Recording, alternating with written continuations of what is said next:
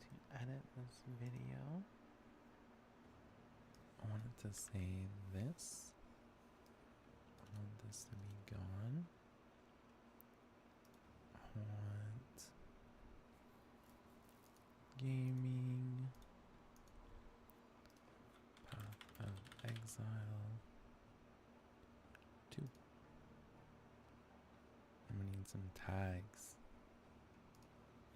Path of Exile 2, Monk, Invoker, Tempest. What the fuck is it called? Tempest Flurry is the name of it. Tempest Flurry.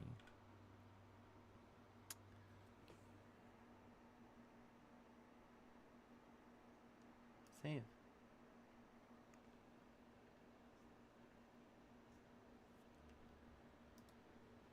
Did that work?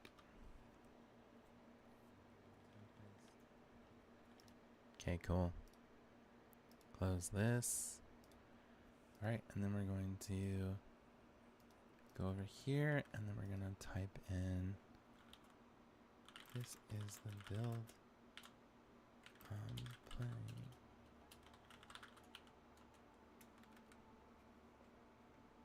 Okay, and then we're going to pin this message to the end of the stream.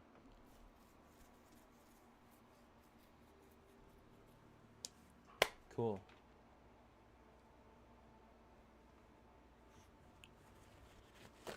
Let's make sure the quality looks good. It's on auto right now. We haven't dropped any frames. Put this right here. Put this right here. Close this. Put this right here.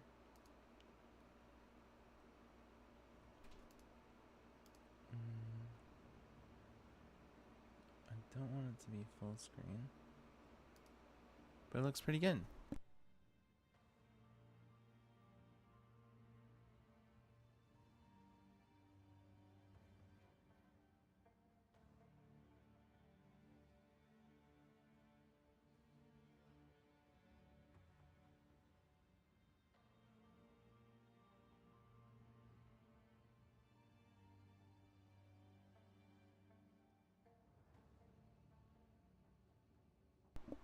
Alright. We are going into the game.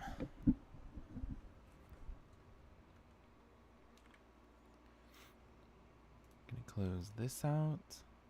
Gonna close this out. Gonna close this out. Anything else I don't need here? I don't know. I'll check my volume. I don't know. Alright. Sounds fine.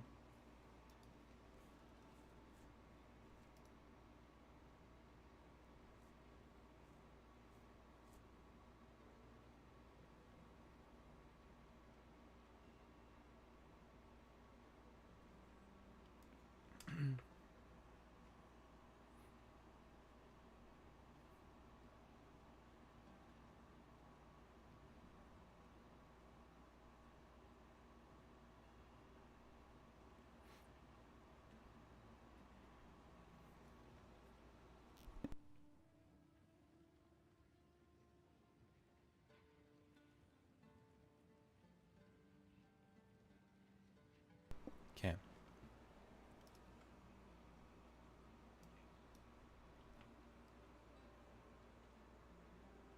want to see if this looks good here. I think so. I mean, I think so.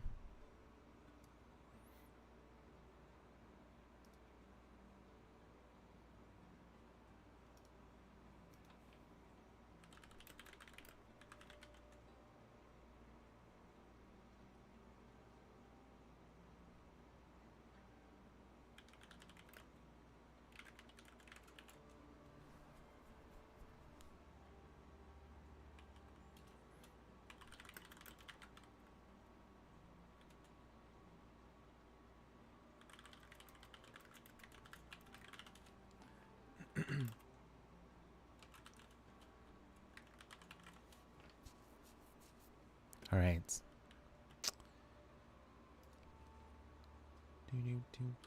Okay, so we're going to identify these items right here. Gonna disenchant. Looking for life.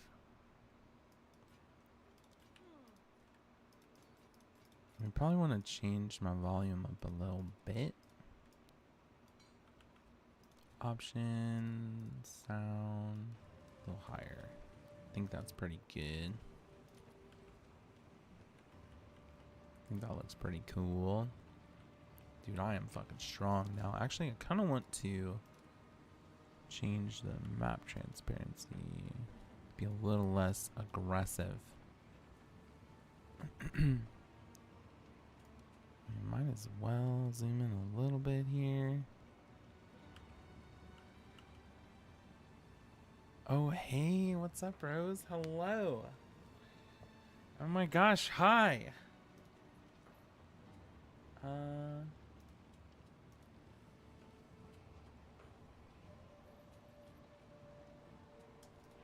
How's it going, dude?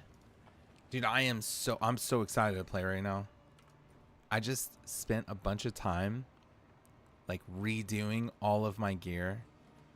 I was on PoE trade and I was like going through and I was buying items a little bit and making my character real strong, trading some of my currency for some items, and I'm ready to blast through the campaign and get to maps. Whatever you want to call them. Whatever we want to call them. All right, let's see.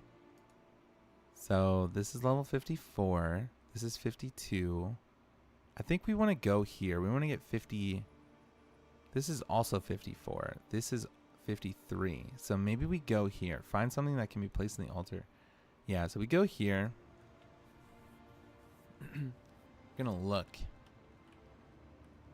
See how this feels. We're going to Keth. All right.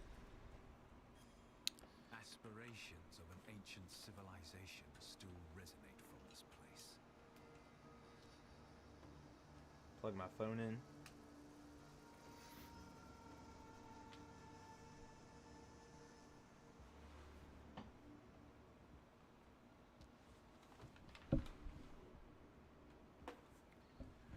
Okay, here we go.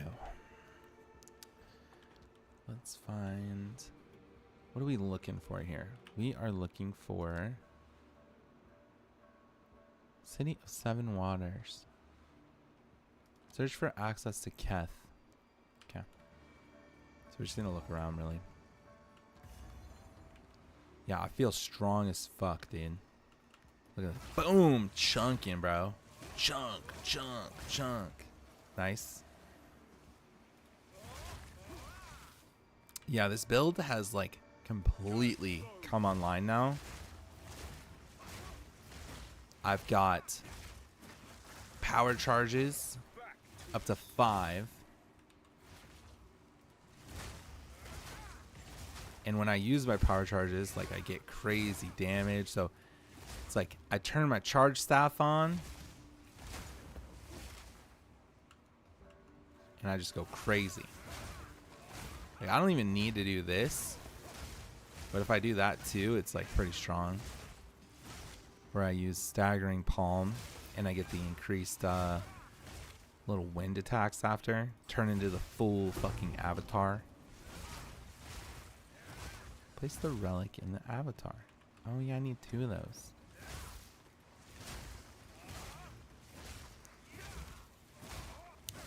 We're just kind of chilling today.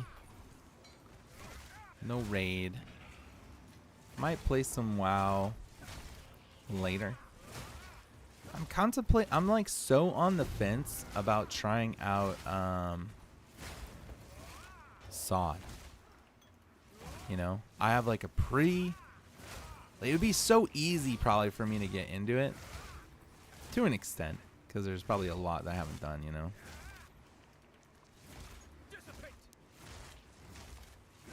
The biggest factor that keeps me away from trying it is probably like that I don't really have like a community of people who are playing or trying. The only real person I know that I have like, you know, a connection with that's actually playing is Bryant. And he says it's fun. It's kind of an important thing for me to try to play WoW, is like I need a base of people. But there is one thing, is like I am interested, you know? Dude, I am strong, man. Ooh, we got 2 more fucking talent points? That's fucking crazy. Okay, let's look and see what talents we want to go. I think we just finished these 2 over here. So, where are we going now? We're going down. So we're going down here, and we're going to get projectile damage and attack speed per dex. Is that what we're getting? Oh, we're getting this. No. Attack speed, attack speed, attack speed. Oh, shit, dude. That's fucking crazy. Yeah, I guess we'll go dex. I'm going to go attack speed. So we need 3 points to get 1 attack speed per 15 dex. That would be a lot. I have a lot of dex. That would be a lot of attack speed.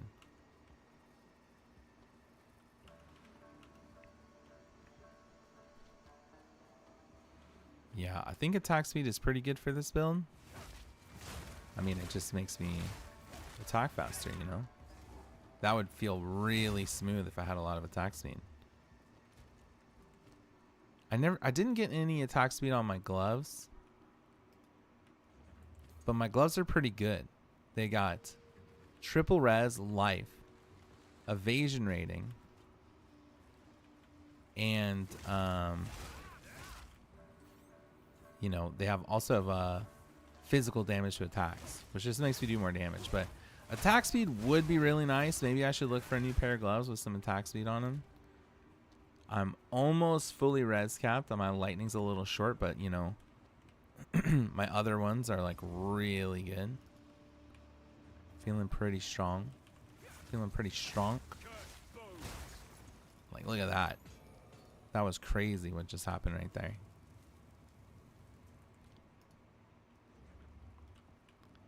Actually bonkers.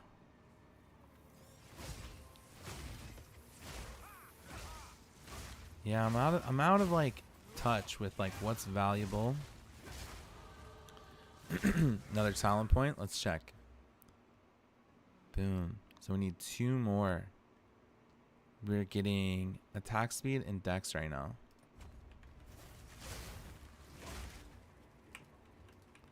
I always like try to read what I'm putting the talent points into, because, you know, I want to learn. I wish I was good enough at this game to be able to not just follow a guide, you know?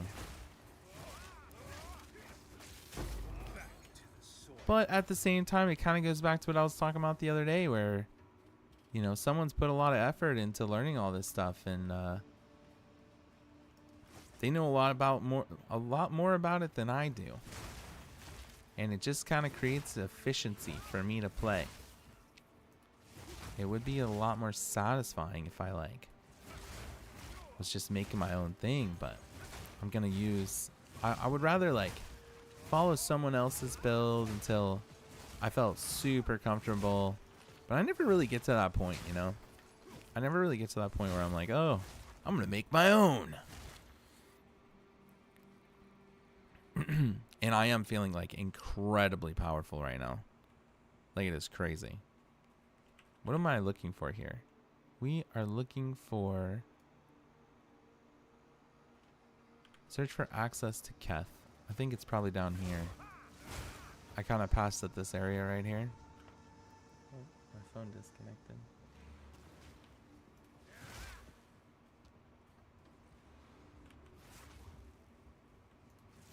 Yeah, one thing I've noticed is that the gear always looks so bland. I don't have any like cool cosmetics or anything. And, you know, I bought some stuff in the last game, but I've only Put their faith in the gotten like a couple of gods. stash tabs in this Space is one. a testament to their choice. Would be cool to have some cool cosmetics. Maybe they'll have something when the game starts coming online.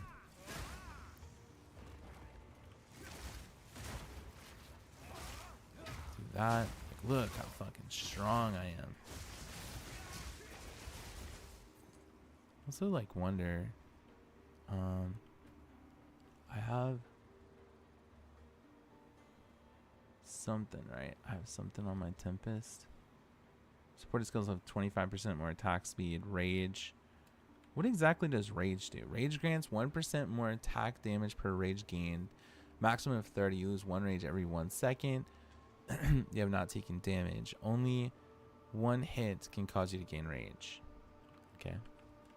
That's exactly what I'm talking about right there.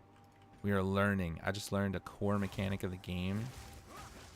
So I probably want to keep my rage stacked if I want to do like giga damn, you know?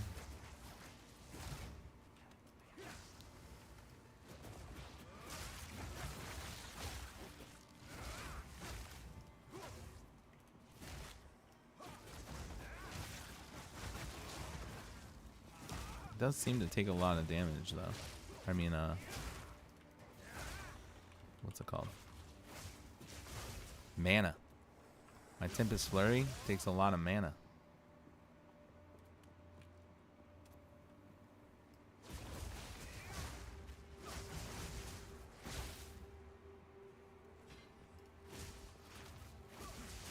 Looks cool though.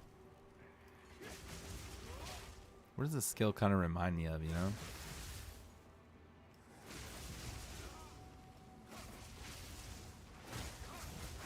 Ooh, a necklace. Check these chests. Nothing crazy.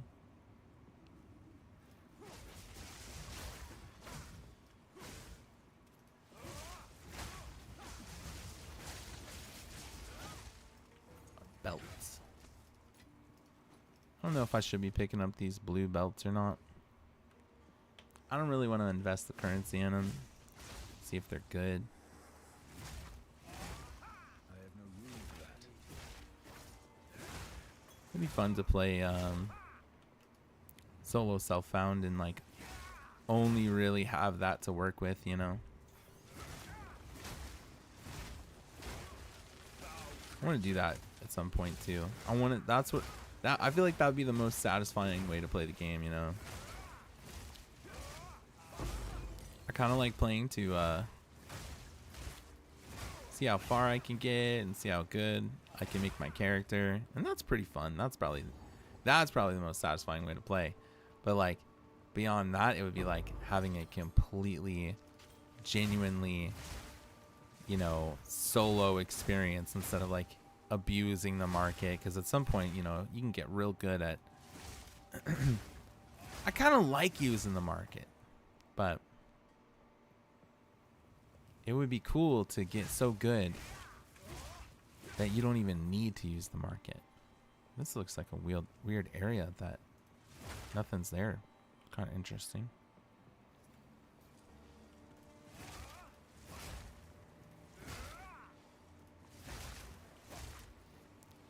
That's kind of how I feel like I play Diablo, you know? I don't really use the market. I just kind of get my own stuff.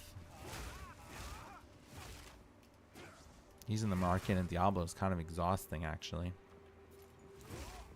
I'm in such an ARPG itch right now, and this is feeling great. Buried shrines.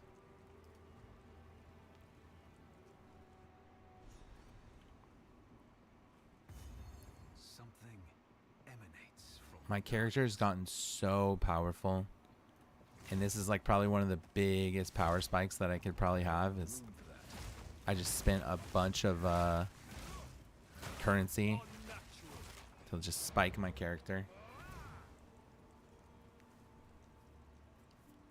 Okay, we're gonna go ahead and sell real quick. Identify items. Go to the salvage bench. Salvage, salvage, salvage. Okay, now we're gonna go disenchant. Well, that's pretty gosh darn good. I don't know how good this is. Life res. Strength res. Life spirit. I mean, all this stuff is kind of keepable, to be honest. Except for these. Alright, let's see.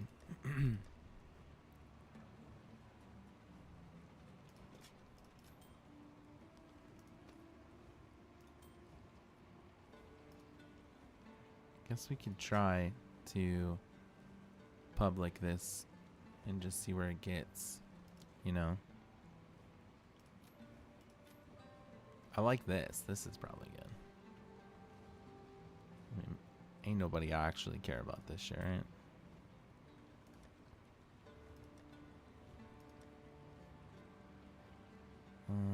And then, yeah. And we'll sell the rest of this stuff. Disenchant. Disenchantment. Too much clutter. I will tell your tale. Okay. Let's go back. Pick up this dual string bow. That's another one I want to make. I feel like, should I go warrior, more melee stuff as my next character? Or should I play a ranger? You know, a bow character.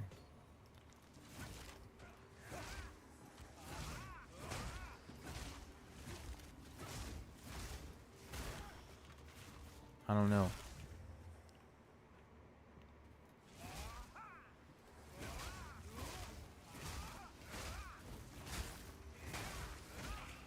I don't know.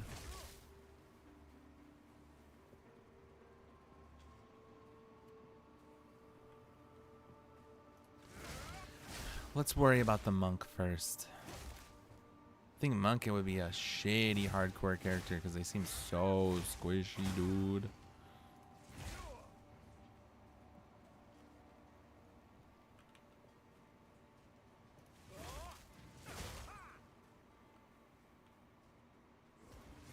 I've overloaded my defenses on through my gear. Now I'm feeling very healthy right now. Feeling kind of immortal. But I bet you I could still die. I want to yeah, I need to get more spirit. Like right now. There we go. That was a good example. I probably could have died right there.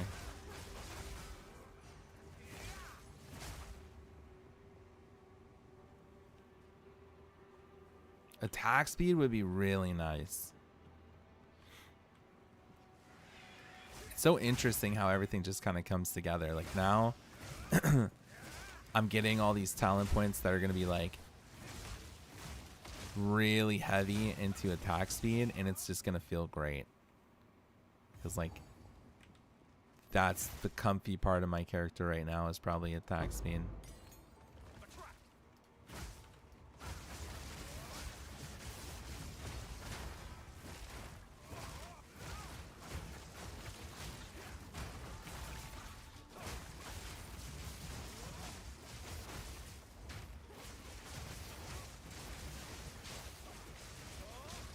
Well, that looked amazing.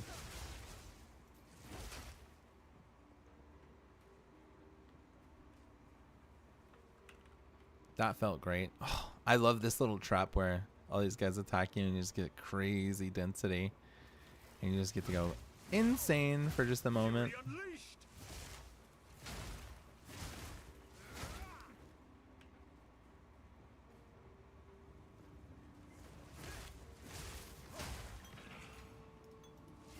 Transcendent Mana Flask is level 50. Really, what do I want with my flasks? I don't really know.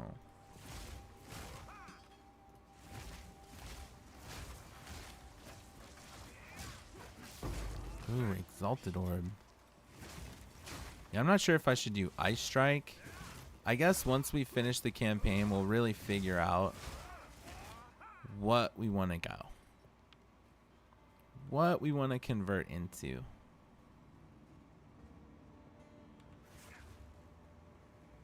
We'll look. We'll look. The heart of Keth. Search for the essence of water. Oh, this is the boss. Is he dying? He's actually taking damage. That was insane. God, I am so fucking strong right now. I've created a crazy fucking character. Okay. The ever burning cinders. Death. Thank you.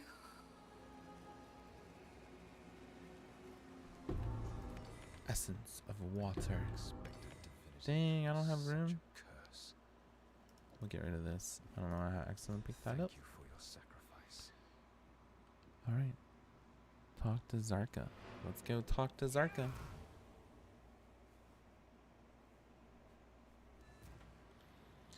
Let's go talk to Zarka. There was a goddess. Got a new gym. Stay in sight. New gym then, isn't it? Yep, we need to go identify these items. And then we're gonna go over here to the salvage bench, and we're gonna salvage. And then we're gonna go ahead and look at this. Stay in That's sight. pretty sellable. And I don't know why I picked up this flask. Stay in Let's sight. check the vendors. Well, that's a pretty decent blue, but you know, I need a rare now. Do not wander. I hear you. Take your time. Let's look at these rares. Okay. Blessings. Alright, now let's see what we need to do. Act 2. Act 2. Ancient vows. Place the relic in the altar that you found. So we want to go up here, Mastodon Badlands, probably. So we're going to use the desert map. We're going to go up to travel here to the Badlands. And then before we keep going here, I just want to get some water so I don't have to stop as much. And I'll be right back.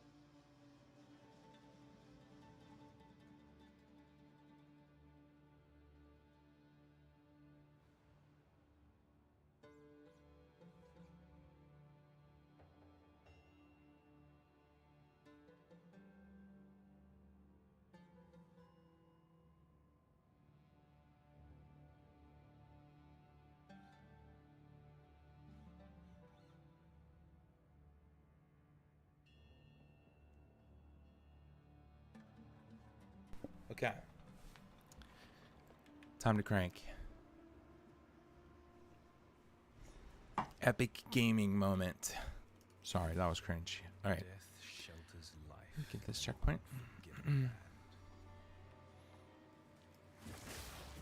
Okay. I wish I didn't have to play with this overlay all the time. But I want to be as good as possible, you know? I think it just looks ugly and people probably don't like it.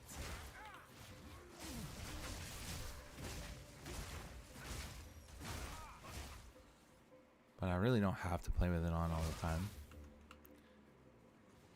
I'm gonna try to avoid it, you know? Also want to bring down the opacity of it a little bit. So a little less ugly whenever I do, maybe. Let's see. Landscape. Map transparency. Yeah, alright, we want to change this. Like this.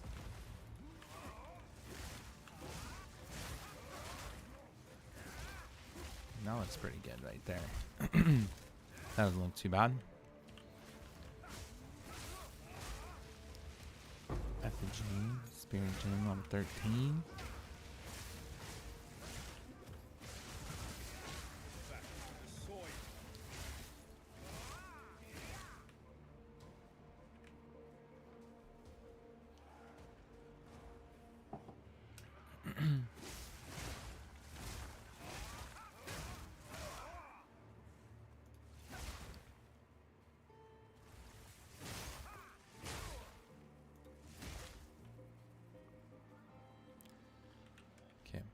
I want to do something about the sound.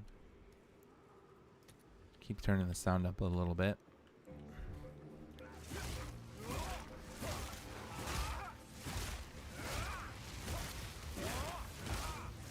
I want the music to be a little louder.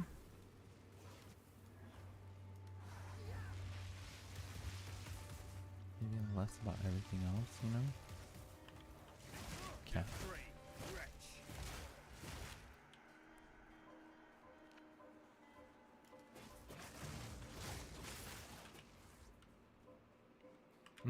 We keep going this way.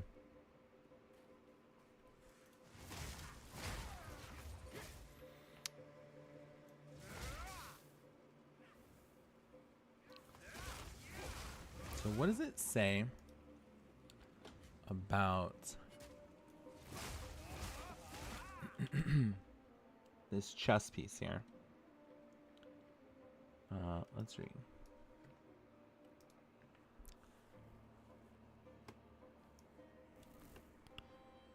Alright, so once you have acquired a body armor with at least 300 evasion and collected 100 spirit from the campaign, you can respec your ascendancy nodes to add more defensive setup. I haven't collected enough from the campaign yet. I guess I can't really worry about that too much. We have 60 from the campaign. How much can we get? We can get 100 from the campaign? I thought you only got 90 from the campaign. A wasteland without end. A wasteland. Alright, what are we looking for here? Search the bone pits for the mastodon tusks. Okay. This is something I learned. You'd like to use this little button here to kind of show me where to go, you know? I shouldn't have clicked on it. Keep me focused.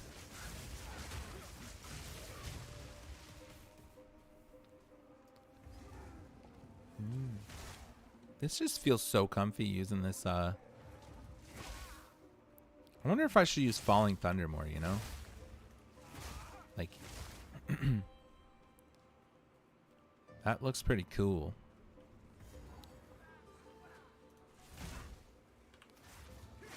And I don't need to be consuming my charges as much. I probably should.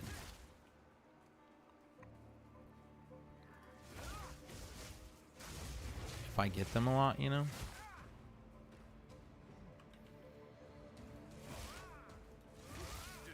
God, I really love how visually the game looks. I think it looks amazing. I'm so impressed with the graphics. How's my FPS holding? 70? That's pretty good. I wish I could just have it on FPS all the time. Instead of I want to have a constant idea where my FPS is at. To know if I should drop it down a little bit. I'm actually so hyped for the update tomorrow. Maybe I should stream like the reaction. That's a common thing people do. Alright, let's see how fast we can kill this boss right now. Oh, we knocked them over? Alright, we're running out of mana. Oh my god, we are just insane with the fucking damage, bro. We got a ton of items there too. God, I am strong as fuck. And we leveled. This is more attack speed. This next node is going to be massive. Okay. So let's see. I want to see how much attack speed we're at right now.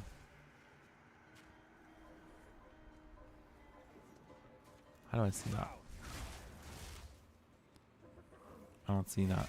I don't see that in my attack page here. Can I see attack speed?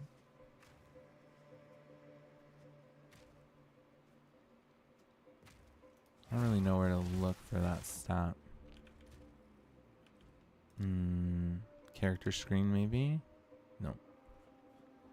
Mana, life, resistance.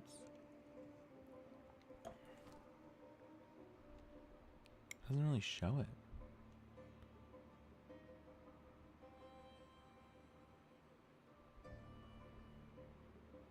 Why doesn't it show attack speed?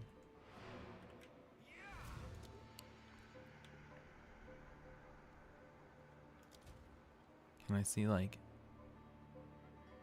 advanced stats? What is Dex giving me? Accuracy and evasion, right?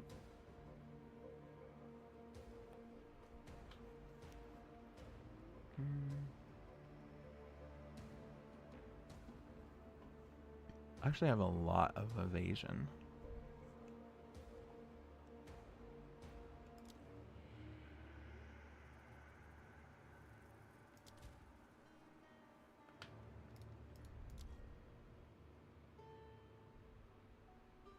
Where's my falling thunder? I can make this better. Damage per second. Attacks per second is 3.6. Attacks per second 2.0. That's with the animation speed.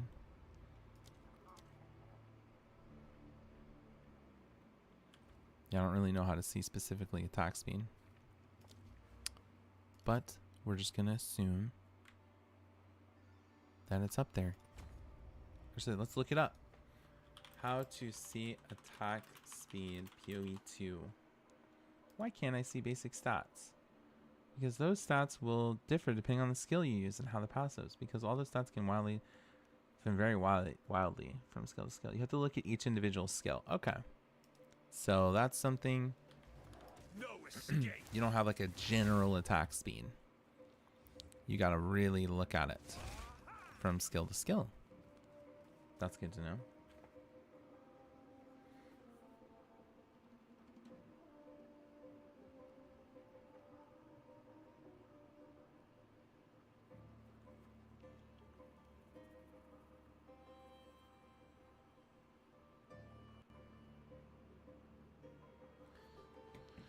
All right, so let's go over here. So, lots of cool stuff coming up soon. We've got a Monster Hunter update.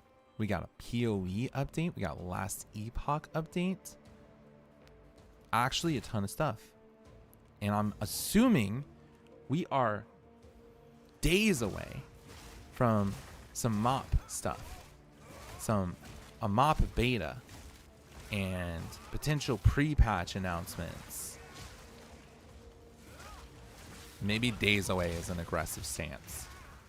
Within a month, we're gonna get some information about that, and that's gonna be cool. I'll be start doing some mop deep dives, figuring out what we're gonna pick, where we're gonna play. FPS just dropped a little bit there. Oh, Justin's messaging me.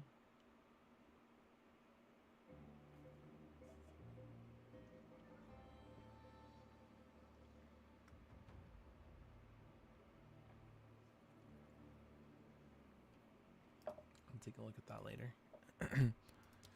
Oh, hello, Tally. What's up, man? My eye level still isn't high enough for the new Final Fantasy raid. Really?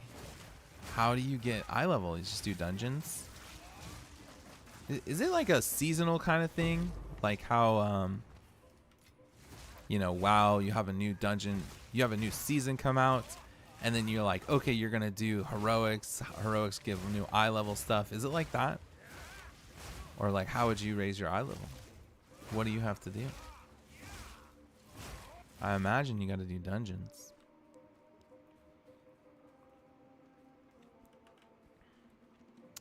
I'm having some mana problems because my skills are too high level.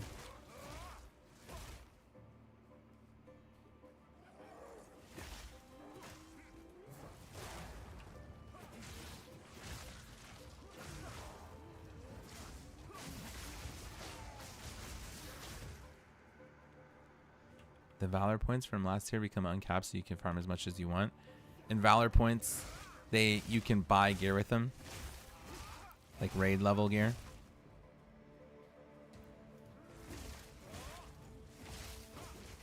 Need more mana.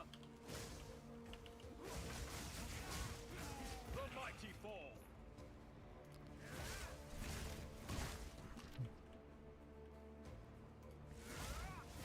I'm actually curious. Can I see a picture of your character so I can kind of like, you know,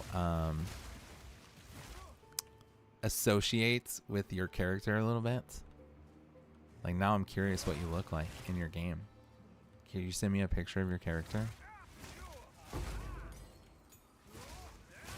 I want to know what the Mog is, man. Didn't you say that aren't you a Lalafell? Or did you change it? I can't remember what you said you were last. Last time I remember watching you, I feel like you were a Lalafell. Ooh, SunCon relic. Insert the relics. Put this over here. Still Lalafell? Let's see, dude. Let's see the Mog, man. Let's see the Mog with character. I can't even remember what class you were playing. I want to say it was a mage of some sort. But now I'm thinking you're a support, a healer? It's hard for me to think about you as not a healer, to be honest.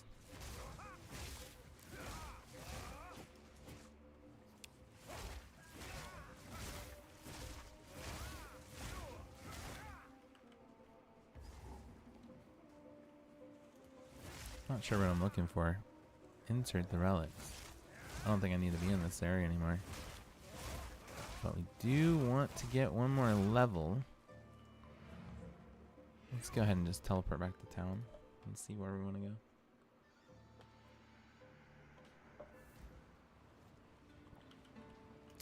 Right, identify items. This is the rhythm here. Turn this quest in.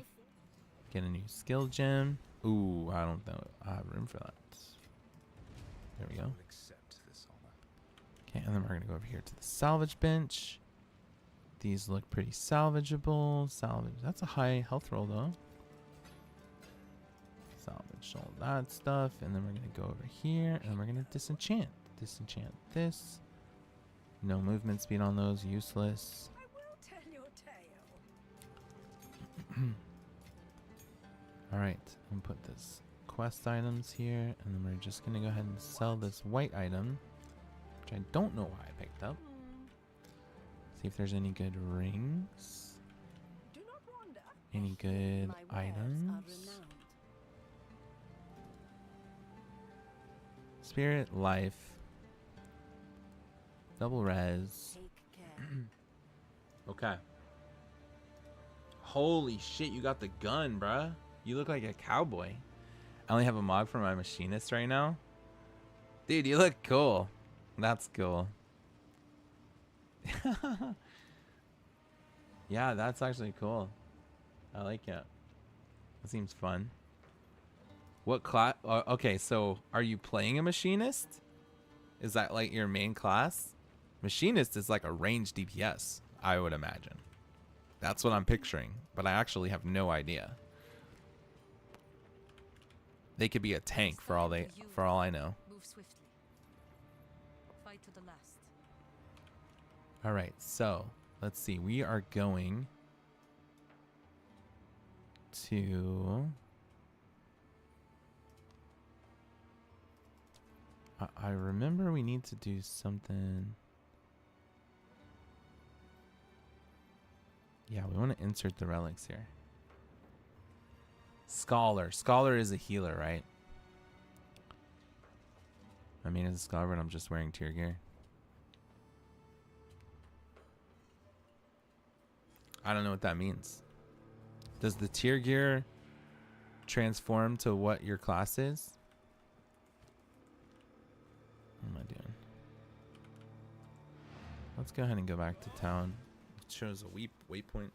Scholar is a healer, but I also have a summoner and an astrologian. Astrologian. I don't know why that's so hard for me to say. Astrologian. Tier gear is role based. I don't bother with the mods too much. See, that's good. I really like when the tier gear is role based and you could just get one set of tier gear and it works for if you're playing prot, if you're playing healer, if you're playing whatever. Like, that is so good. Oh my gosh. Dude, that's the one that I want. I don't know if that comes in, when that comes into retail or WoW. But bro, if that is a thing in, like, I wish that was a thing in Kata. I wish they made it work like that. God, I really do.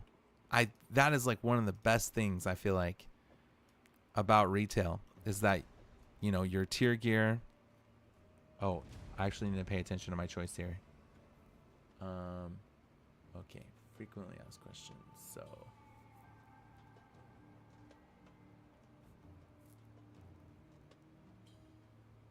increased charm charges used.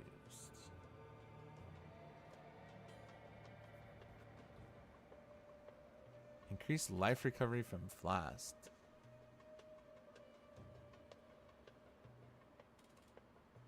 Yeah, we're gonna do that. Sorry, I had to figure out what I was gonna do there. I think there's a good argument against tier gear like being role based, but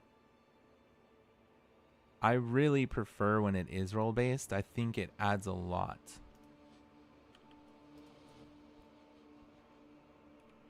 All right, we'll go back to the caravan.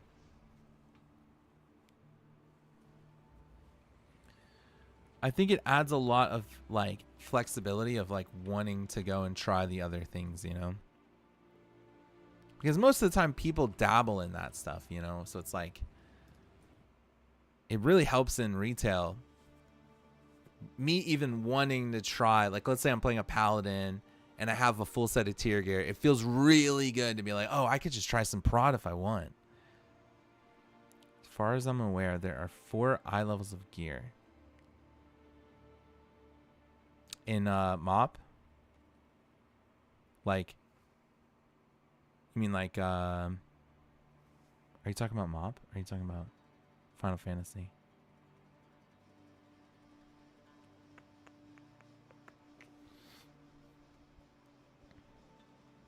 Okay, we gotta go here, I'm pretty sure. I'm gonna go turn my horn in.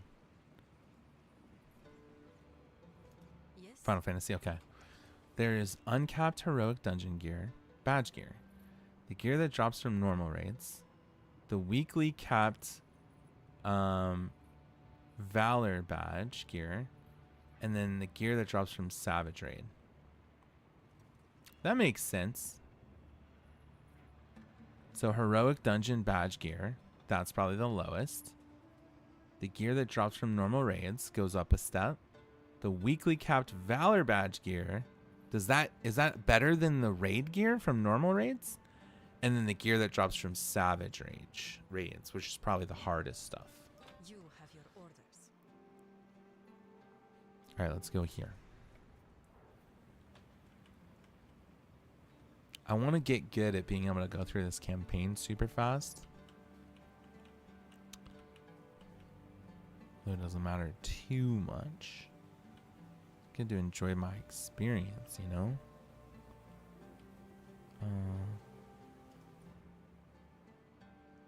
Trader's Passage. Oh yeah, I gotta use the horn at the front of the ship.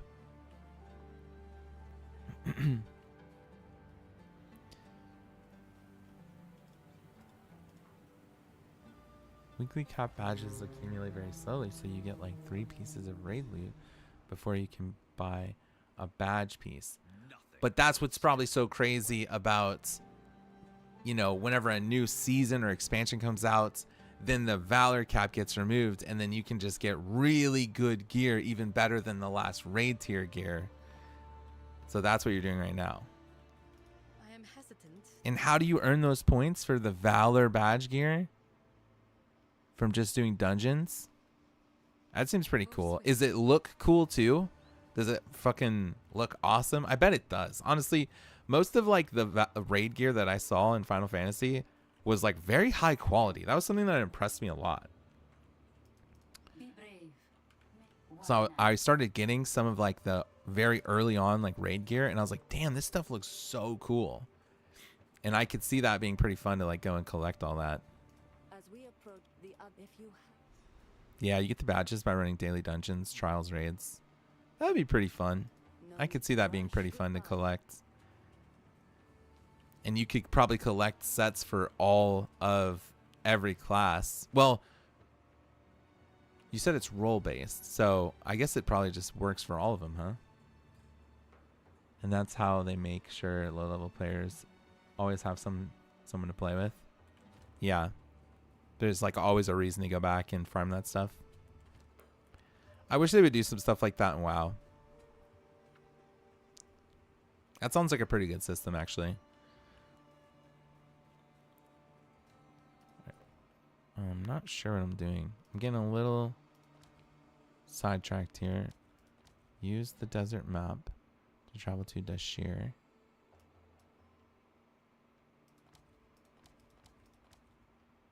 Okay, that's Trader's Passage. Oh yeah, Dashir's over here. It looks weird on the map, but yeah, we're gonna go here.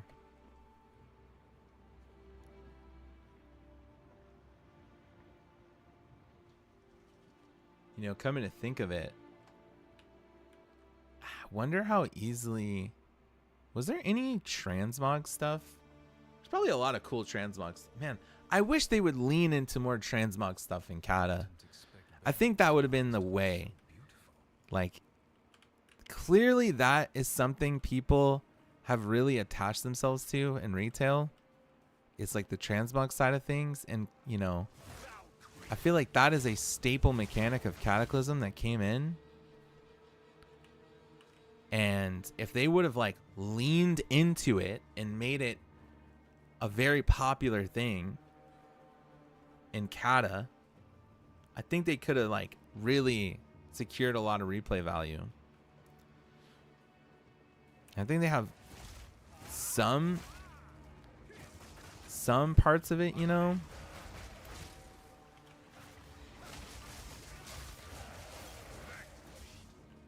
With like them adding the mounts to the bags on the new dungeons. But like, dude, go more, do more. Add some fucking transmogs, dude. Just add the tier 3, please.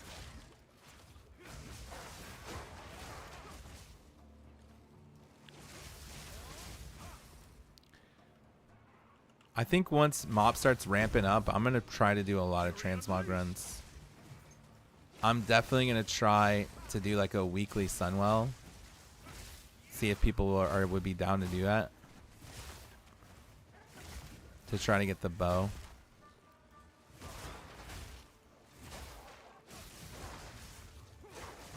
I tried to put together a Sunwell the other week, and it's just like, I sat out there for an hour.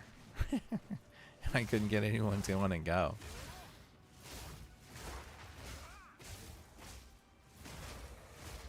I bet you people would want to do like ashes, get ashes. That's a big one. People would probably want to go to that. And then maybe I could piggyback off of the ashes run and be like, hey guys, please come with me to Sunwell. I'll set up an ashes run to get more people to come to Sunwell. So I can try to get the bow. I'm thinking I'm probably gonna main swap to Hunter and Mop. That's kind of what I'm thinking. It's like I kind of miss my Hunter. I feel like I kind of abandoned her. My plan was, oh my god, these things are scary as fuck, dude. Look at all that loot that just dropped though. I feel sad that I abandoned my Hunter. But at the same time, you know, I thought I was going to play it more. I just never really found a home for it, you know? And what actually happened is like, I kind of just swapped to playing my priest. Like, instead of playing my Hunter, I played my priest. I found myself really liking priest. And those were my two characters. It just became Hunter and Priest, or Hunter, blah, blah, blah, blah, Druid and Priest. So it's like, do I want to stick with Druid? I love Druid. I don't know. I wasn't super impressed with how Druid played out in Kata. It wasn't bad. I think it was mostly kind of mid though. Like sometimes I was OP and sometimes I was like, I don't know, weak as fuck. And then also, you know, I had to heal so much, which is okay. I really liked being a healer a lot of fights and being able to experience it. But the problem with that is like, okay, well now my alt is a healer. So sometimes I don't even get to DPS the fights ever, you know? My alt always heals, and then my main heals half of the time, maybe more sometimes. So like sometimes I don't get to get to experience the fight from a DPS perspective. Like Balrog, and I don't think I ever really DPS'd Balrog, like besides normal. I don't think I DPS'd a single heroic Balrog, I'm pretty sure. I think I only got to heal that fight. Well, did I? Yeah, I don't think I ever DPS'd Balrog a single time. Not that it matters, not that it's like super cool. On 10 man I probably did.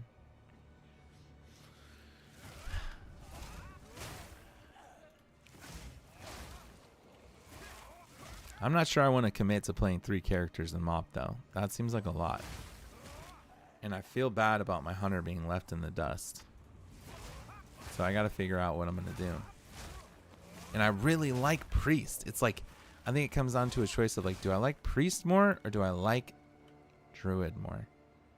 I think healing on Priest is way more fun. Maybe I play a little bit of Shadow Priest. I was looking at logs in Taco's stream and so confused how Doink died on your Saj. He was getting walloped and I let him die. Are you talking about in a healing phase where we're healing our groups only? Was he might have been tanking multiple ads. Sometimes people use like feign death and vanish and and like you know, invis or something, and then the ads just start hitting multiple people. I'm pretty sure he was. And then I didn't see he was cauterized.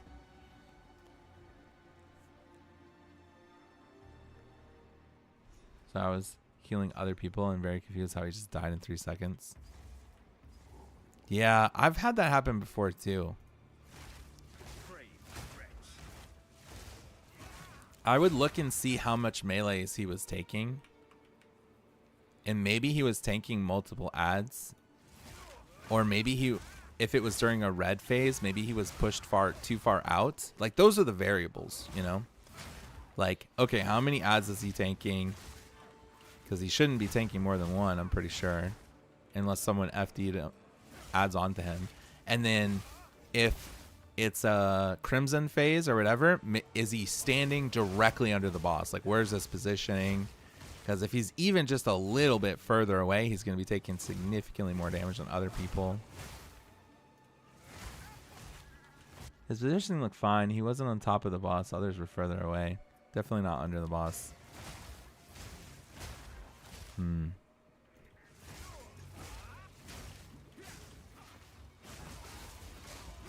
Hard to say. I'd have to look at it. See if I can come up with an idea that can help you figure it out. I've had that happen too before though, where it's just like, oh my god, someone in my group is just like taking so much damage that I instantly push them to 4 stacks and then I can't catch up. And it's like, fuck. I just don't understand why he even got cauterized in the purple phase. I don't know.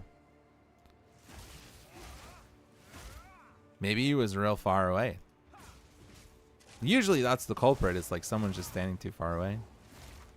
Or, like I said, people feign death and then they're tanking multiple adds. That's like an unnatural amount of damage and they probably will die then. Kind of hard to heal through it. Yeah, probably. He might have even had more, to be honest. Because, like, if Hunter's FD, or whatever it is, right?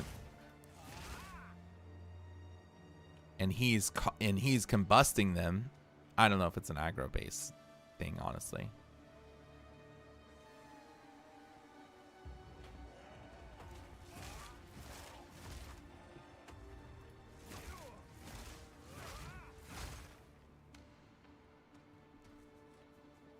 It might just be a just fixates. I'm pretty sure that's kind of how it works in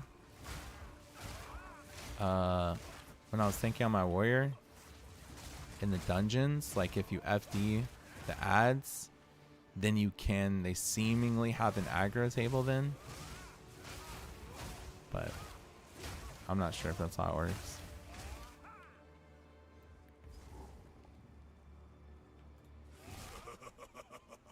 You are relentless, but that makes you predictable. The time of the Faradin is nigh. Alright, watch me melt this fucking boss. Watch me hit this drive.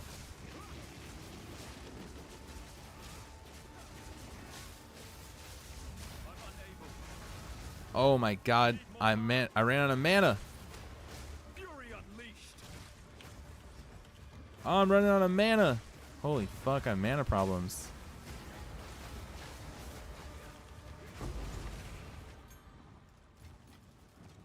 Dang, I would have shredded that guy if I didn't own myself so fast.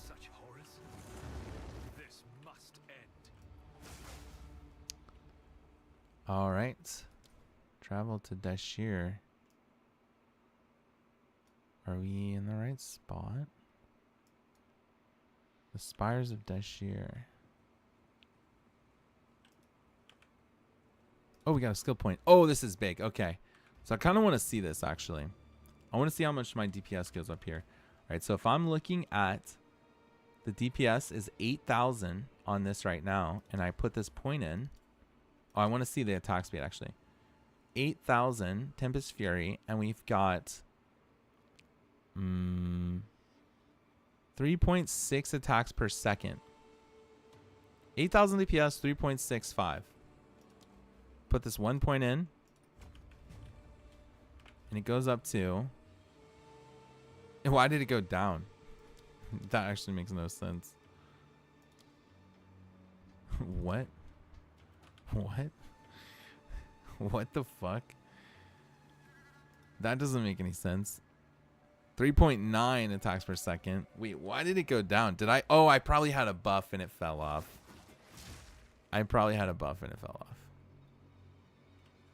God, I hope I did. That would be so weird. What the fuck? Why did it just go down? All right, let's go back to the boat. I keep calling it a boat. It's a caravan. Back to the caravan. The path to death. I must meditate. What happened? Young one. Hmm. What? 49 spirit. 100 spirit on this thing. Stay in sight.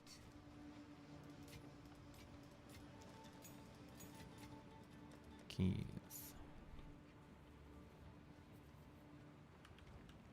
Hello then. Hello then. The Faradin have as we speak. War is the last resort of the sane against the tides of madness.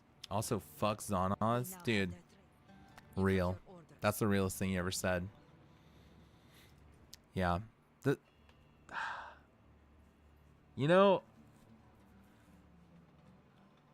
the funny part is I actually really like healing that fight on my priest and my druid.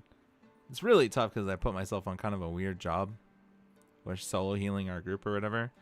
But I feel like that's the toughest fight to heal. It probably really sucks as Resto Shaman. There's a bunch of movement.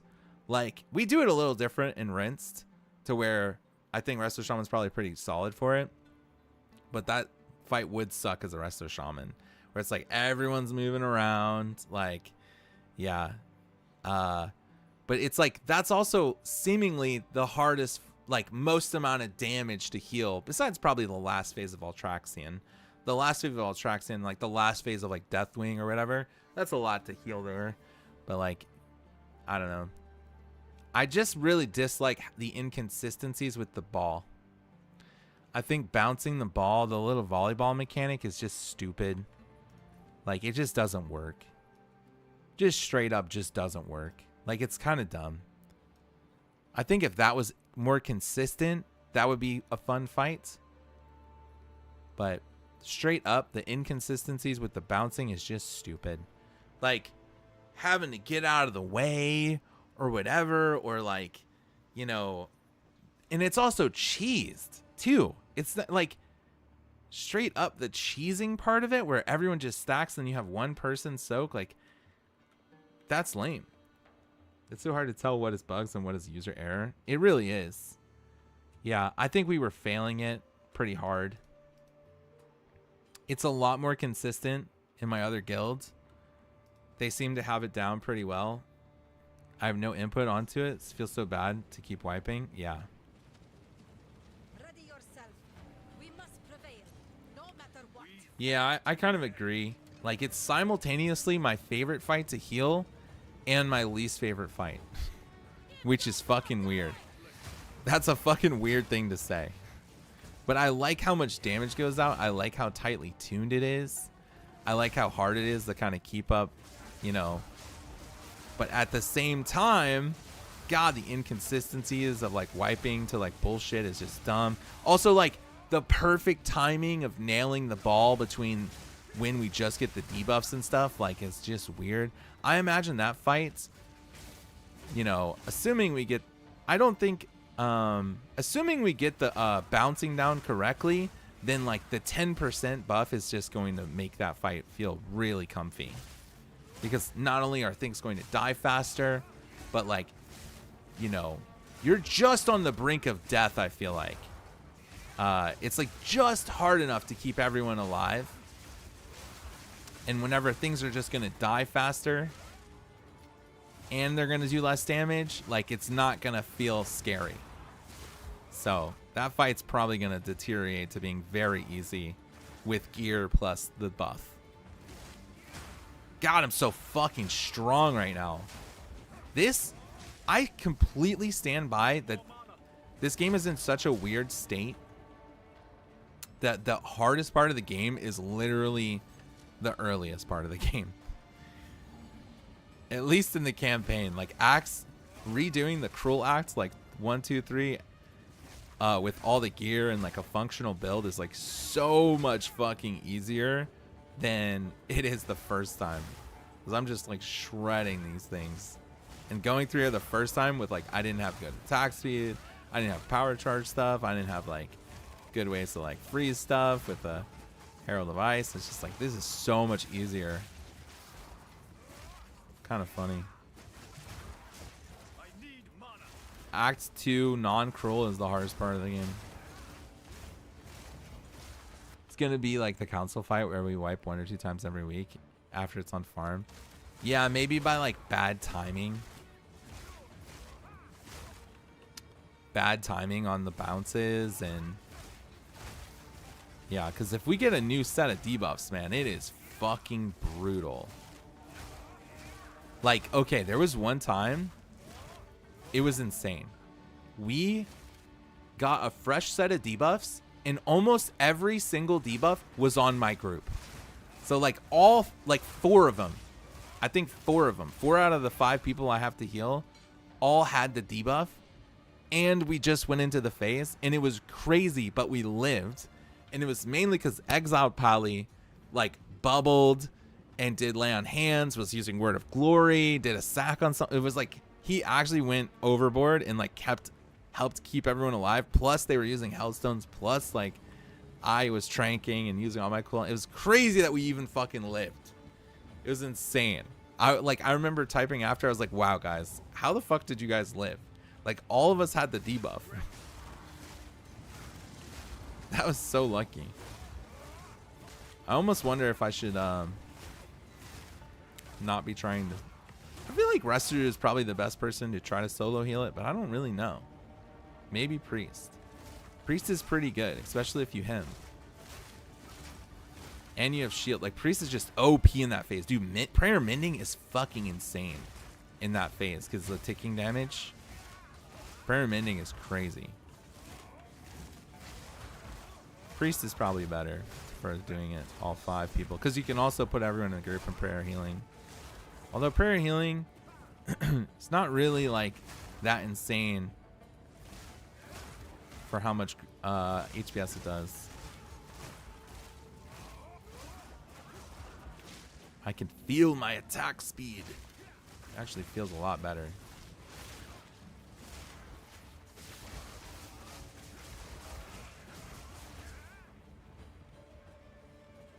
What is that? That looks weird.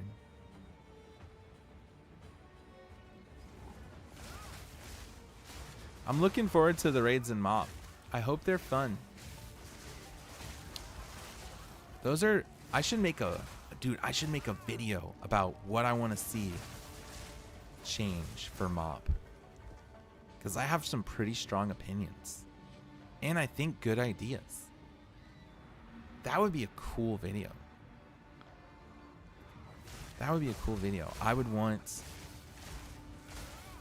more horizontal content, more achievement-based stuff. Like they should add more stuff that, you know, isn't based on vertical goals.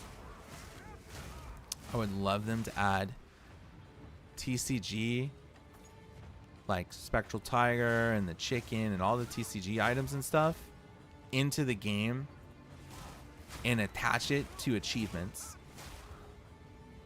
That would be very cool. Or attach it to dungeon content in some way. Challenge modes, I guess. You know, somehow attach it to challenge modes. Like maybe at the end, I don't really know how challenge modes function. So it'd be cool for them to add them at the end, maybe. I don't know. some sort of like repeatable bag that you get at the end of a completed challenge mode. You get a chance to get one of those things or something. Or maybe just a currency that you can grind out and buy. I think a currency would make more sense, honestly. I always tend to like farmable currency things rather than like I think you need an element of both. You need a mix of both. Like a hard RNG drop versus a farmable thing. Like if you have both, that feels really good. I want them to change tier gear to be, you know, role based.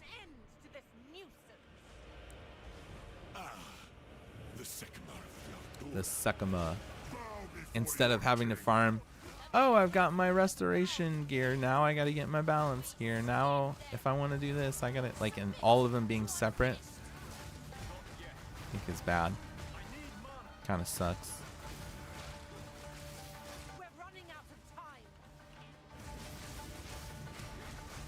I'm running out of mana is what I'm running out of. Oh my god, I just died. Now, kill the Sekima. I gotta stand behind that thing. Let's try that again.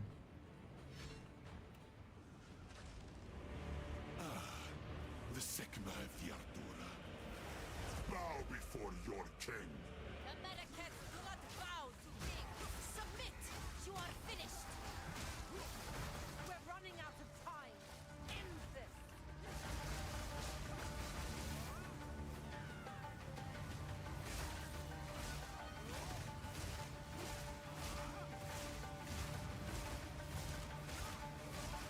Get my power charges up.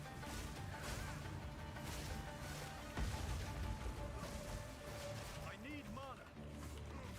Fury unleashed.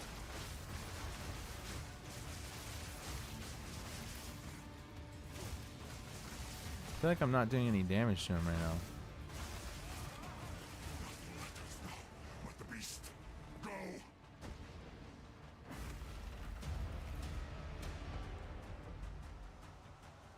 I don't have time for this.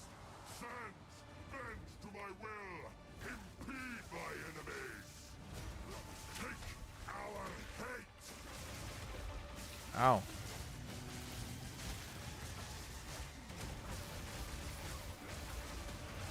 Die, foolish Sekima. This fight's badass, dude. You have accomplished nothing. This is not over. Not yet. Cut his fucking head off. I return you to the embrace of death. Yep, that's right. Is done. Got a bow and a charm. The war. Return with me. I must.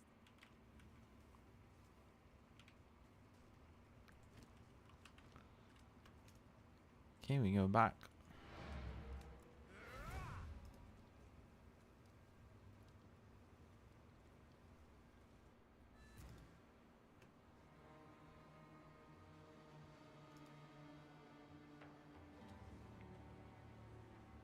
That would draw unwanted attention.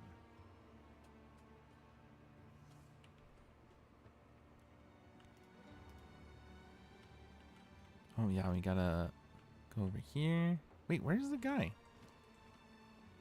Oh. You know what, it's fine. I will just use these things right there, and then we're gonna go to the salvage bench. Salvage all this stuff here.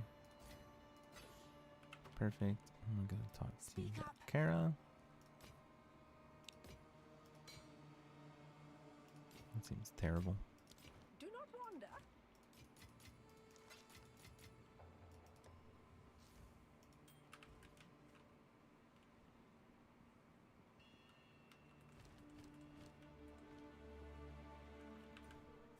Alright, what quests do we have? Are we about to go to Act 3 already? Kind of zoomed through it the second time here. Yes. Sakuma. Sakuma what? Alright. I think we're ready for Act 3 now. We get to go talk to... What's her name?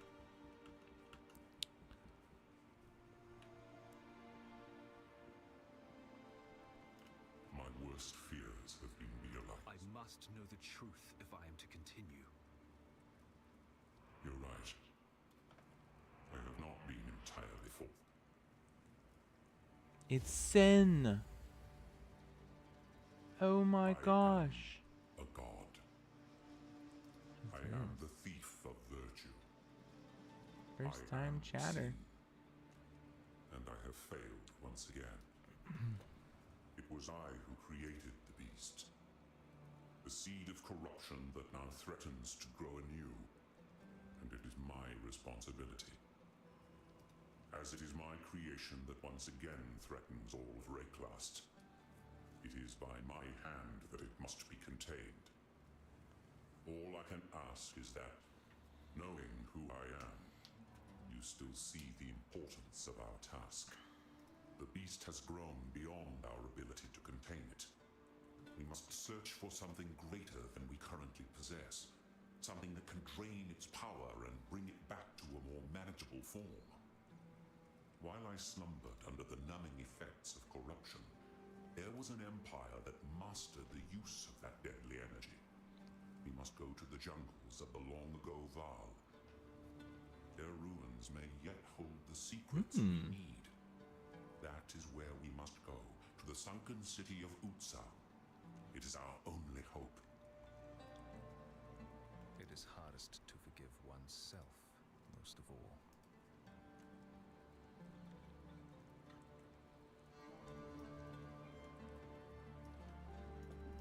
How can I... Alright.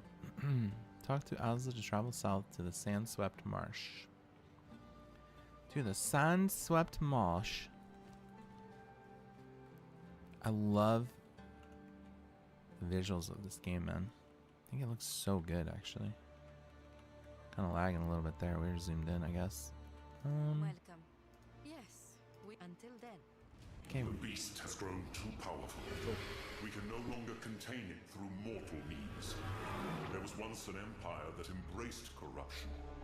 They studied it, mastered it, and became the greatest civilization the world has ever known. But it led to their destruction. Our allies will continue the pursuit of the beast, but we shall undertake a different search. We must go to the ruins of the Val Empire, in search of a weapon against the coming cataclysm.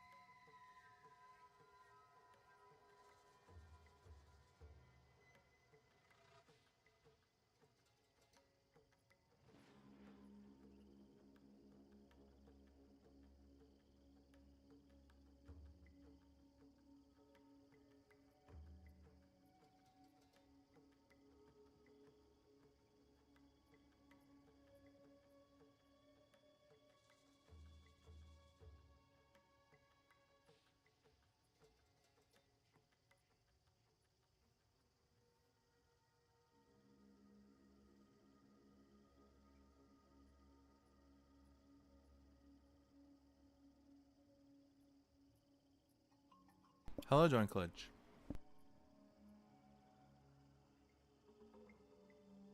Yeah, I think I am gonna play it.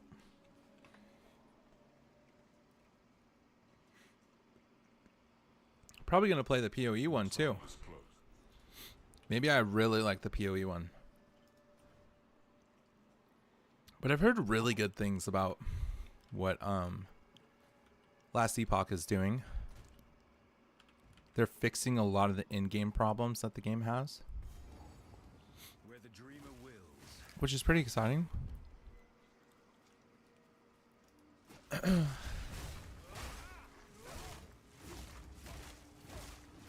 Yeah, I need to watch a video on that actually. Lightning! Yeah, I have some serious mana issues now. Look at how sick this build looks. Like, honestly, this is the coolest fucking shit. Like, I generate power charges from freezing and killing stuff through my talents. And then I turn the power charges into a charged staff, which gives me, like, look at these abilities, right? Like, this isn't normal usually. Doesn't usually look like that. And I charge my staff, and it gives me, like, increased abilities. It just feels amazing. I am a monk. Yes, I am a invoker. Invoker monk. Super fucking fun.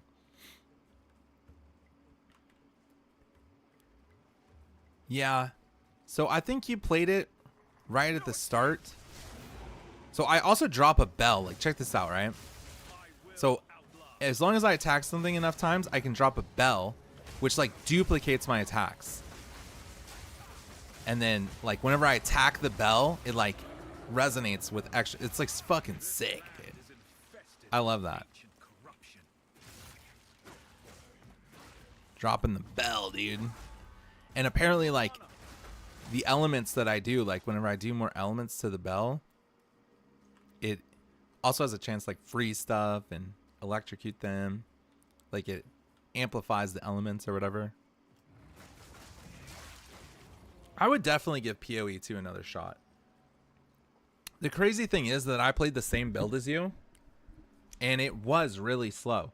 And that is kind of how the game functions. You know? Like, it is slow at the start. And that's how ARPGs are supposed to work, you know? Like, Diablo front loads all of that, like, super fast. Like, your character gets online and going, and you are moving, and then you kind of fall off, though. And you don't have, like, that spread out progression. Like, in Diablo, like, you get your character, you have your abilities, you have whatever items you need, and then you're done. You know, and then it, like, doesn't give you something to shoot for, something to reach for, you know. And PoE is, like, a lot. Imagine that, but way more spread out. You know, like, you work towards breakpoints, and you just get a lot stronger over time, and it's, like, way more spread out. This is how it feels, and you have, like, really long time, and it's just more too. There's more to get crazy with, and it does start off kind of slow, and I think that's kind of what you probably experienced. And also, you know, the balance of the game wasn't quite there either. Like, now that the game has had a little bit of room to breathe, and, you know, there's build guides as well to kind of guide you and help you. I'm using a build guide, and it's just, it feels so much better. Like, did you see me kill that boss? I'm not sure if you saw me. I just killed a boss, and it was, like, smooth as fuck. And I haven't really put a ton of time into this character. I put about 2 days of casually playing. So probably, like, a total, like, I want to say I probably have a total of maybe 10 hours on this guy. And it feels really comfy. Like, to just kind of go over my character. You know, I don't have a lot of mobility. But, like, I have this ability, which kind of just, like, I don't know, some Darth Maul spinny melee attack. And then I have this ability, which is sick. It takes my power charges and turns it into like a big AoE if I want. I also have this, which is kind of like a range standard like attack. Helps me like freeze stuff too, and it looks really cool. But my biggest DPS is like I'm attacking something with this, and then every time I attack that, I have a chance to like drop a bell, and then I attack the bell and it like duplicates attacks. And whenever I freeze and do elemental stuff, I get power charges, and I can consume the power charges to turn on my charge staff, which gives me these enhanced autos, which all of that works towards like doing more damage to the bell, which does more damage to the bosses. So I'm like really kind of good at, you know, AoE and single target with that.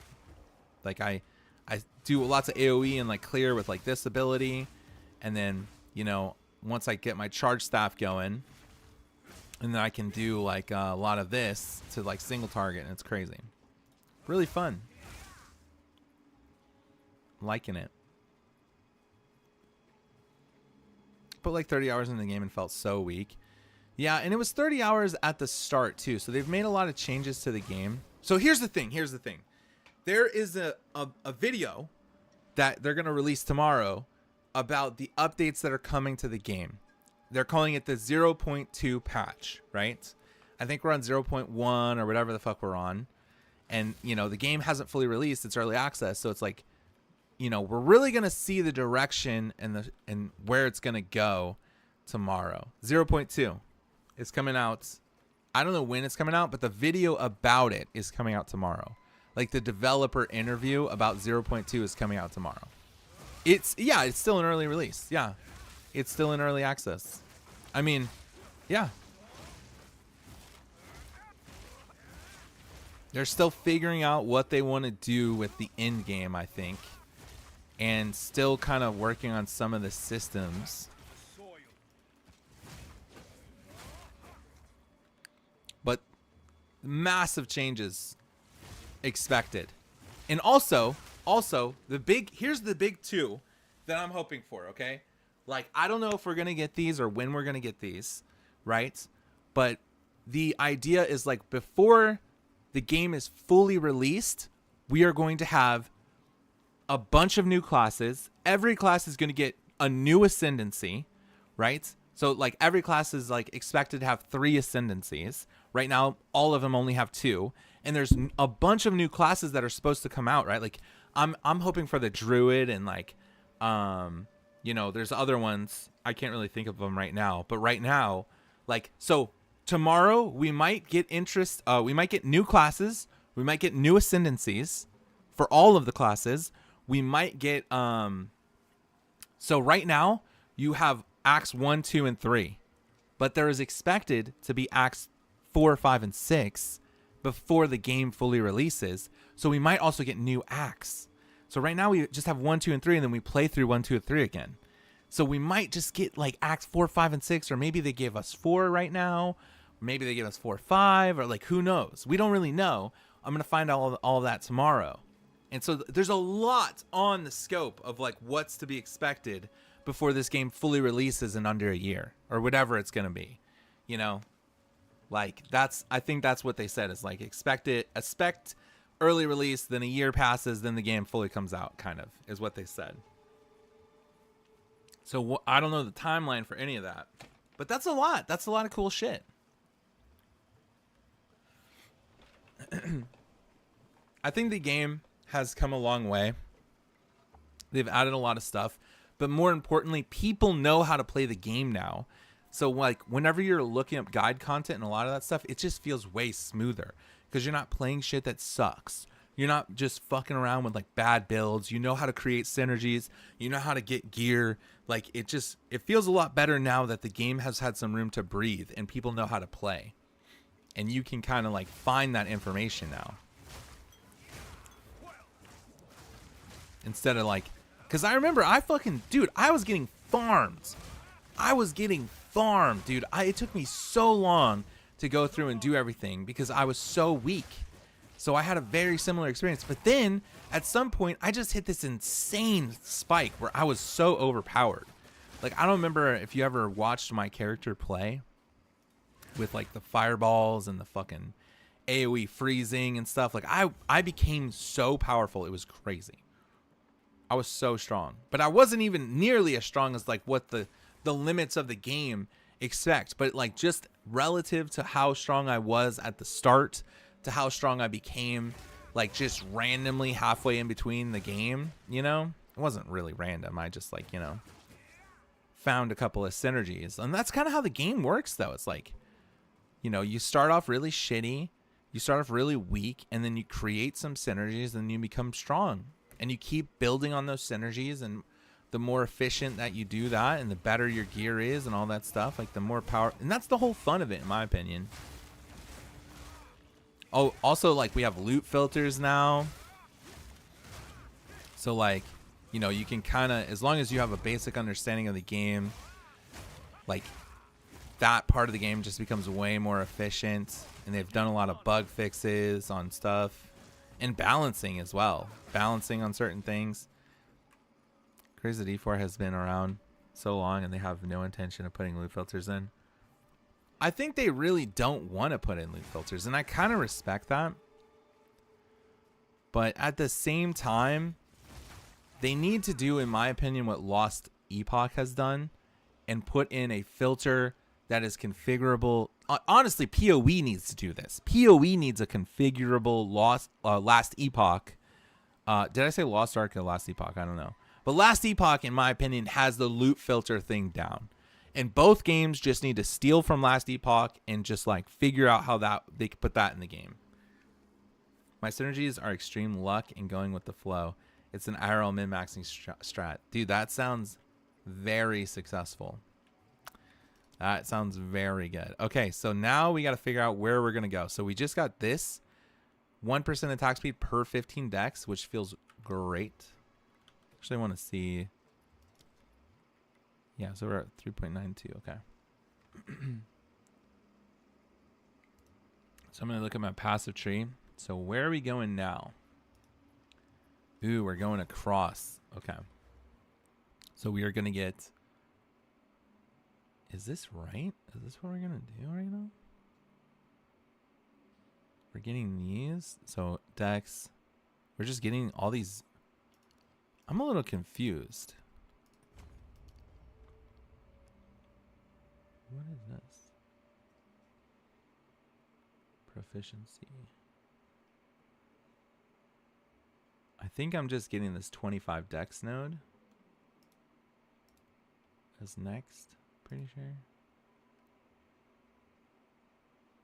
Gotta head out. Kids will be home soon. Have a great stream. Maybe be in later. Take care. Yo, thank you. Thanks for hanging out. And thanks for keeping me company. And yeah, I hope you have a good rest of your day. I'll see you later. All right. Let's see. Where are we going? Okay. Cross the sandswept marsh in search of the ziggurat. I'm guessing it's probably over here. If it's not, then it's... Oh, this is another thing, Doink. I don't know if you saw this, but they put in this checkpoint system because people were complaining about the maps and stuff being too big. Right? So now they have these checkpoints, and you can literally teleport around, like, the maps. And it's... I think it helps kind of a lot with, like, it feeling... like with the backtracking that is kind of naturally created. And also they removed a lot of mobility from people in comparison to PoE 1. So people are kind of used to going around and traveling, like zooming real fast from point to point, and they kind of removed a lot of that. It's kind of hard to get mobility now, but you know, as a counter to that, kind of relieve some of that, like how it feels bad. They added these checkpoints where you can just, if you hit a checkpoint, like I can just teleport instantly from like here to here or here to here, you know, and it does feel a lot better, honestly. I don't know if it's the best system. A lot of people kind of complain about it being like thinking, I don't know. I think honestly it's like people not really being able to accept change, and they like how things are. And I understand that.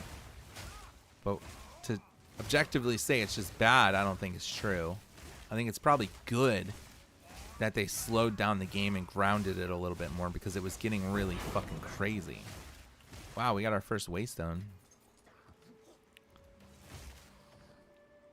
Like, if you were to watch my PoE1 character that I made in the last league, it was insane. I just literally instantly teleport all over the place. Like, just fucking chain teleport all over the place. Oh, they took out the blink exploit? I don't know. I have no idea. I'm not sure. I'm kind of out of the loop on what's like really good. That's why I'm trying to play and get into it and learn all that stuff, so that whenever they come out with this big update, I have a lot more, I'm way more familiar with what they are changing, you know? And I kind of understand how it works and the impact of it on the game. I'm actually kind of obsessing over it right now. I'm having a lot of fun, which is good because I was kind of soul searching a little bit. Like, I almost got into sod, and I don't know, maybe that would be a right play. I think if I had more people to run to, and like, if we had a community of people who was playing sod, I would be so into sod, dude, because it sounds kind of perfect for me. But I don't know anybody who plays. I actually only know Bryant is the only person I know who plays sod. Like, I want to get into sod. I want to be able to play sod. I want to like sod. But I don't know anyone who fucking plays. And I guess I could create that. You know, I could like hop on and be like, hey guys, I'm playing sod. Join the guild. You guys want to run some dungeons? Blah, blah, blah, whatever.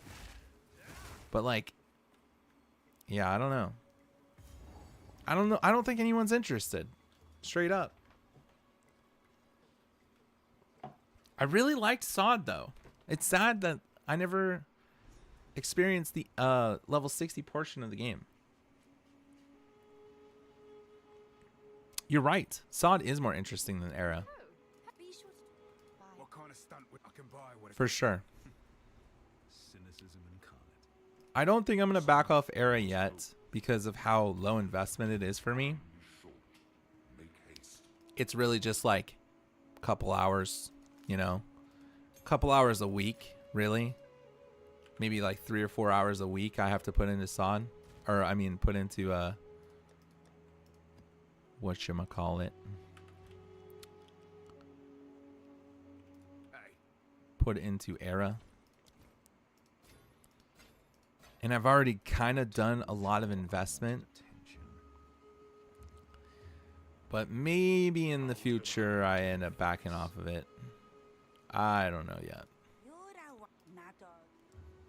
I'm going to wait and see how I feel. I think I'm finding my place in the guild a little bit. I think it's not really like my favorite community ever because it seems a little less happy fun, you know, like everyone's a little bit like if that even makes fucking sense. Jungle Ruins. Enter the Jungle Ruins. But I'll tell you what, I mean, they do the content really well. Everyone clears it. Like, that's what's such an interesting dynamic. The more you move the bar over to like skillful, stronger players, you know, like it's so difficult to create a community of really good, strong players that are also well-adjusted, not annoying, like mature, you know, like it's very difficult to find that. It is so difficult to find that. Pretty much the only way to find it is to create it. And even then, it is impossible to maintain it because the people who are well-adjusted and mature most of the time aren't amazing at the game, you know? Like, it's hard to find individuals who are well-adjusted and mature and also really good at the game and wanting to put a bunch of time into it because, like, that's just so rare. It's so rare to find. And to find a whole ass guild of those type of people is hard. That is hard. So it's like you either have to settle for like people who are not as good, but because they're more fun to be around. And finding your limit of okay, they're good enough, and they're also not, and I like being around them. God, it's so difficult. The best way is to just make your own. And even then, it's like I said, it's so hard. Dude, I was hitting my limit last night on the Zonoz pools.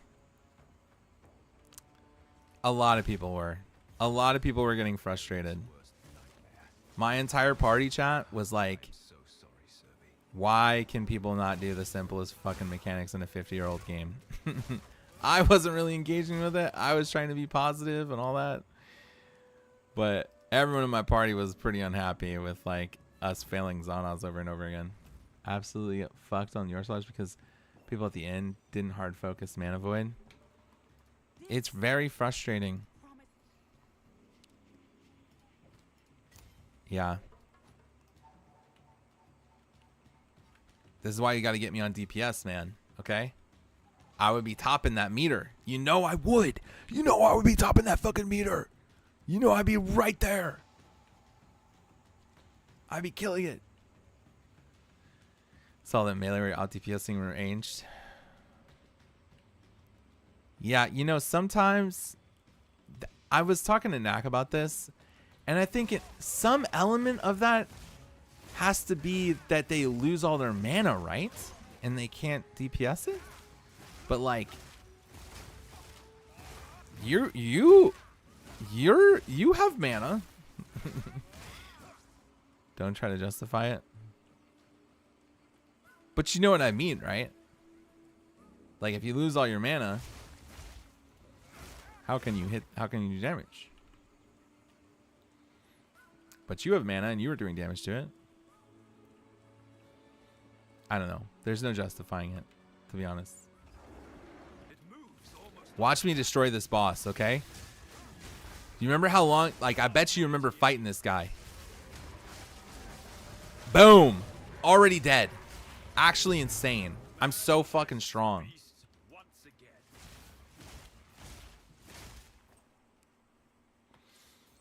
My mage, when I first played through, no shot. That boss took way... Well, honestly, on the second... Going through Cruel, but on the first playthrough of Act 3 was really tough. Oh, let's look at this picture. Okay. Ooh, I don't know what to say about the Elmo one. Especially with Totem fans being up there. Yeah, that doesn't make any sense, man. I don't know what to say about that one. Hard to call out IR Wizard because he's not in our guild.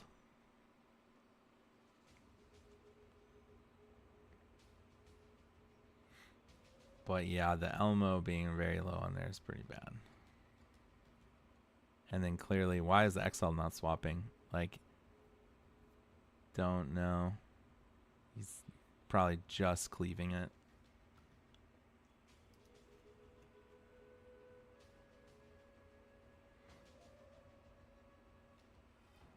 I know, man. Fucking hate when people think their bumper isn't exempt from doing it. It is frustrating, man.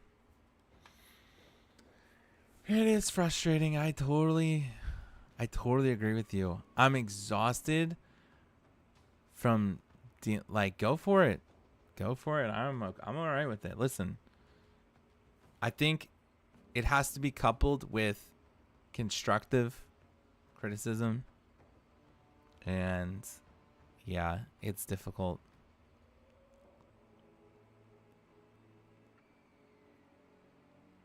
It's difficult, man. I don't know. I mean, fuck it. Like, whatever. Just people. I think people should be called out. Listen, I've always been a part of this mentality of like, listen, if someone's doing something wrong, it needs to be brought attention to. Like, that's always my mentality. But I try to do it as respectful as possible.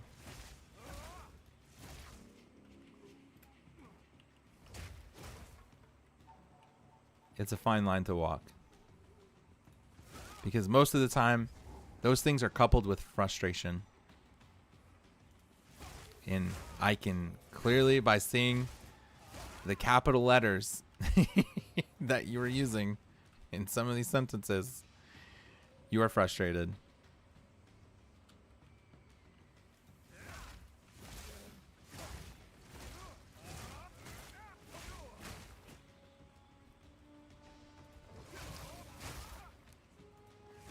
Yeah.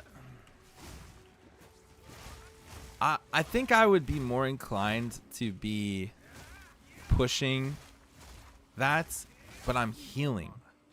And generally my perspective is locked in. I only heal that fight ever. You know what I'm saying? Like, I only ever heal that fight. So I don't have a DPS perspective on that fight of how I can really say like, hey guys, do you need to do this? Hey guys.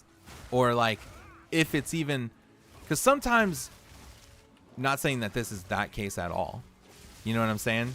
But sometimes people have misdirected focus on certain things, you know?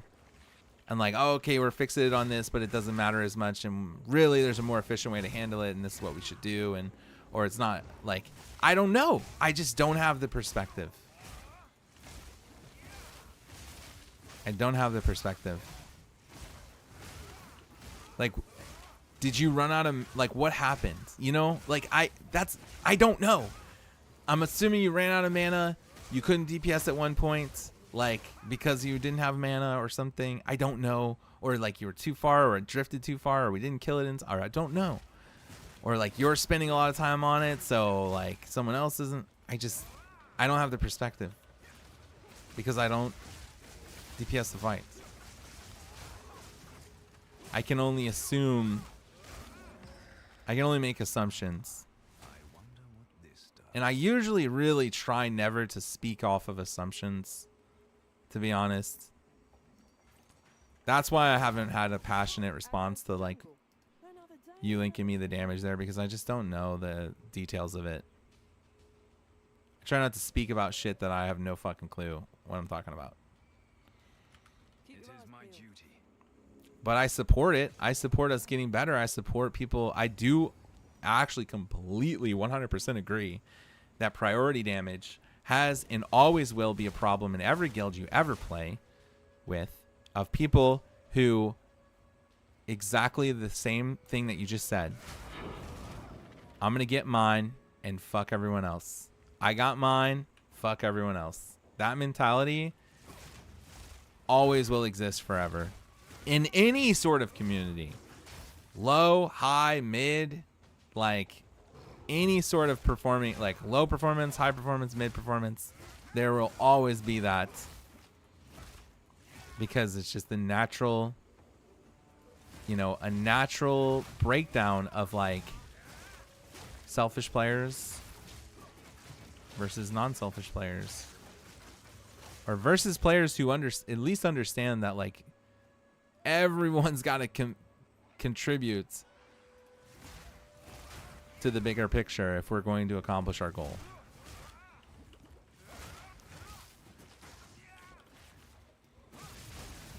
God, I am fucking cruising, bro. I'm gonna finish. Oh! Oh! What the fuck? A divine orb. That's my first one. Dreamer provides. Holy fuck. Yeah, that's very good. Yeah, that's massive. Let's see. Okay. Let's actually look. Can I look at PoE Ninja? PoE Ninja. I want to look at PoE Ninja. PoE Ninja 2 maybe? PoE Ninja. PoE 2 Ninja? Can we look at currency or value?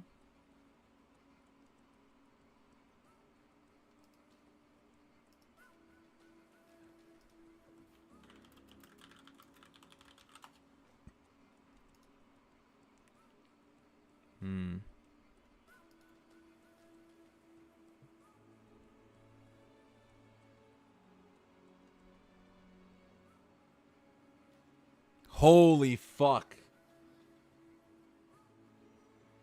Yeah. Okay.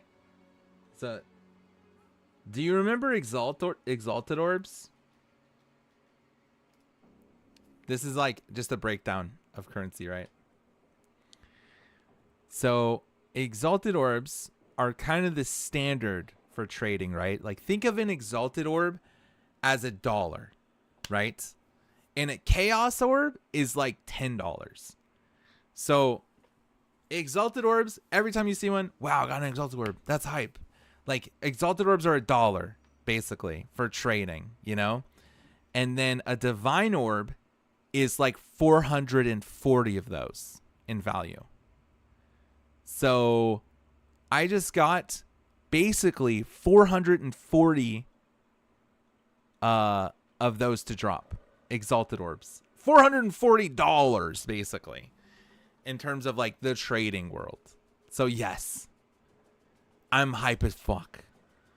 Like, that is so sick. Holy shit. Awesome. Very awesome. This is kind of interesting to look at. One exalted orb for one scroll of wisdom? That can't be right. 16 exalts for a greater jeweler's orb. Perfect is 750. So for a 6 link, it's 750.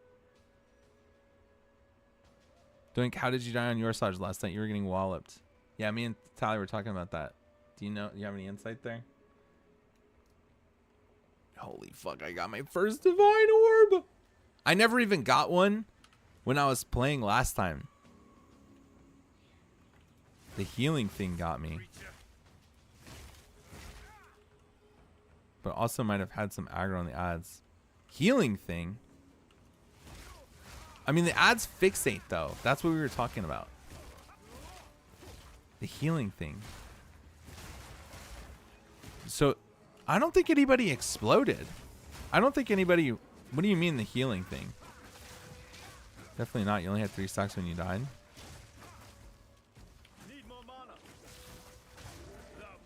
Yeah, that doesn't sound right. I would know if a deep corruption went off. I don't think we had a deep corruption go off on our kill. So it shouldn't have been that.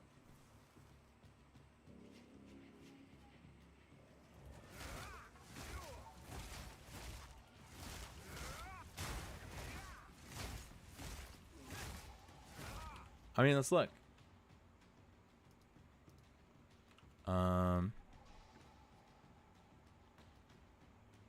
Warcraft logs.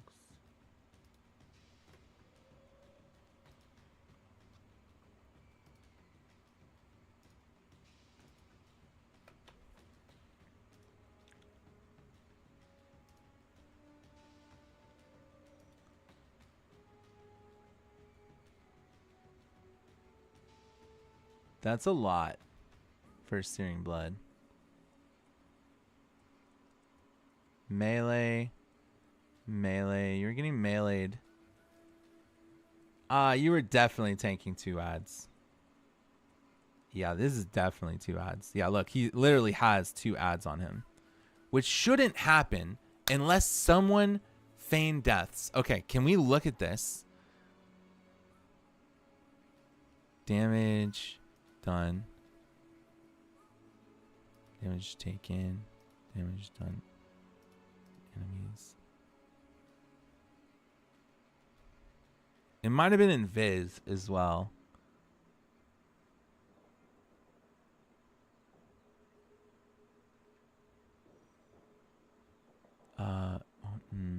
Friendly. No, that's damage done to it. Okay. So, damage done. Which one were you on? Sorry, I'm getting all over the place. All right, let's see here. So you had Forgotten One 8 and Forgotten One 1 on you. Okay, so let's see. So we're going to go here. We're going to find Forgotten One 8, hopefully. Damage done. Enemies. Sources. Forgotten one. Forgotten one.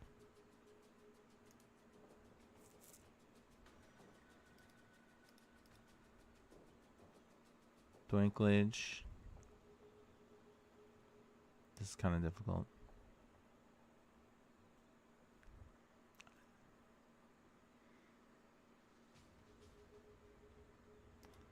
Group 1.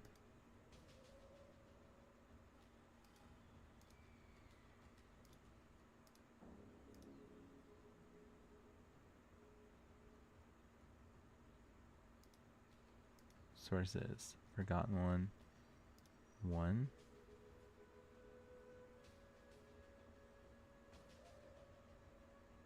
Forgotten one. Okay, so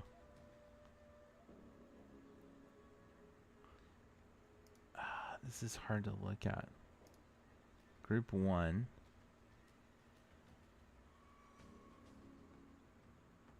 How do I see it? I'm not seeing any Feigned Death. We only had one Hunter. Oh yeah, true.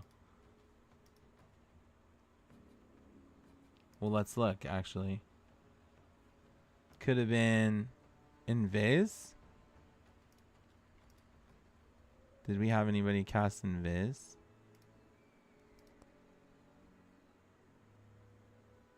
No. What else can it be? Fade, maybe?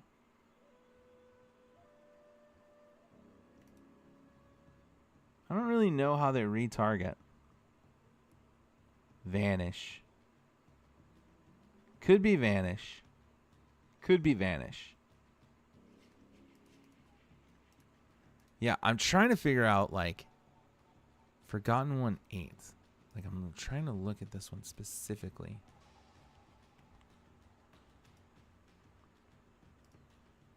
I don't know how to do that, though. Damage done. Damage taken.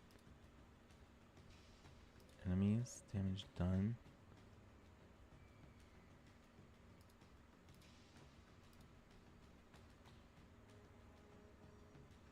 It's one of these things that I don't think...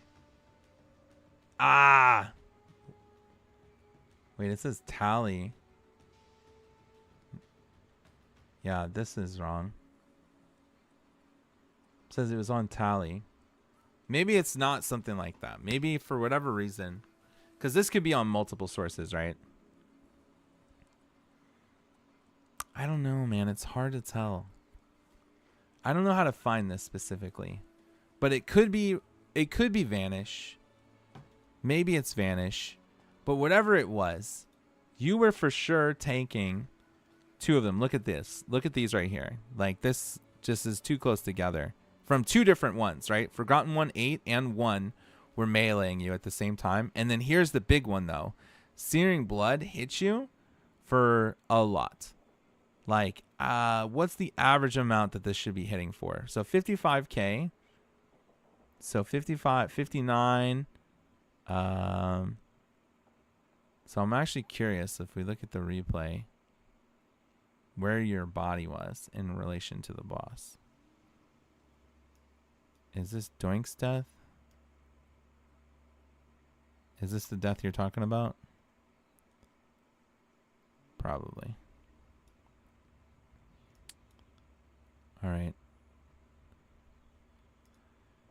Yeah, I mean, it's hard to tell. Where's the boss? I think you're too far.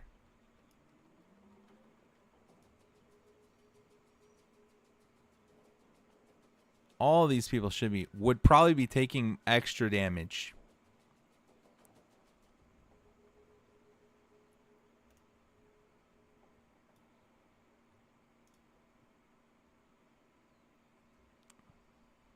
So let's see. If we compare it to how much damage I was taking from the blood, So let's look.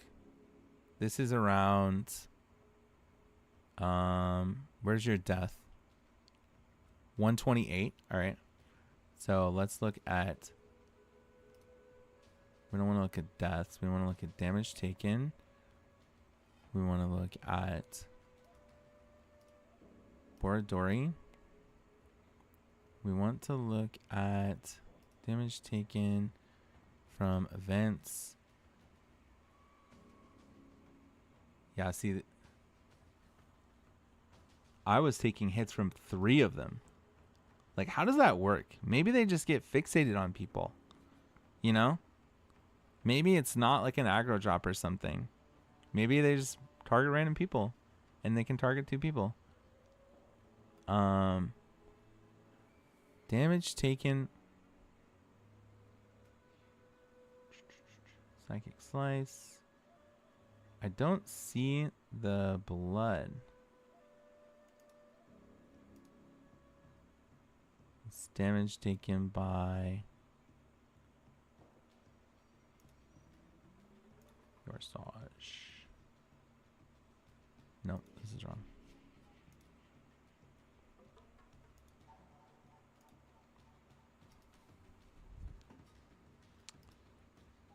Analyze.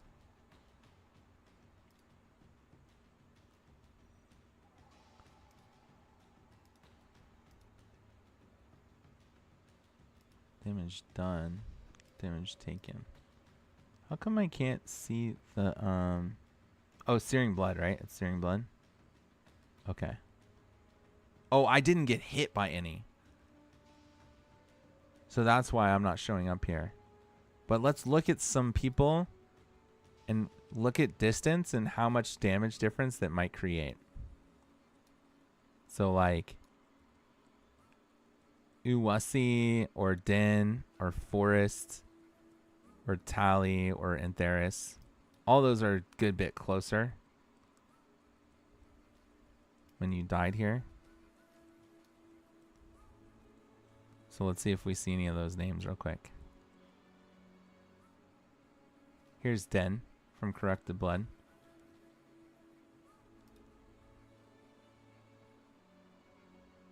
Damage taken from Searing Blood. Events. It does vary. It's not too different. Honestly, it's pretty close. So that's probably not what it is. It's a little. It looks kind of telling on this replay. Like there's a big difference in distance, but it's not. I guess it's not too much.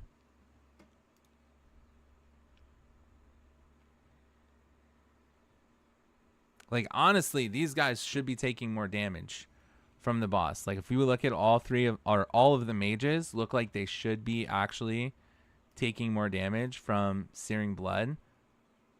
But because it is oh, we can see average hit here. Average hit 64k. So this makes total sense. Like he's literally further, so he should be getting hit harder, but he also got hit more.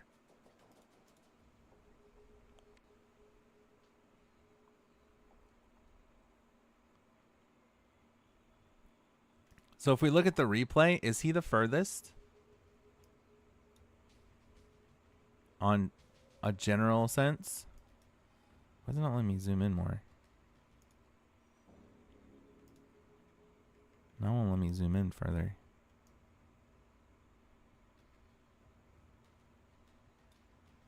Yeah, he's definitely the furthest. He wants to know how accurate the log that I posted is. I'm not sure. Again, I lack perspective there. But I can look at it. I think one thing that you could do, well, one thing that we just need to stress is that people are as close to the boss as possible. And the difference of 5 to 10 yards is like significant in damage to the point where you might die. But in all reality, like in all actuality, like the reason you died was because you had 2 ads on you and you were getting favored by the Searing Blood more often than not.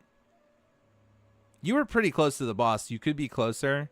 That can maybe help you in saving your life. But I think more realistically, it's just a struggle when you have 2 ads on you. That's a pressure point for death.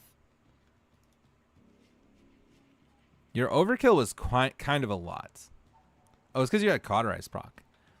This was another thing he was asking, was when Cauterize procced. So Cauterize procced off of this melee, it looks like. Because you just had 2 ads on you. It was even before the Searing Blood. Oh, no. It was this melee plus... Yeah, okay. It was right here. This Searing Blood probably procced it. Yeah, it puts you at 0. I think.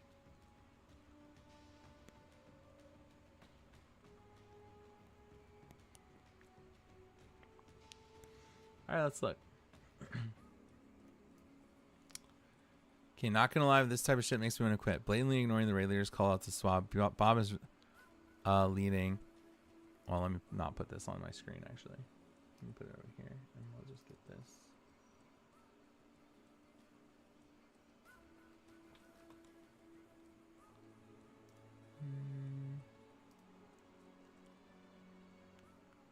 Let's see. Yeah, I mean, I agree. It's pretty lame.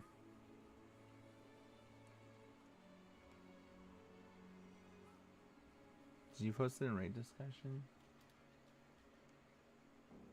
Oh, shit. Wait, why are you... No, don't link.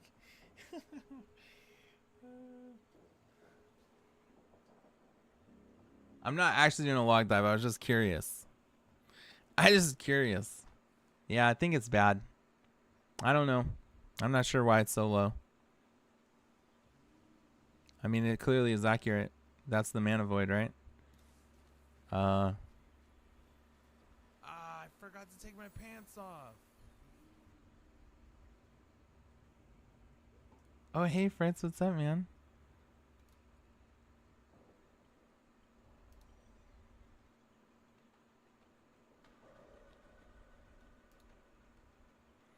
Maybe we can see this. So damage on your Saj.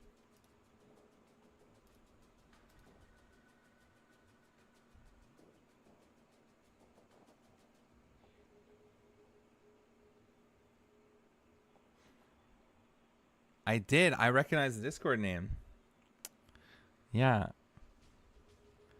All right. So mana void in total. Just to double check and make sure this actually is accurate. Damage. Well, we can look at damage taken. We can look at mana void in general, right? No.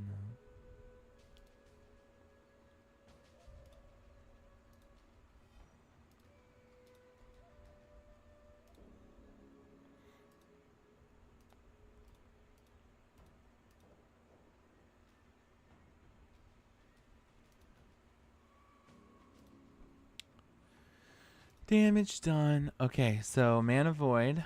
1.5, 700k, 500k, 2.8,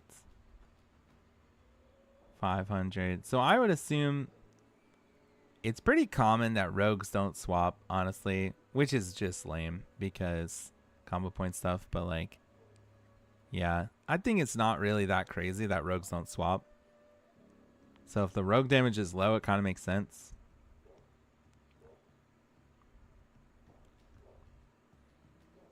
But yeah, I'm not sure why Elmo's is so low.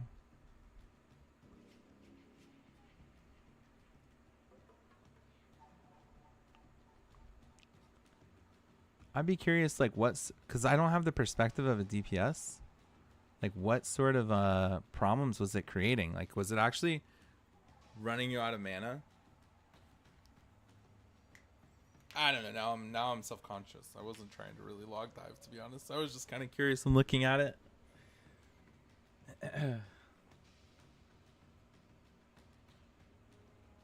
Anyways. Yeah. I know it's a little uncomfortable, to be honest, but it's okay.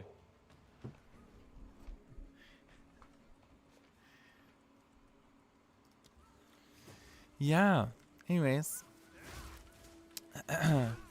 I was more so looking at Doink's death specifically. That's what I was kind of curious about, because that is something that like I actually do have good perspective on. But DPSing the Mana Void is not something I do have good perspective on.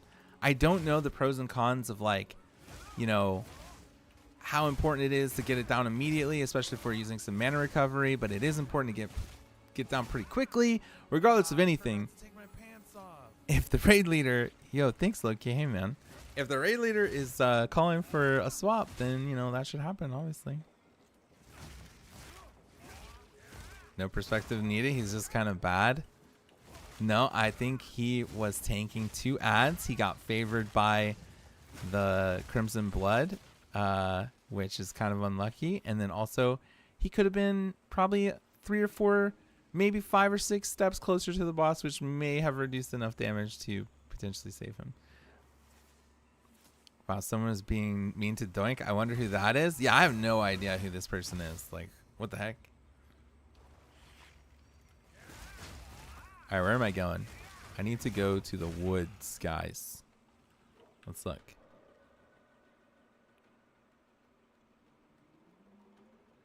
I don't think I've found it yet. Oh, there's something here. There's a new post. Yo, God, thanks, guys. What the fuck?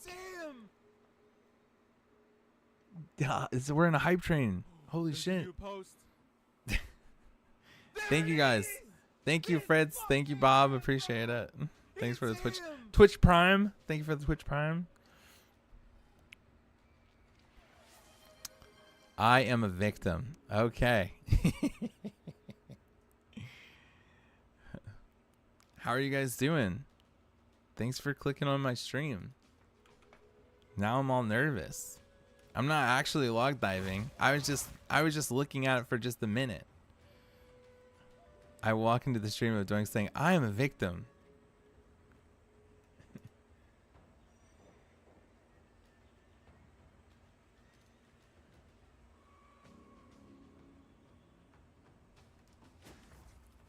I don't know where I'm going.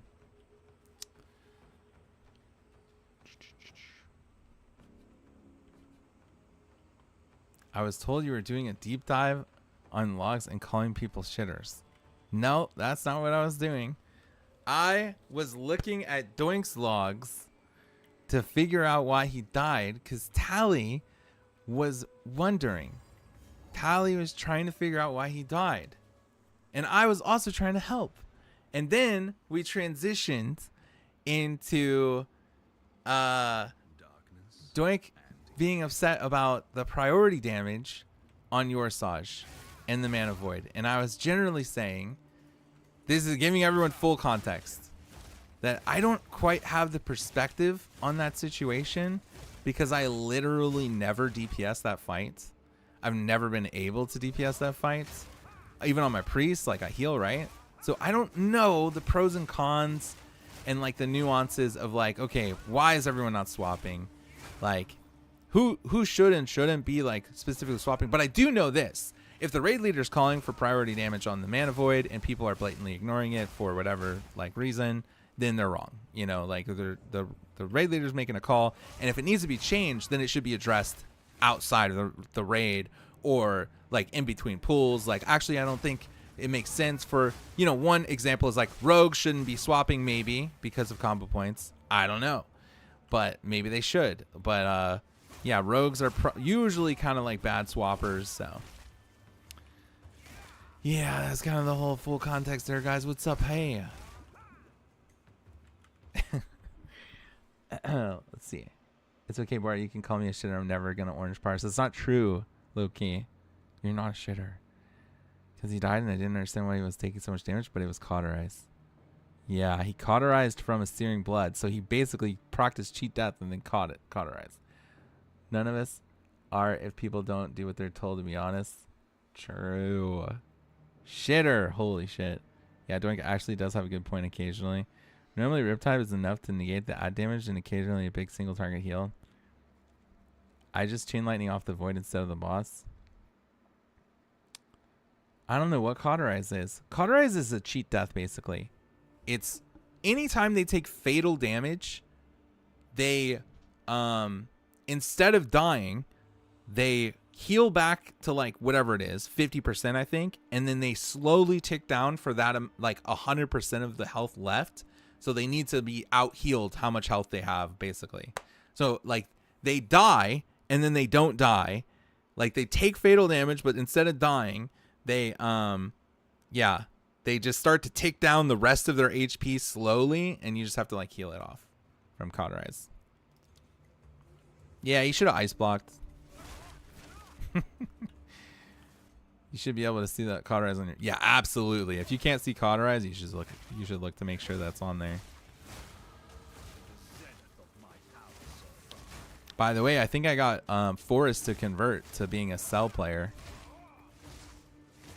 He died really early, if I recall. Yeah, we were just looking at his death. He was getting focused by 2 ads, and he got a lot of he got focused by also like the red debuff, what hit him like a lot. It's kind of unlucky. Like if you have multiple ads on you and it's during the purple, so you can't just get raw out healed of it. So it's like he just took an unnatural amount of damage, and it's kind of like a really big RNG case. I don't think Voodoo shows Cauterize. You should add it there. That's a big one. I have no room for that. Oh.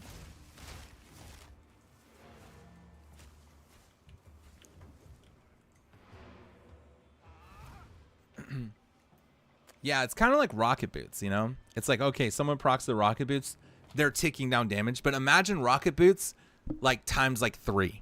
Like Cauterize does a lot more damage than like what a rocket fuel leak does for the most part. I also got greedy on Atraxium, was hoping my Cauterize would save me from fading light on the final pump. That isn't the case. Yeah, that's rough. Yeah, I was just trying to understand his perspective. Why he didn't ice block early. He probably could have ice blocked, maybe didn't notice the Cauterize proc. I don't know. Doinklage? No, I don't know. It does happen pretty quick, especially when you're tanking all the ads and stuff. I noticed it, but didn't think it was going to die there, to be honest. Yeah, that's fair. That's fair. Underestimated it a little bit. What have you learned?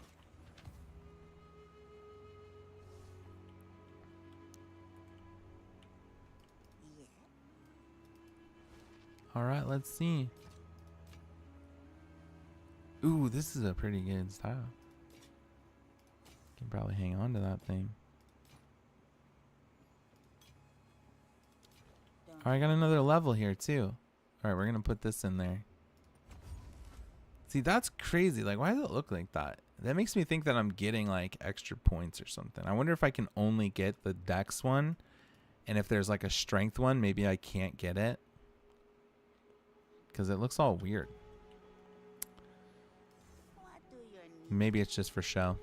Oh shit! 2 more passive points. Wait, what the fuck? Where are we going with this? Is season 1 live now, or is it still early access? This is still early access. There is an update coming really soon, and they're gonna do a like developer interview or something, or PoE is basically making an announcement stream tomorrow about what is coming in the 0.2 patch, which people are assuming is going to also be a reset. Like all of the characters and stuff right now, it's gonna be basically like an early access season. Like early access season 2, basically. Like all of this stuff is probably going to go away, and it's going to be moved over to like a standard standard league, and then there's going to be like a new seasonal league that happens or whatever. I don't know. It's kind of hard to explain because it's not actually a season. But yeah, and it's possible that maybe they have new acts, maybe they have new classes, maybe they have new ascendancies, maybe they have updates in general. Like we don't really know. I don't think they've really said what is going to happen, but we're going to find that out tomorrow. Okay, let's see. Where do I want to go with my points now? I don't know. Ew, we're going over here maybe? Power charge. Power charge duration. Increase critical damage bonus if you granted a power charge recently. +1 to maximum power charges. Really? That does not seem very good. That's what we're going for? I don't really care about the power charge duration that much. But maybe I do care about this 20% crit damage bonus. And the +1 to power charges, I think only really applies to the duration of my charge staff, but maybe it also applies to Falling Thunder's like actual total damage. Can't wait for Elon to get top HP. Dude, yeah, Elon's crazy at PoE 2, guys. Elon Musk is crazy. Yep. Yeah, that whole drama is really funny, actually. I'm playing pretty slowly. Dude, I got my first Divine Orb. How sick is that? You see Assassin's Creed official? I did actually see that. Yeah. That's really funny. I heard people also aren't really liking that game too much. Dragon Band Topaz. I might as well sell this.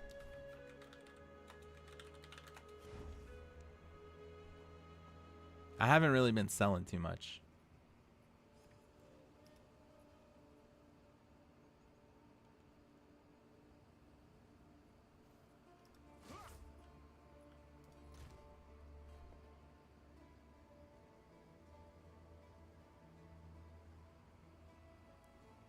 Let's go ahead and sell this guy some stuff real quick. Waystones. I think that's probably pretty good. Can I put this key in here?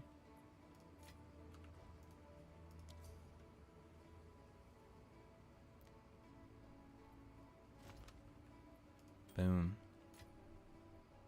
5 exalted orbs. Poggers. My stash is a fucking mess, dude.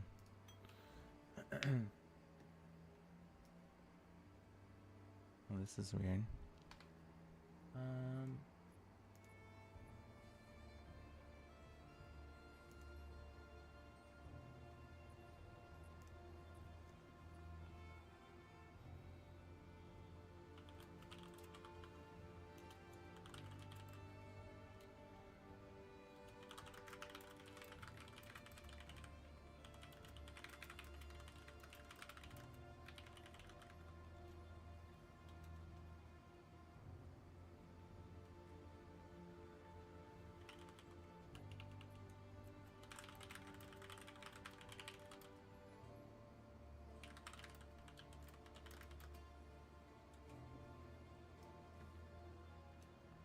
All right.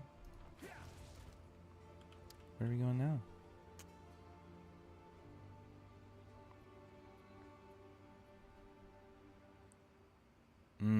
He got stuck in resto gear. It looks like he might have got stuck. Yeah. Someone must have pulled early. Dude, I'm surprised he's not spurging out about that more. I mean, that makes way more sense why his damage was so low. I would be, dude, if I had to do the pre-pull stuff and people would be pulling early, I would actually be spurging the fuck out.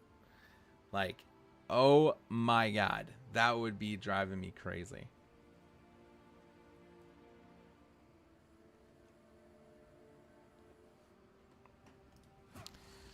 Enter the time portal. Okay, so let's see, where are we going? Let's go to the jungle ruins. He probably fucked up the swap. I mean, maybe. That's also a possibility. I really hope they just kill all that stuff, to be honest. You got auto-modded, bro. There you go. Okay, let's see. Where are we going? Explore beyond the jungle ruins in search of the Madeline waterways. Should we go to the infested ruins, maybe?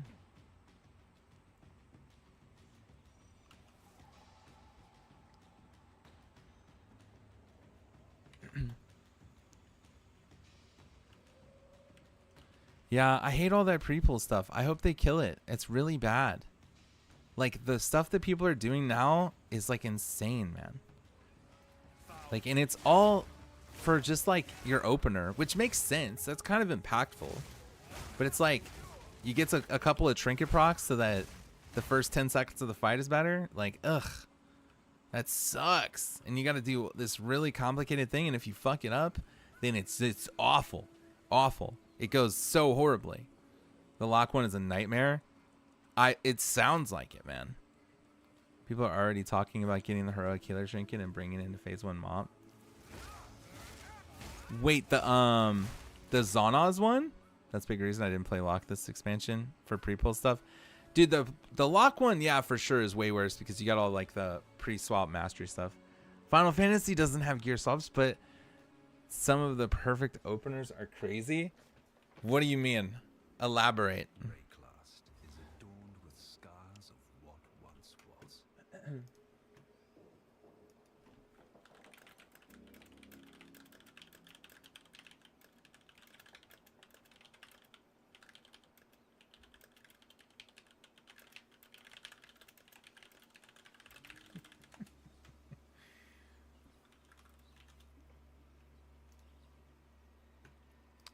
All right, let's see.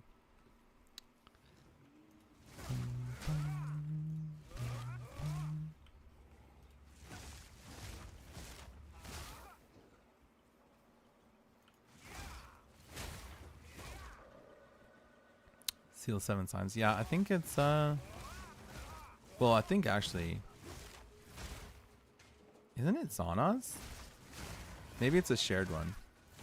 Zonaz? Okay, yeah, it's Zonaz. I have it on my priest. Oh, that means I can go shadow guys.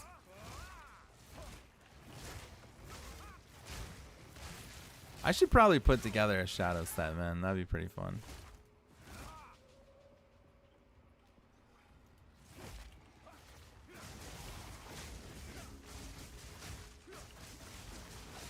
Although shadow and kata doesn't sound too fun.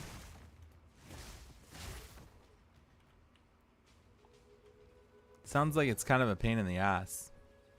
It would help me maybe like be able to help AK understand some stuff, maybe. Having a good perspective and trying to actually be a role leader for once. Guys, I'm the caster role lead. You guys know about that? Oh really, Bora? What's the last thing you did for casters? Nothing. Made healing assignments.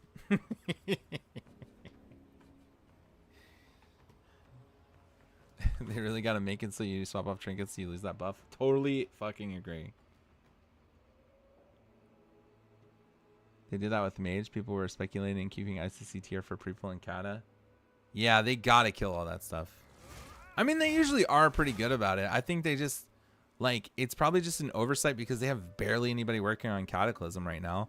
I would imagine that most of the team is probably either working on SOD or retail. Well, probably SOD, right? With the new, like, I bet you they're going to get the SOD stuff out, and then they're probably going to be in full ramp for MOP.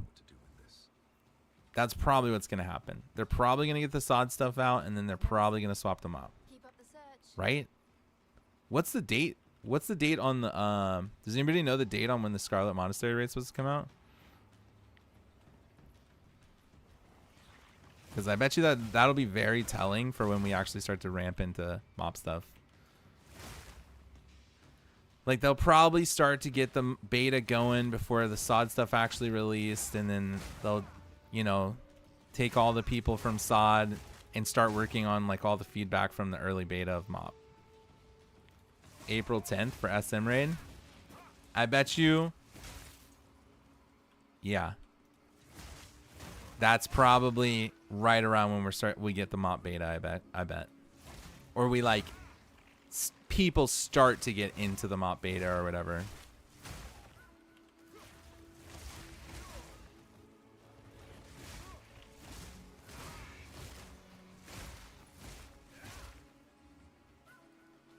Where's the fucking MOP beta? I want to go play the classes and see what I want to play. Just fucking download a private server. I think I'm going to play Hunter. Are you guys going to stay? I'm not sure if Fritz and Bob and stuff are still there. But do you guys have any idea what you might play for Mop if you're gonna play? Doink said he's gonna play Mage. I don't know what I'm gonna play. I kind of miss my Hunter. Gonna roll Lock. Okay, roll Lock's a good one. Apparently Lock is fucking busted in Mop, right?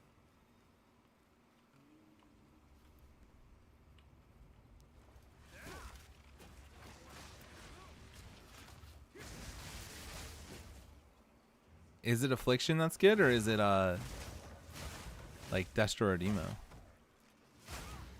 Supposedly Alpha is good. I'm hoping for a lot of changes, you know? I like whenever they change it up. I'm hashtag more changes. Feral Druids are also huge pumpers. I've never really leaned into Feral Druid besides little stint in vanilla, which was pretty fun with the power shift thing.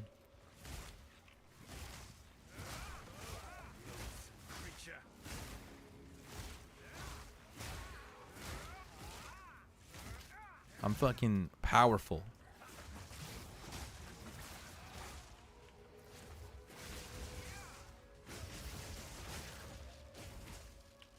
God, that's very mana intensive though. I could see myself playing Hunter. I'm not sure I want to play BM though. I wonder how the rotation feels. BM is really fun in TBC, but you get to use melee weaving. If it wasn't for melee weaving, BM and TBC, while good, probably would have been a lot more boring. According to Warcraft Tavern, Mage and BM are S tier. Also get to use all your cool spirit animals. Oh yeah, I definitely have those. Maybe I should try to go get them. Hunter melee weapon is gone in Mop. Really? Affliction, Destro, BM, Fire Mage. Balanced Druid is B tier. Great. Balanced Druid. Poor Balanced Druid. Balanced Druid always at the... Balanced Druid always sucks, dude. Fuck. Why does Balanced Druid always suck? Balance could be C tier and you'll still top the meter somehow. Not fair, though. Why aren't they S tier? Fake Shaman's on the top. That's gonna be weird. Hunters with it sucks. I actually like when hunters have a dynamic like melee / ranged kit. I think is the coolest version of Hunter. I like melee weaving. I think it is so cool. I like the idea of like a hunter that goes in and out of melee range. When they lean away from that and they just lean way more into like the pet aspect of it, which the pet aspect is really cool, but I think the idea of them being like having a dynamic like back and forth of like melee range is the coolest part of Hunter.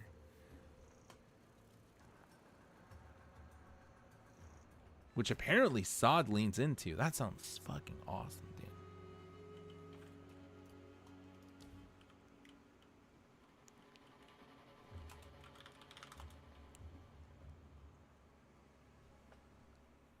Because the 7 people that play Balanced Druids are too OP?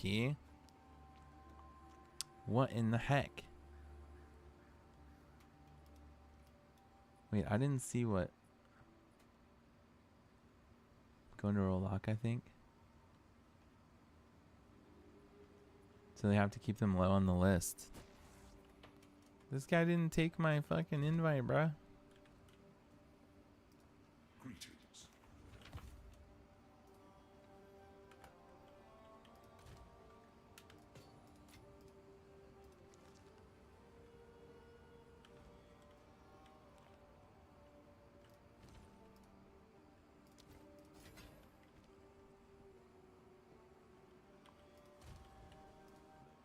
To see. Watch out for spiders.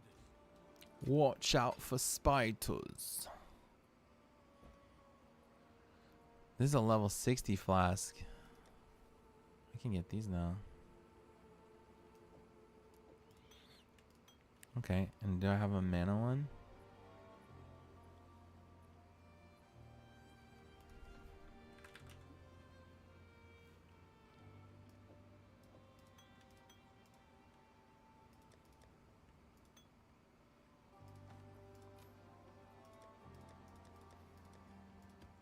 Well, I teleported back to town, and this guy isn't going to talk to me.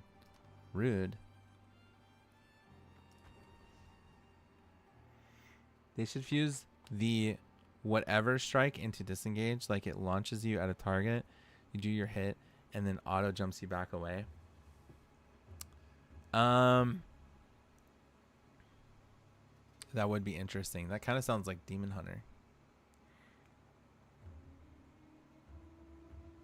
So, in retail, hunters have something called Harpoon, which kind of functions like that. It does damage, and then it like takes you to the target.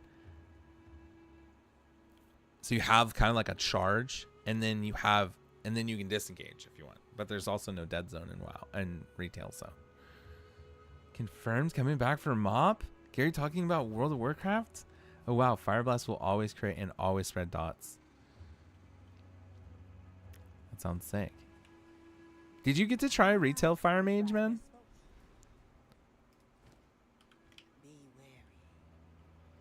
Okay.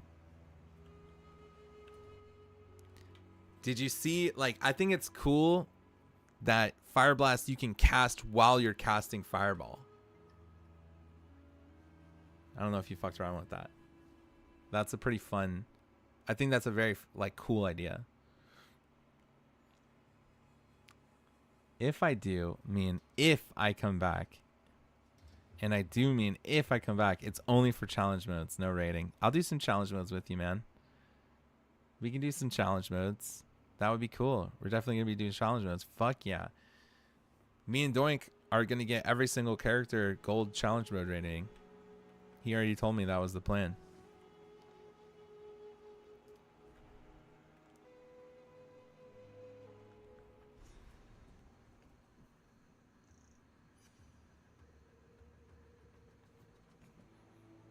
I don't know what that means, but I'm in. Okay. I'll try to explain. So, the challenge mode reward structure I don't know how much you know about challenge modes, but it kind of works like this. Every dungeon is item level capped. So you can't exceed the item level cap. Like whatever your gear would be would scale down to the item level cap, right? So like even if you had crazy gear, your item level is automatically adjusted, and you know your stats and stuff reflect that, right? And then there is, when you complete it, it's a timer.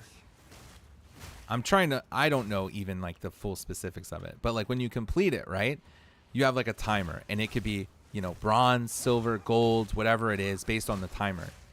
And you know, whenever, and it's also like there's leaderboards for it, I'm pretty sure. Who knows if those are still going to be in, but they were originally. And so like there's a competitive aspect of like, oh, you're doing it, the leaderboards and stuff. This is my best time. But also, you know, whenever you complete a dungeon and you get like a gold time, which is like a static fixed time, you get rewards and stuff. And I think you can get mounts and transmogs for completing all of the dungeons, either on like silver, all on silver, all on gold. I think all on silver is the mount, and then all on gold is the armor, I think.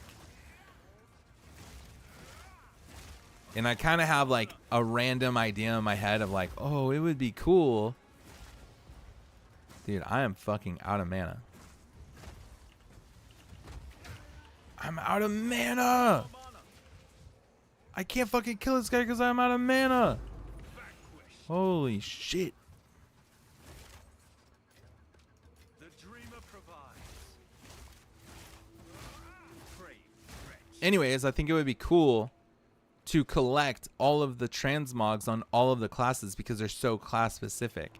So like getting gold challenge modes done on every class, which is basically completing all of the dungeons in a gold time limit, unlocks the transmog for that class, and that would be kind of cool. But that was also like an insane goal, because that is like, you need to have characters that are all really strong, and you got to be like good enough on every single class to be able to complete the dungeon on like the highest level. I just thought of a cool spell. I'm gonna draw it and send it. All right, I'm excited to see.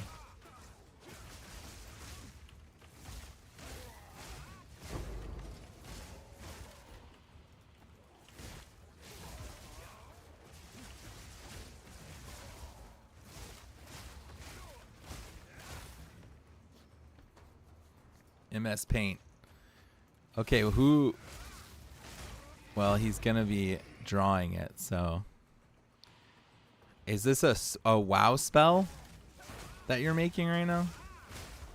Gary wants to be a game developer so bad, guys. The last time Gary thought of a cool spell board, I immediately went, yeah, that's Evoker. A spell that could be in a game. All right, good, because if it was just for WoW, then we would just roast you and be like, wow, why don't you just play WoW, Gary? I was so upset. I'm sorry. Blizzard already thought of it, man.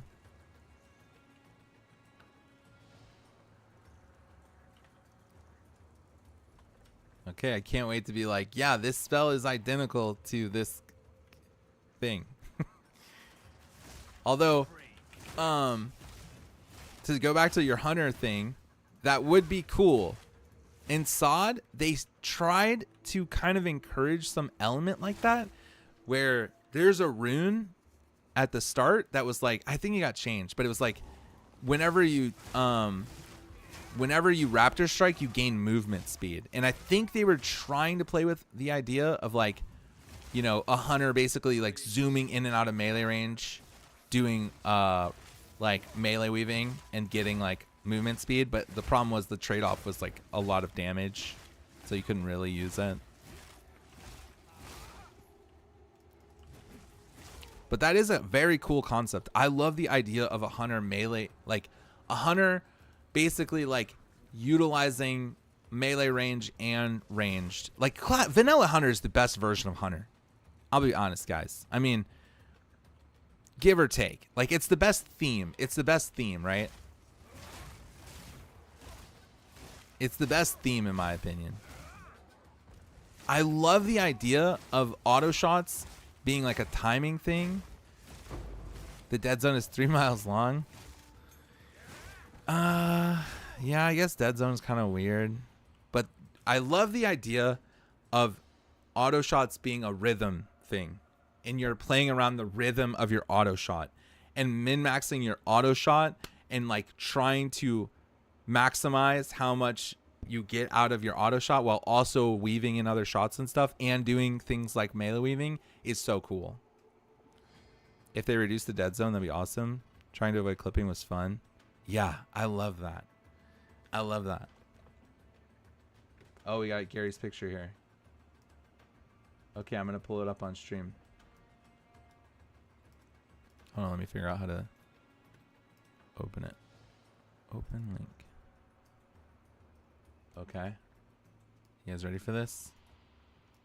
Wait, how do I flip it, dude? All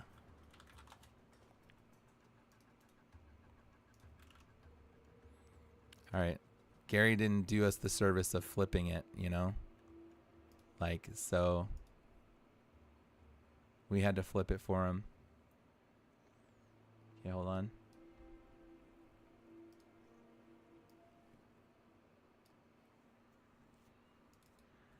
All right. Big boom. What the fuck is this? Hold on. All right, let's zoom in. Can we zoom in? Big boom, wow, little fireballs. So, okay. So you get like a bunch of fireballs, like a bunch of fireballs, like you're fucking like, what's that? Like, I'm thinking of that scene of like Magneto where he like pulls up all the bullets and then he like throws them at all the cops. You know what I'm talking about? All the small fireballs gather into one big one. All right, Gary. So, not fire, but ice. So, retail has a spell that basically you generate icicles above your head by casting spells. And then eventually you turn it into a big glacial spike. So it would be like glacial spike, but for fire. That would be cool. I'm there for it. That would be sick. It's literally, it's right, Doink? It's literally glacial spike.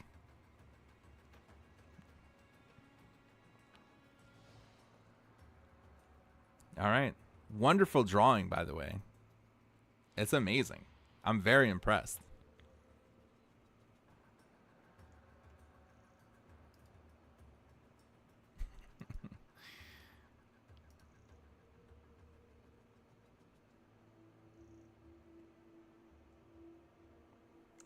They haven't done that with fire, so Gary might be onto something. No escape. Very true.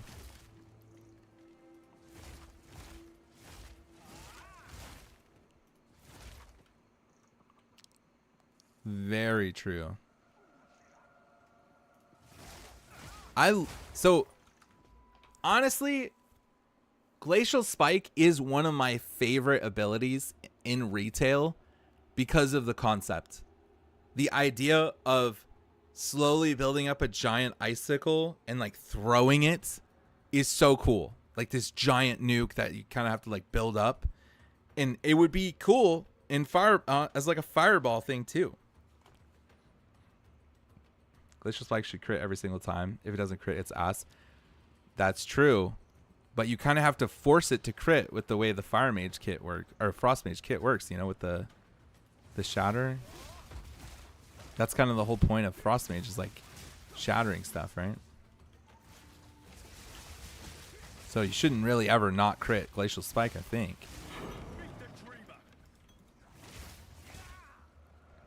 But I don't remember.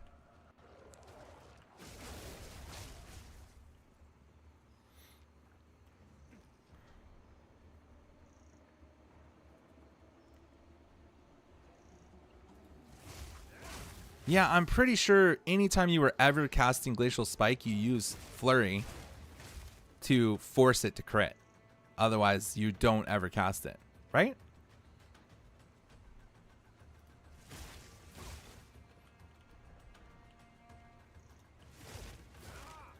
All right, what about this? Okay. Dude, that would be a fun... That would be a fun competition. So Knack is looking for a competition to give away all his WoW gold. Oh, I shouldn't be saying that. But like, that would be a cool competition. Design a WoW or design a spell. I guess if you're playing in a WoW guild, it would be design a WoW spell. Spoilers. That would be a cool competition. Design a WoW spell with like animations, visuals, effect, like how it works into the... Like that would be so fun to do. That'd be so fun.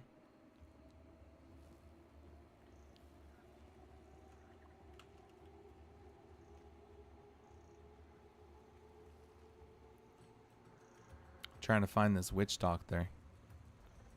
This has got to be the worst boss in the game. Or the best one. It's funny, but it's like really annoying to fight.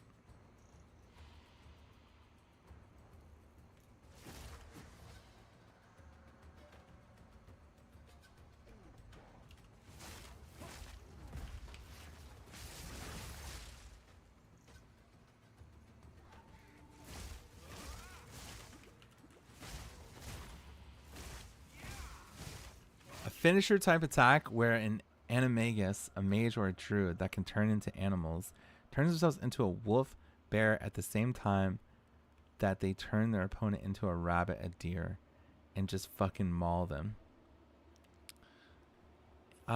So retail has this thing. No, I'm just kidding. Yeah, that sounds cool. That sounds, I bet you that's not, like, that literally just sounds like a fucking, like a Mortal Kombat thing though.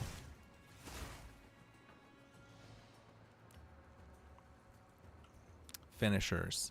What games have finishers? Very few games actually, I feel like. Besides like PvE games. Like no, like what's I guess Destiny has finishers. Saw some Destinies. Dream Daddy. Dream Daddy has finishers? Dang, I didn't know that. COD has finishers? Really?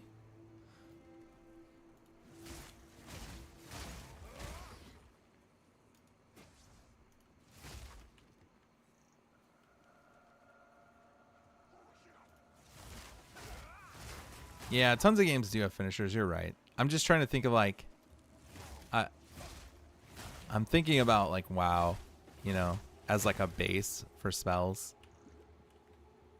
This game has finishers, actually, but it's purely animation. It has no impact on gameplay, and that's true of most of those games. Mortal Kombat, blah blah blah blah. Mortal Kombat, no impact on gameplay. Destiny, no impact on gameplay.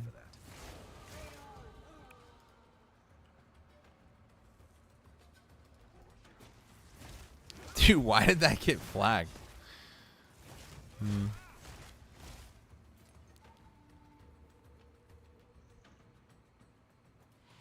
Where is this fucking boss? Holy shit, I've been wandering around here forever. This is insane.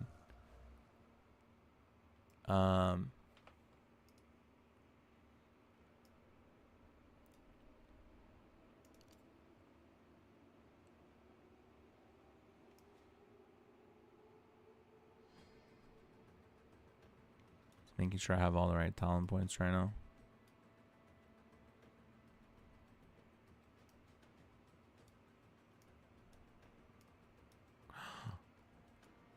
Oh, I thought I had. Oh, I thought I didn't have something.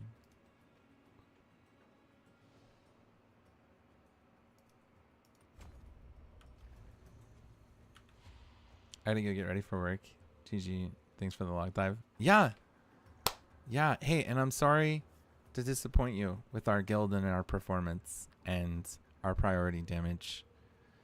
I think it makes a lot more sense that Elmo got stuck in his resto gear. That is why he was last. But I agree that people need to do better priority damage. I agree. Thanks for hanging out, Doink. I'll see you later, man. See you, man. I'm getting mod locked. Don't uncensor it. Okay, I won't.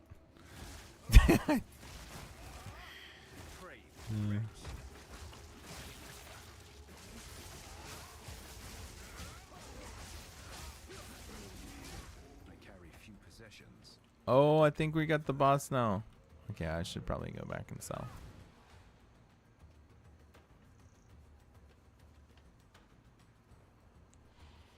I think that idea of like designing spells is super fucking cool, dude.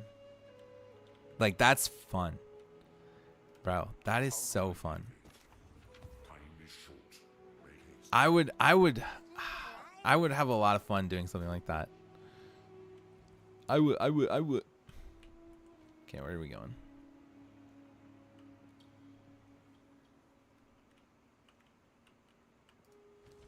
Okay, we're gonna salvage some stuff. What? We can salvage those? Wait, what? That would draw unwanted attention. That would draw unwanted attention.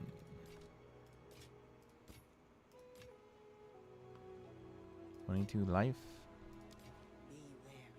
Going back to my fireball idea, it doesn't have to be a bomb. It could be end in a laser too. Yeah, either way, just the general concept is badass in my opinion. I love that idea of like, yeah, it's like spirit bomb, bro.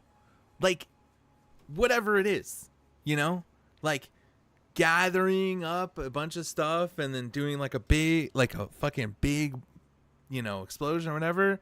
Like, it's the same concept.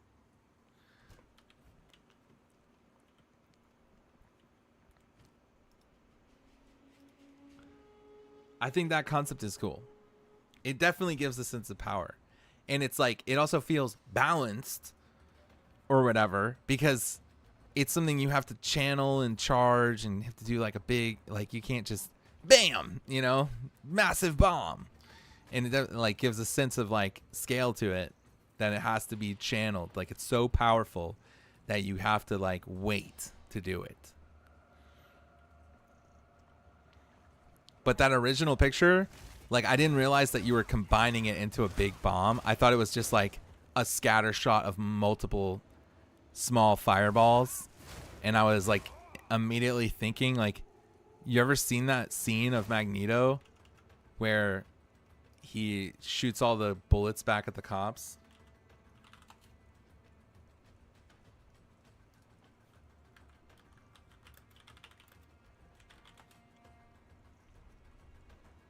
I think, right? Let me see.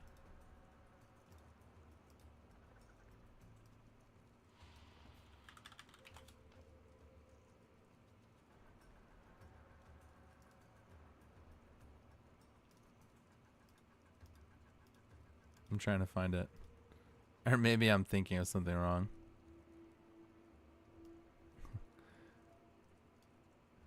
I don't know. Magneto's pretty cool.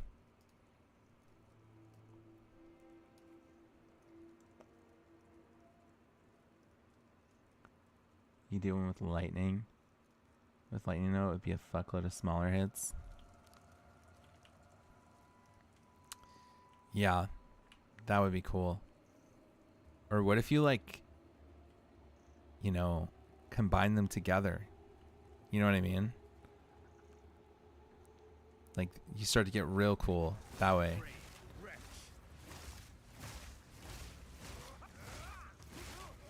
Like, you infuse the fire with lightning. Or something like that, you know.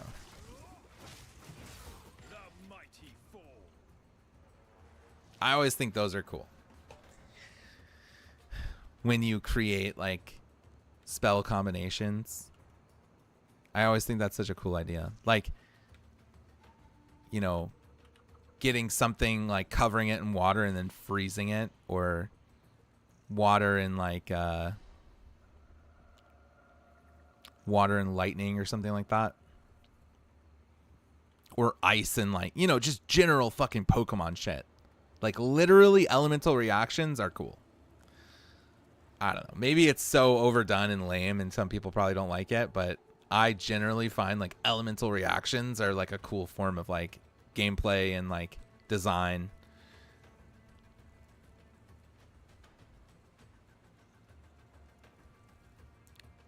No way I can't find this fucking boss right now, man. This is crazy. Oh, did I not?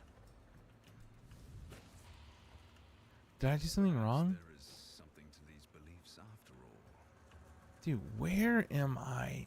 Where is this boss? I've been wandering around here forever.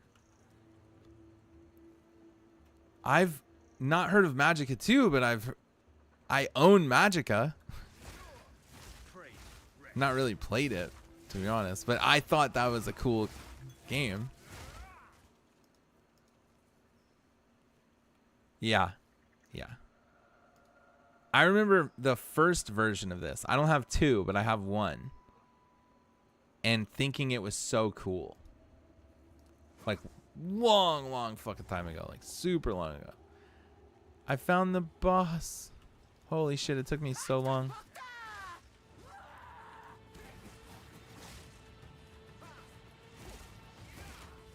Come here.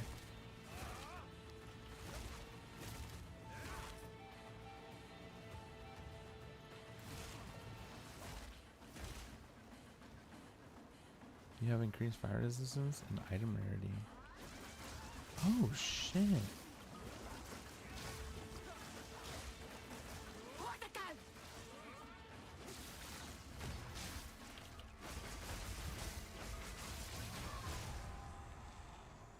Interesting. I have had my fill of Richard. I hope the children of Servi's 40 tribe spirit. can now rest. I have 100 spirits. Now I can respec my stuff. Okay, cool. You can combine elements really well in that game. Death water equals poison beam. If you cross a death beam with another player healing beam, it creates an explosion. See, that sort of stuff is so cool. Like I feel like it's kind of elementary and like very like tired almost. Like it's been literally used forever, right? Like Pokemon is the best example I feel like of that sort of thing just being so common. But I just think it's cool. I like the elemental reactions, and whenever MMOs and stuff implement that sort of gameplay, like electrify the water or whatever, or anything like that, I just like that stuff. I think it's cool. Why am I on fire, man?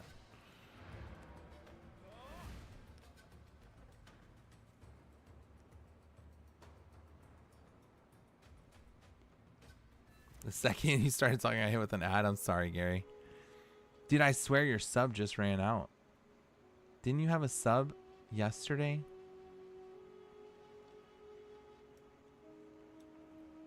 This isn't the place. I was just talking about Pokemon and how I think elemental reactions are cool.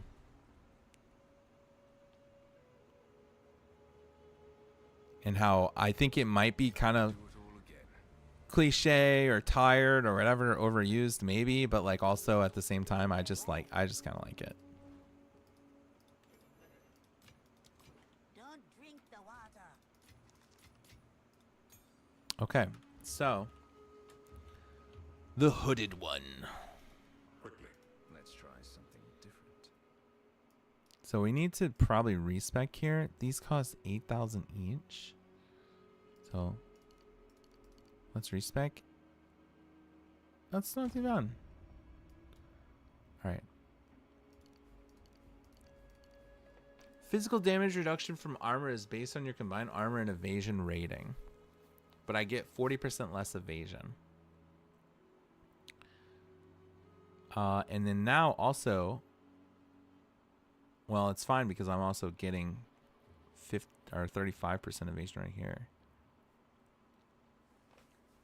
Gain 1 spirit for every 6 energy shield equipped on a body armor. Gain 1 spirit for every 15 evasion equipped on a body armor. Cannot gain spirit from equipment. Okay, so I have 89 spirit right now. And I also have...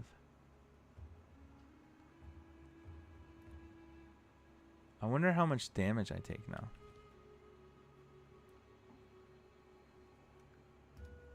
Well, I might have to redo my spells a little bit because now I have a bunch of spirit, which gives me way more auras, which is kind of fucking sick.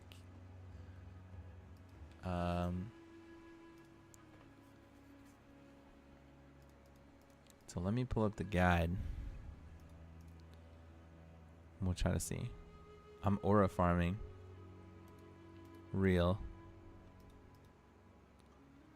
Tempest Flurry, Martial Tempo, Rage, Falling Thunder. Okay, so Wind Danger, Herald of Thunder, early in game. Okay, I got a lot of stuff we can do here. All right. Holy shit. Okay. This is gonna be massive. This is going to be massive. So we're gonna go to our gems. We're gonna figure out our setups here. Let's see. We want Thunder. So we're finding Herald of Thunder, and we're finding Blind. We need Blind. we need Maim. And we don't have either of those. And those are both supports. I don't really know the difference between a level 3 and a level 2 support. But Maim. Blind.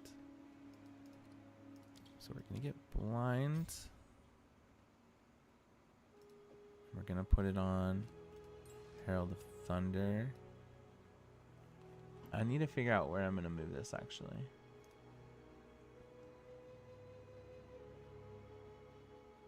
I don't think I care about Staggering Palm anymore or Siphoning Strike. Thunderous demise. So we'll put blind there and we'll put Maim. And we're going to be crazy now. Maim, this is over here. Now we have Herald of Thunder, Herald of Ice, and we also have Combat Frenzy. And we still have 59 Spirit.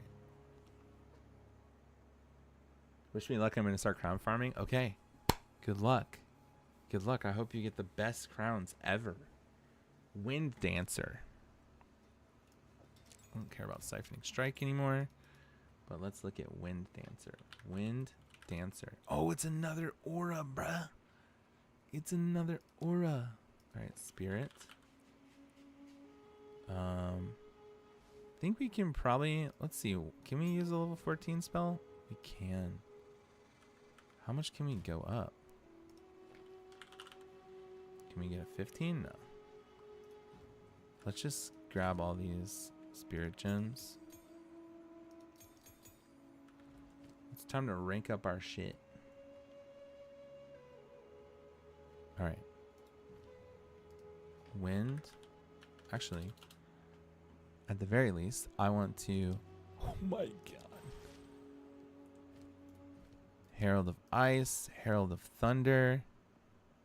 And then what's the other one that we got here? Combat Frenzy. Combat Frenzy. All gems.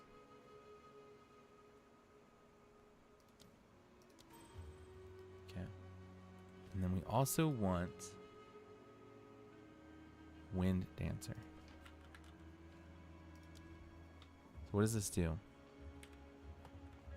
Grants a buff that gives you more evasion per stage. Being hit by a melee attack while you have this buff consumes all stages to damage and knock back enemies around you. You have 3 maximum stages. You gain a stage every 1.4 seconds. 18% more evasion rating per stack. On being hit by a melee attack, consume all stages to trigger Gale Force. Gale Force is critical hit chance, knock enemies back. Well, cool. Engrave. We got Wind Dancer now. This is probably pretty good. And I don't think we need Staggering Palm anymore. So we're going to move Staggering Palm off.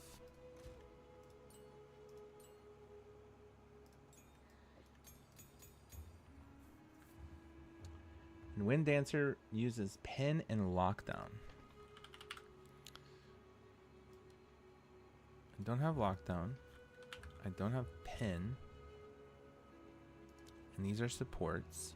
So we're going to go 1, 2. And we're going to open this. And we're going to turn this on. And we're going to type in all gems. Wind Dancer. Pen. Engrave. Okay. Wind Dancer. And we want Lockdown. Now let's see what these do. Alright, supported skills that do cause stun buildup. Do not cause stun buildup. Physical damage from supported skill is pinning. It's just like a stun. It's like a little defensive thing. And then supported skills have 120% more build up against enemies within 2 meters of you. Okay, cool. So now we're using a lot of our spirit. Herald of Thunder is using Maim and Blind, which is going to be very defensive.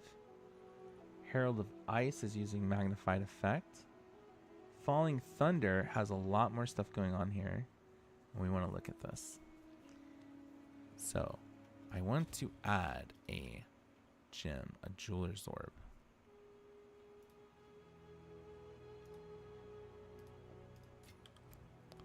To some stuff here. So, Falling Thunder will add a Jeweler's Orb too.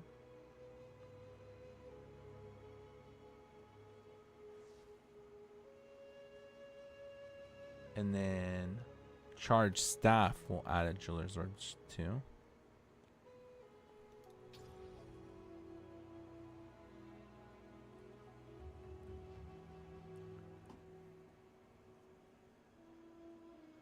And then we need to figure out these. Gravity Mage. So this game actually does have like a gravity / time mage. It's pretty sick. It's kind of cool.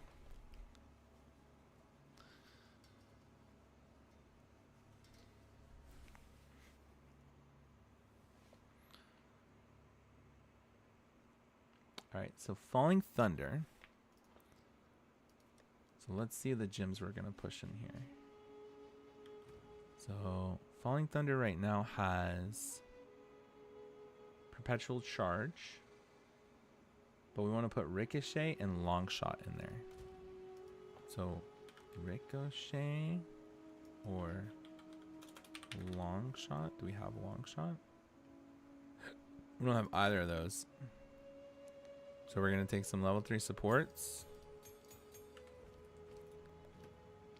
We're going to find Falling Thunder. We're going to type in Long Shot. Support skills deal 35% more attack damage to enemies further than 7 meters away from you. And then next one is going to be Ricochet. Ooh, I bet you this is going to be sick.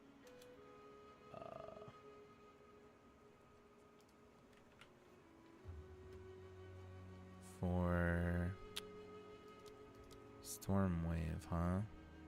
Why is it not showing?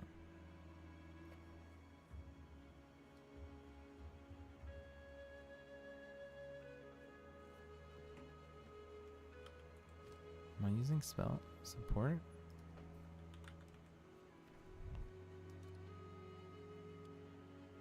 It's Falling Thunder. There it is. Projectile support skills have a chance to chain an additional time from terrain. Alright, and this is a... I mean, we might as well start maxing our gems out here. We have a bunch of 15s, so... We can't do that. Can we do 14s? We can do 14s. Okay, so Falling Thunder. 14. Tempest Spell. 14. Tempest Flurry. I'm gonna fucking run out of mana so fast. Fuck it. Charge Staff. 14. What else do we need? Storm Wave. 14. That looks about right. Okay. So we got some more supports we can add here. So our Tempest Flurry has Rage, Martial Tempo, and Electrocute on it. Charge Staff has Persistence, but I also want to do Innervate and Primal Armament. So let's do those. So Charge Staff. What is this one? More elemental damage. And then we want Innervate. Innervate. Attacks gain 35% of damage as lightning damage for 3 seconds on killing a shocked enemy with supported skill. That's pretty fucking good. Just a quick little multiplier there. Put it in the wrong thing. So now that's a 4 link. Then Stormwave also wants Ice Bite. So Stormwave, Ice Bite. Attacks gain 35% damage as cold damage for 3 seconds on freezing an enemy with a supported skill. Fucking poggers. And Tempest spell already has overabundance on it. Very fucking strong right now.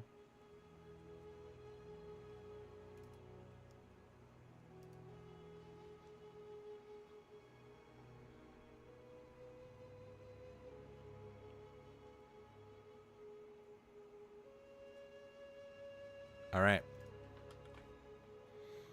Falling Thunder is R. I think we're good. I think we're insane, actually. The damage is going to be fucking bonkers, dude. I'm actually hyped for this right now. Let me go kill something. Travel to the Venom Crypts. Travel to Cruel Difficulty. That's wrong. Infested Barrens. Okay, we'll go to Infested Barrens. Let's go test this out right now. I am so fucking strong. Find the Chimeral Wetlands. Also, there's two things here. Swansep Marsh. So let's go find these. Yeah, these are two little unlocks right now.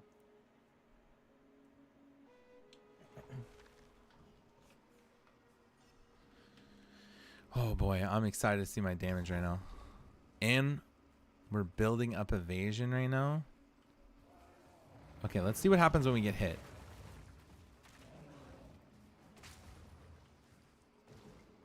Alright, it like stuns them.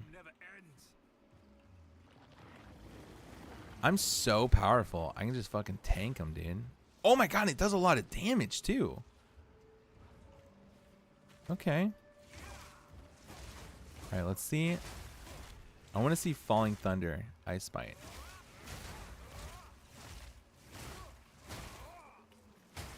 Alright, let's see what Falling Thunder looks like with my power charges off of a wall. Ooh, here we go. We'll kill this thing. Lightning. Well, it didn't proc off a wall. You have enhanced chaos resistance.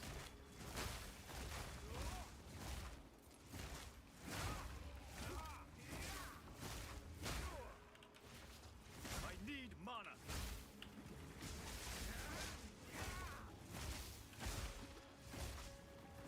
I want to proc this off a wall.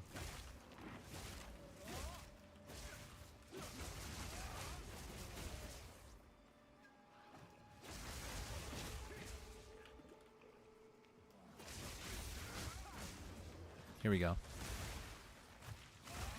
Only one shot it. Oh, we got a boss. Alright, drop the bell. Well, I do fucking crazy fucking damage.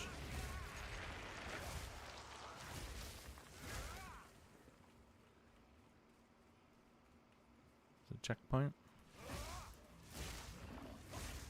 Okay, I want to see what this looks like if I bounce it off a wall. There we go. Yo, it went so far. That's fucking sick. Relentless assault. And we have our Herald of Thunder proccing.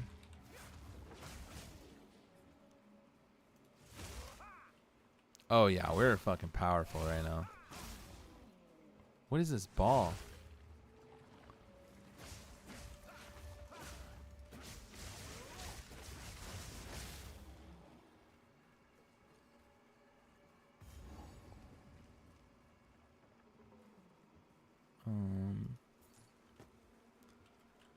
Okay, so we need to find a campfire. Is this the campfire?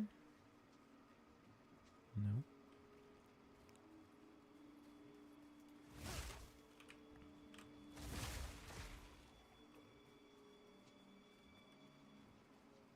Yeah, let's kind of see our skill DPS right now. 9,000.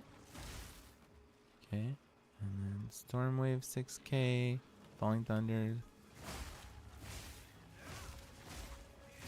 Does it scale the Falling Thunder with my power charges?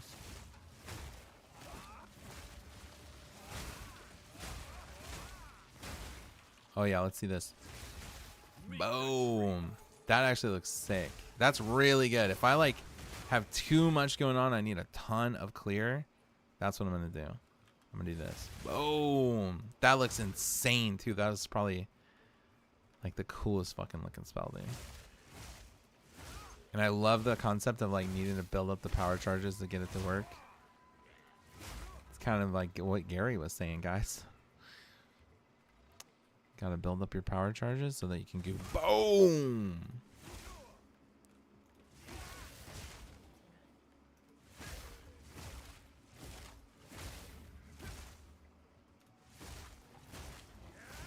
What is that lightning ball that spawns?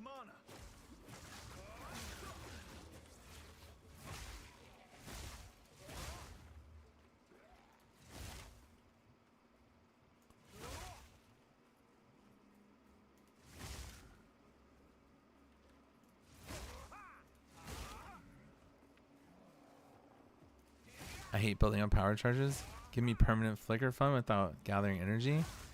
Yeah, well the thing is, it's pretty easy to build up power charges on this character. I just hit stuff, and I get procs for power charges.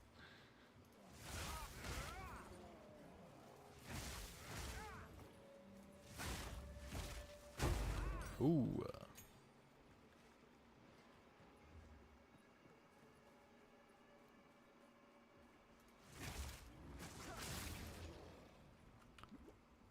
All right, let's see. Dude, I've gotten a lot stronger since I started streaming today. I'm like so fucking powerful. Holy shit. That is mad easy, yo. Oh, look at this guy. Yo, what's up, buddy? You're fucking dead. Who are you? Who are you? Who are you? You're dead.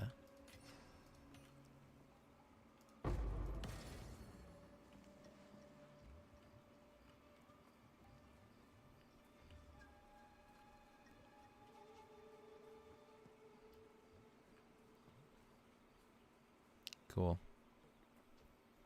He is indeed dead. He is indeed dead.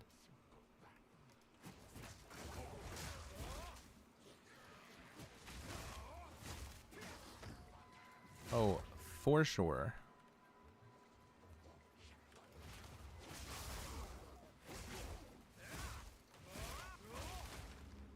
Well, that looks fucking cool. There's the Ziggurat encampment. Is there something else I need to do here?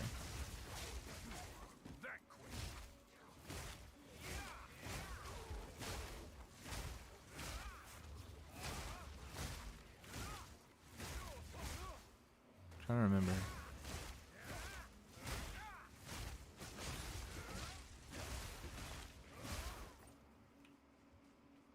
Okay.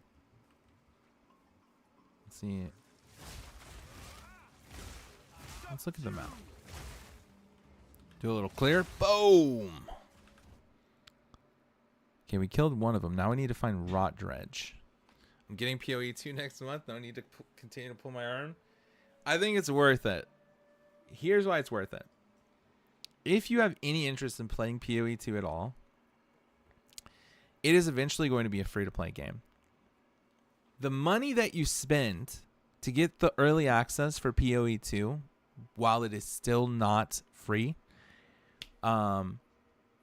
is basically completely used on currency in the game, right? So, like, if you wanted to buy $30 worth of currency in the game right now, that's how much you get for free by purchasing the early access, which also just happens to cost $30. So it's like, it's basically worth it. You get in-game currency to use on stash tabs, which is pretty much the only thing you would want to buy in the game besides like cosmetics. Wanted to get it early, but I spent my money on PoE on 2 different accounts. Really? So you know how it works in PoE, right? Like you spend $10 and you like get the $10 currency to buy stash tabs. 30 is not bad at all. And the fact that like you actually just get $30 worth of currency as well, it's like, okay, super good.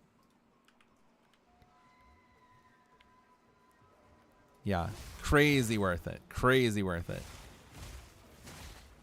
If you like PoE at all, it's so fucking worth it. All right, I need to find this dredge guy. I'm struggling. I don't see him.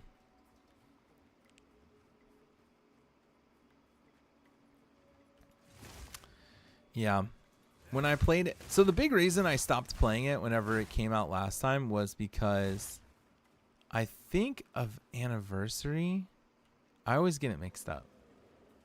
I'm pretty sure I stopped playing because the raid was coming out.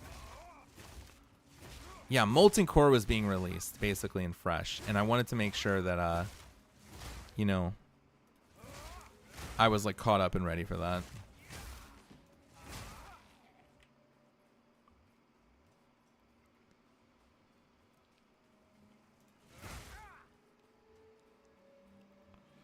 And now, you know, that's kind of like not so time sensitive anymore.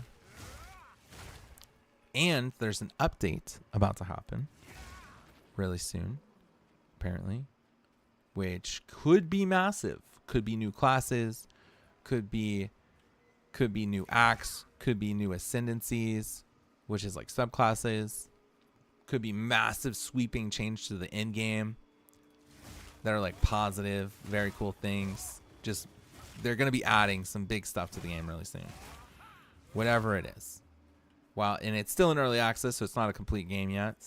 But they're moving towards that, right?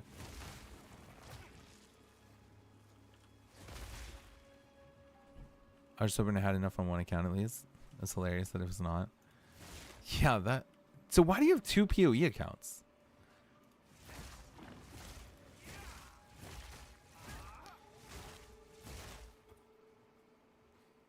Wouldn't you want everything to be on one account?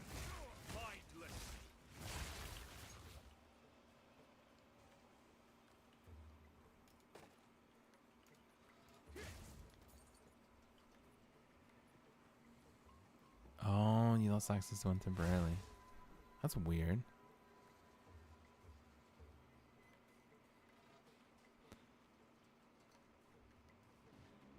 Oh, you lost access to your phone. Dude, can't tell you, like... I hate that. Yeah, I had that happen to me too. Something like that, similar.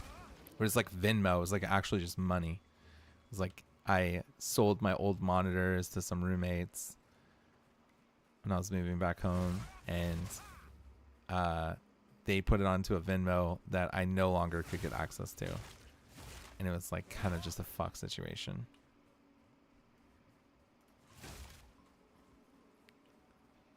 I don't know where this guy is.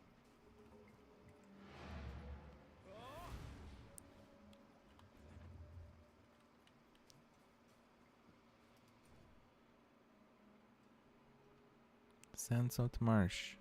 We're trying to find Rot Dredge. Did I not kill Rot Dredge?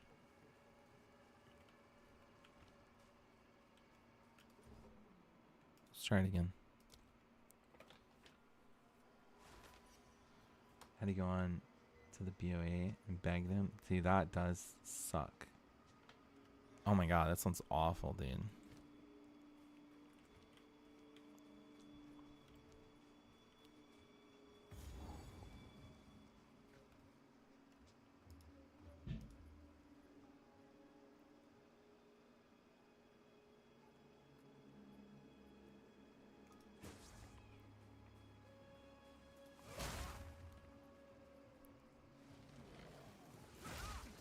Alright, we gotta find Rot Dredge.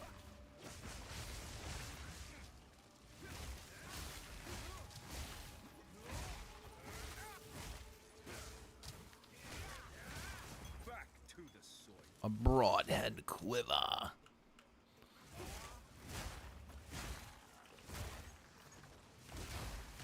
Ooh. Oh my gosh, I love Herald of Thunder and Herald of Ice, man. I love heralds in general. They feel so satisfying just having the little extra effects on your abilities and shit. Fucking feels so good. You know another thing, crazy thing about PoE 2? I don't know if you know this, but a lot of the things that you buy actually carry over into the game. So like cosmetics, stash tabs, all that stuff. Like literally, if you bought it in PoE 2, you should have it in PoE 1. And I think in early access, there's there's a lot of things that haven't like transferred over yet. But I think their goal is like eventually, whatever you bought in PoE 1 is going to carry over in PoE 2. I have a lot of extra stash space because I had it already in PoE 1.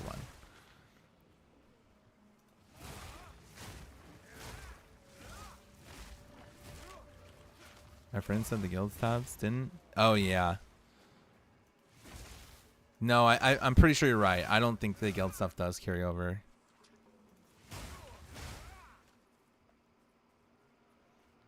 Maybe they'll address that though. It's kind of a hard one to address, but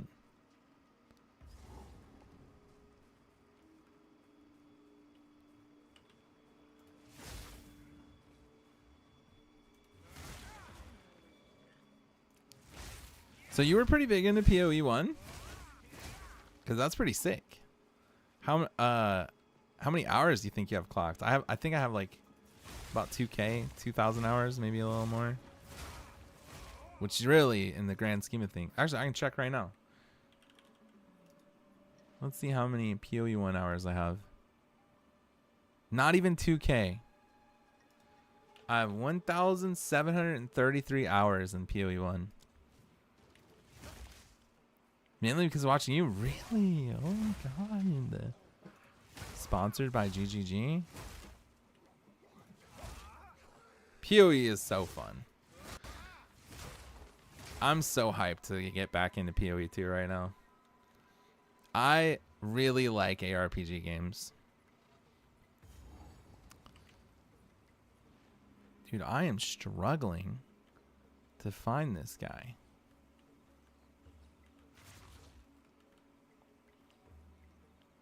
Oh yeah, I was playing Toxic Rain, dude, with the Herald of Agony. So I was playing Toxic Rain. Unless you're talking about the build you were doing, but I had a Toxic Rain Herald of Agony build that was like insane. And I was like I was fighting Shaper and Elder for the first time ever on hardcore. I really want to get back into hardcore because I think it's probably more satisfying to watch. But at the same time, like, I'm kind of enjoying just playing softcore. I feel like this game is a lot easier to die in than PoE. PoE 1.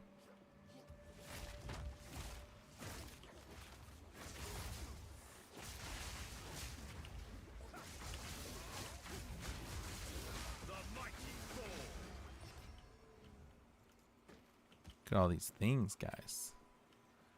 Lots of blues there. Yeah, it makes me a little nervous to do hardcore, but you know, I want to learn a little bit more about the game, and then I'll play some hardcore PoE. I think it might be very entertaining, especially like getting into the end game and doing some of the bosses and stuff. I feel like it's important that I want to experience what the game has to offer first before I just get hard stuck on hardcore and never make it there, you know. You did the Toxic Rain, Herald of Agony. Oh my god, that build is so fun. Went hardcore right off the bat. Oh, here's Rot Dredge. Yeah, I've definitely killed this guy before.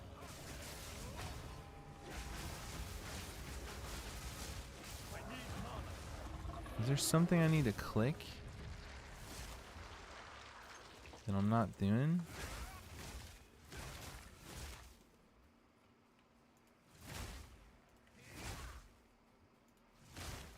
Just double checking.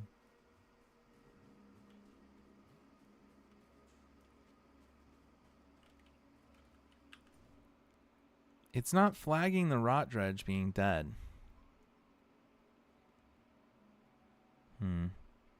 I say rot dredge, but it's root dredge. There's something I need to do.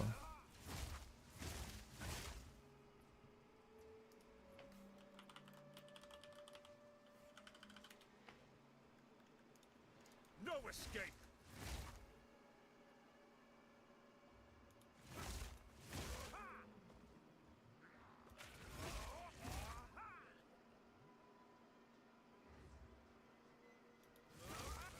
I think it's just a bug. I was worried that like I was doing something wrong.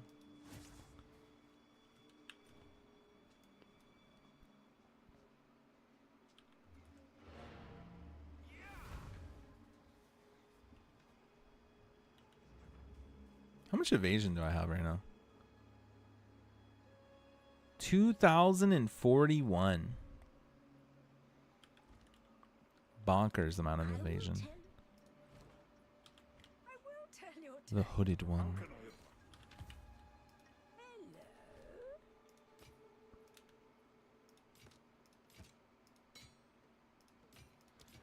I don't know if you guys can tell right now, but I'm having a lot of fun. God, I'm such a fucking nerd. Holy shit. I see nothing ahead.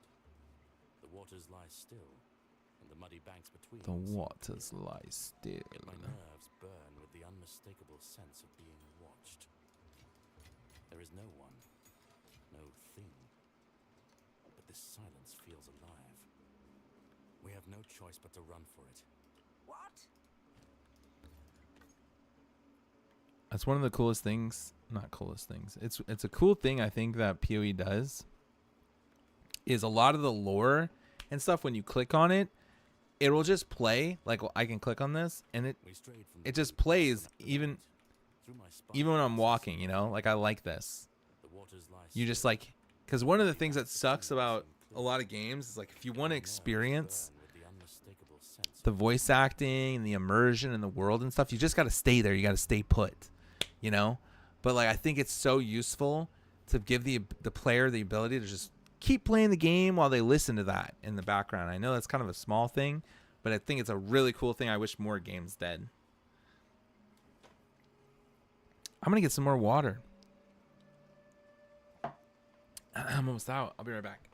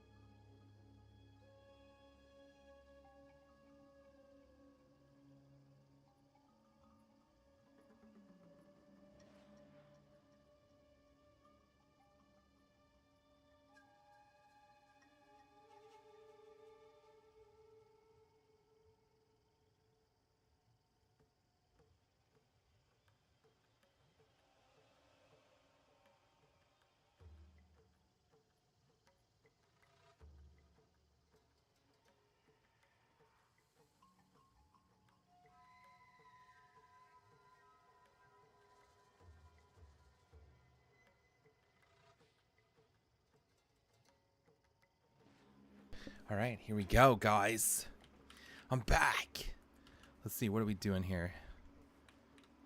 Travel to the infested barrens. Okay. I'm going to the infested barrens. All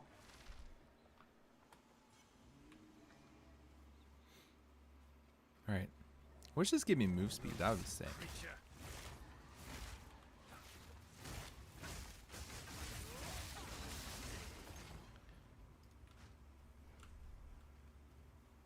Welcome back. Welcome back. Thank you. Thank you. Oh, I see. Hydrate and stretch. I did both of those. But I'll do it again. And then we got some water. Perfect. I do have to go to the bathroom, but there was someone in the bathroom, so we're going to wait a little bit.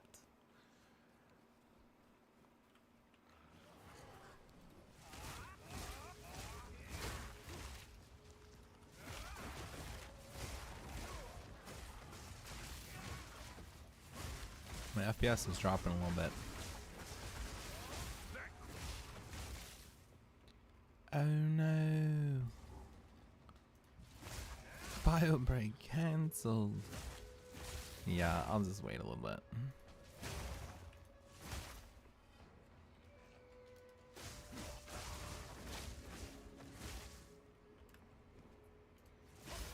I almost wish the dodge wasn't a roll. Or like if you back dodge. I wish that they had like conditional animations based on which way you were holding. Like if I was holding left, I wish it would like, instead of a side roll, it was just like a little like hop. Or back, it was like a hop. And I wish like front was like a roll.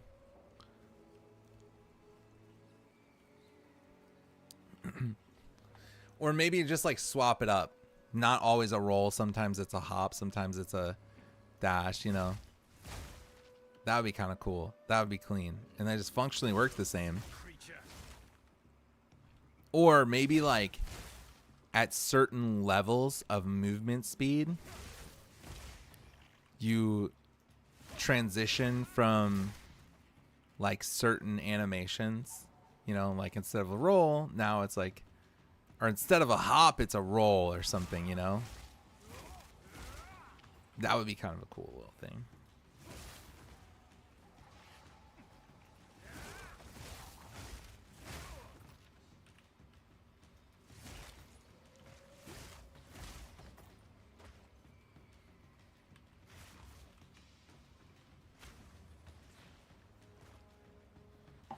Yeah, I remember having a long conversation with Tranos about Diablo The mighty fall. and how it would be cool if all of the animations had like unique to the class, you know? Like in Diablo 4, you get mount animations and you know, you have mount dismounts and mount abilities or whatever that are all very specific to the actual class. And it's like, man, take that idea and expand upon it and push it into like different things like that. Like that'd be cool. Stay back, maggots. Oh my god, did you see that fucking Herald of Thunder pop right there? That was sick looking.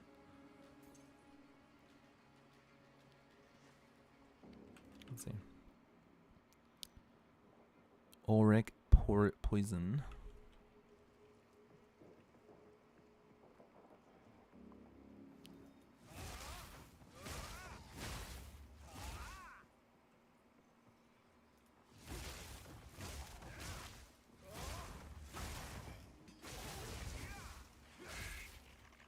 What is this orb around me? Trying to read what that is. I actually don't know what causes that.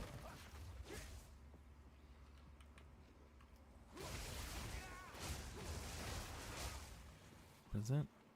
Innervate.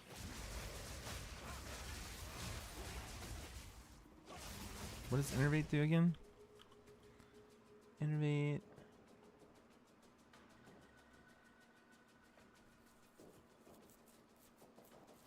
Oh. I kill a shocked enemy with a charge staff attack, I get 35% more attack damage.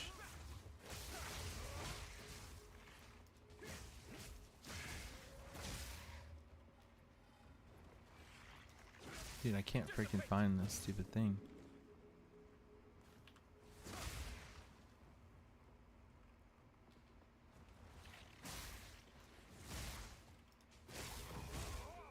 I would love like a little blinker dash, man. That would go a really far way for the feel of the game, I think. I understand you got the dodge roll, but that's what it feels like it's missing. It does. I wonder if they're just gonna add it.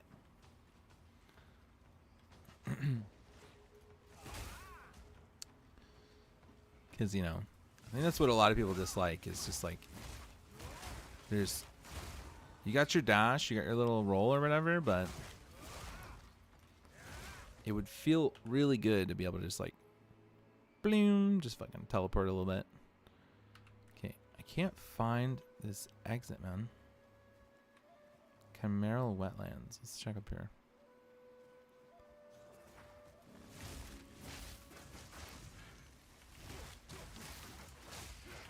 Meet the dreamer.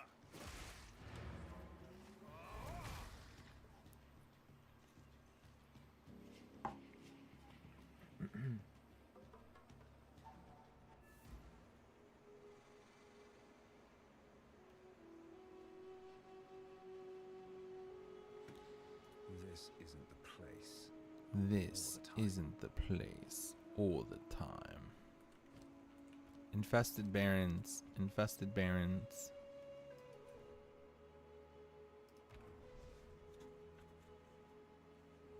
I want to access a waypoint. I want to access a checkpoint. And I want to look. There's jungle ruins. Maybe it's right here.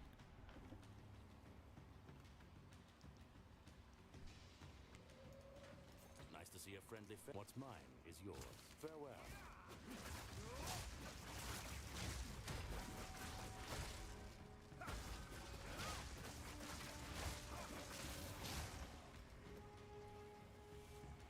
Solar amulet. You're keeping well. What's mine is yours. May fortune favor you. Not really sure. Maybe it's down here, huh?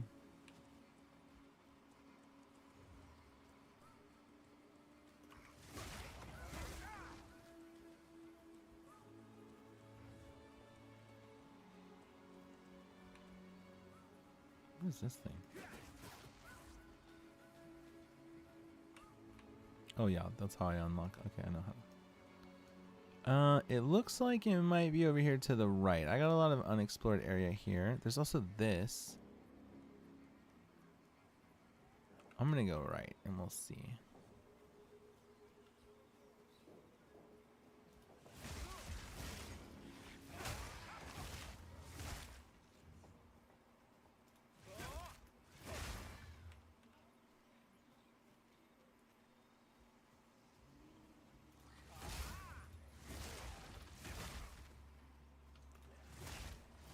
Okay.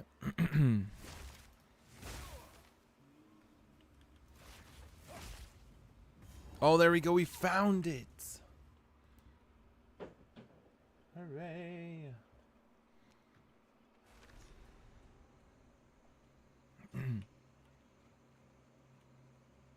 What wondrous sights. Loathsome creature.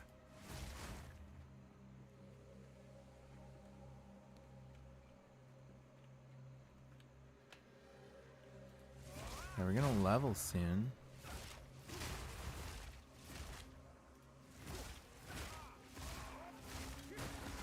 Back to the sword.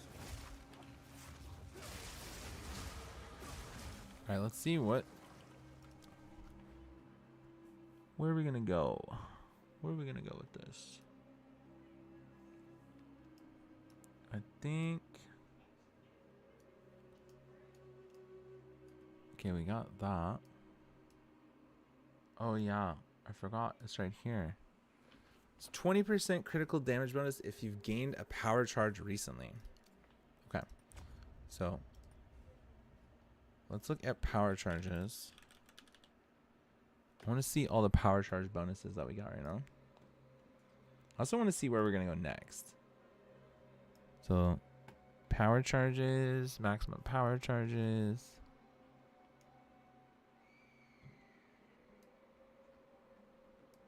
Oh, dude, we get all these bonuses now.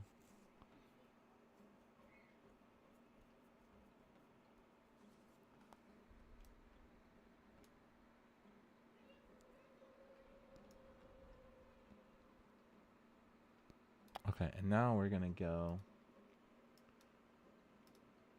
up 3 and to the right. So now we're going to get 30% elemental damage if you chilled an enemy and 30% elemental damage if you've shocked an enemy. That's where we're going next. Okay, and I kind of want to read a little bit about charge staff. Buff grants 1 to 12 added quarterstaff attack lightning damage. Damage per power charge consumed up to your maximum power charges. Buff duration is... Okay. And then the shockwave converts 80% of physical damage to lightning damage. Consume all power charges and infuse your quarterstaff electricity, adding damage and lightning shockwave to your quarterstaff. Reusing the skill and the buff odds to the buff is active. Adds to the buff's duration and damage. Can I just continue to build it up? I don't think so, right? That would be crazy. And we want to look at Falling Thunder.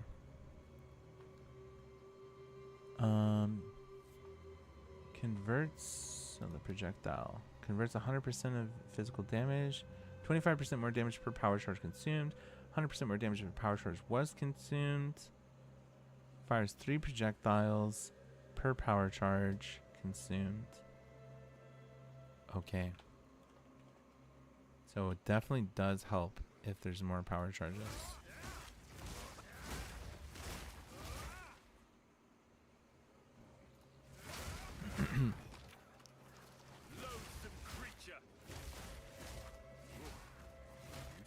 So now we got 6 power charges.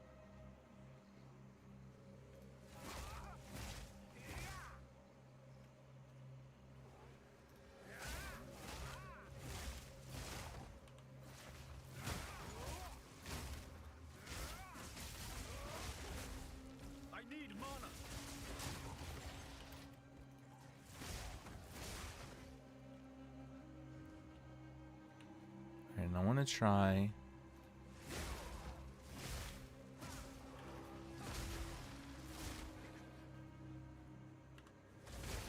damn, bro. That looks fucking sick.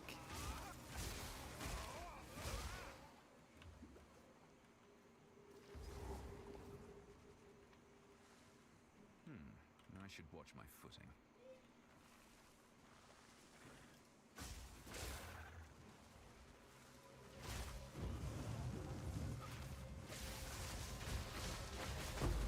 Tire of this wretched place.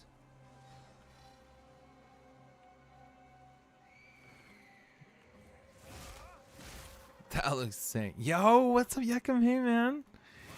Hello. Look at this monk. I know, I'm playing a monk. It's really fun, actually. I'm kind of ramping right now, you know what I'm saying?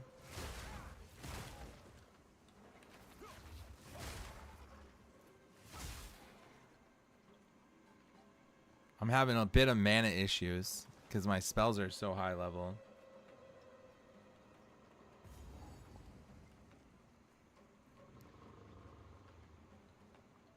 Alright, check me kill this boss, though.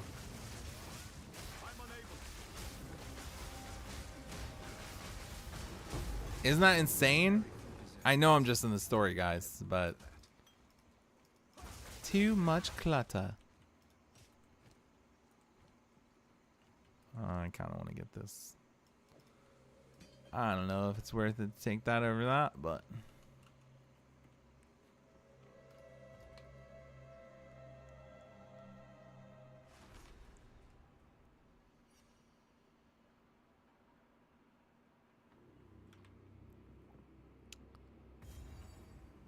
okay, let's go back to town real quick.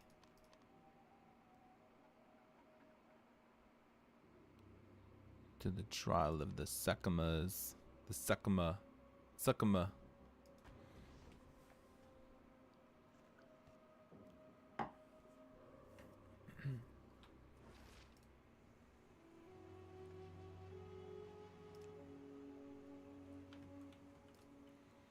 I'm feeling good, man. I got my build is online.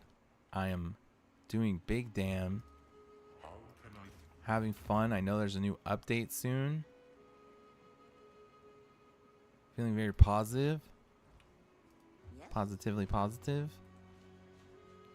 Let's go to the salvage bench.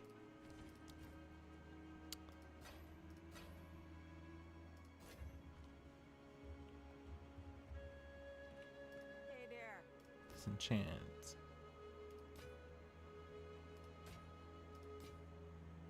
Nothing too crazy. It seems pretty good, actually.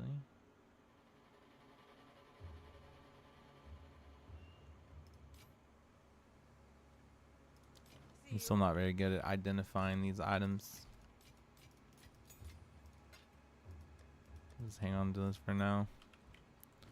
I gotta sort my inventory at some point. Okay. So now, let's go teleport back.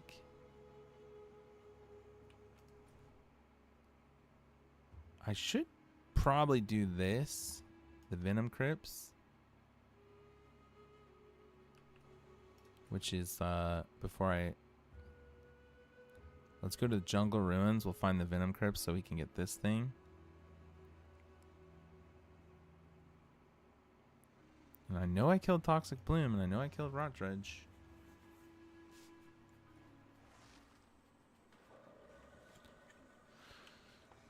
Okay, let's do the Venom Crypts.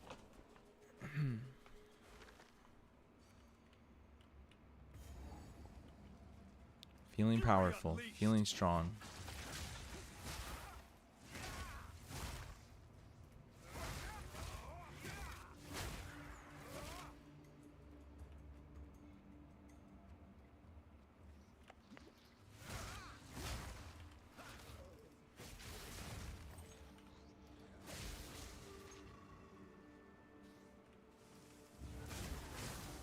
Advanced stitched gloves.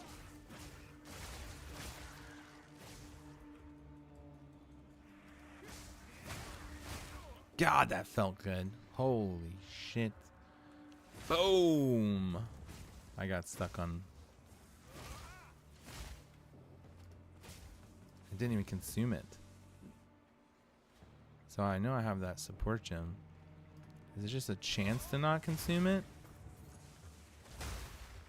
Or is it just not consume it once? 35% chance not to remove charges, but still count as consuming them.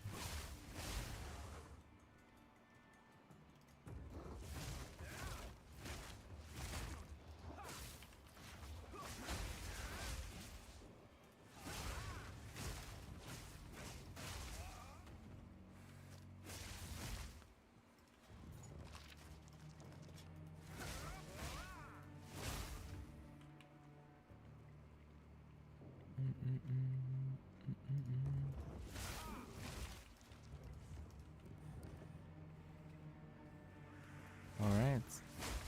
We are looking for... I forget what's in here, but it's like a little power-up, I think. And... yeah. I like going around and collecting all these.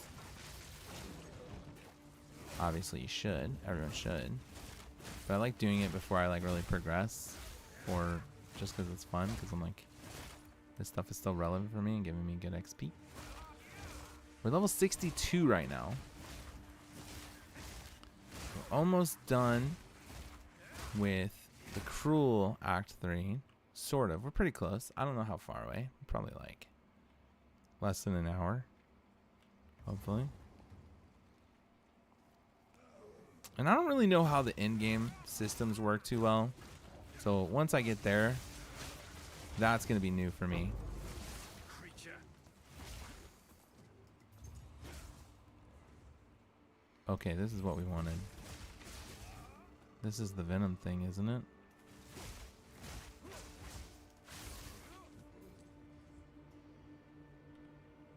Maybe not. I thought it was.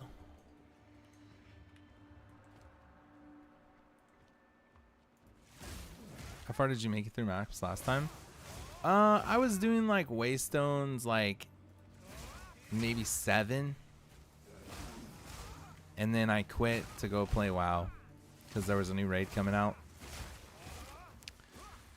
And now is my first time really getting back into it. And I decided I want to make a new character. Because I wasn't really vibing with Blood Mage too much. Honestly. I might try to dip back into Blood Mage, but try a different like set of abilities. I was doing the Fireball, Ice Wall, Comet thing, and that got nerfed as well. It was pretty fun. But I haven't really played it since it got nerfed. But yeah, I was doing like I think T7 was like the highest I did. I'm pretty sure. And I had no fucking clue what was going on, I'll be honest. I didn't really grasp like the end game very well. I knew like you have the towers that you buff up and they buff up everything around the maps or whatever, but I never like got to like doing any in-game bosses or any of that stuff. So I'm gonna probably like, my plan is I'm gonna try to finish the campaign and then, you know, slowly work into figuring that stuff out.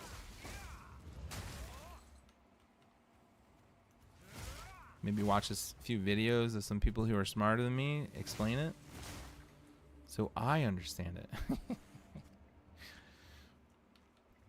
And then just fucking jump in and try to figure it out. And yeah, and figure out, because I don't know how much that stuff's going to change. I imagine they're probably going to change the end game pretty significantly. Like, from what I remember, most people were not happy with it. Like the whole the way the maps worked, how like, yeah, you had to like kill all the rares. I don't know if it works like that still, where you have to kill every rare.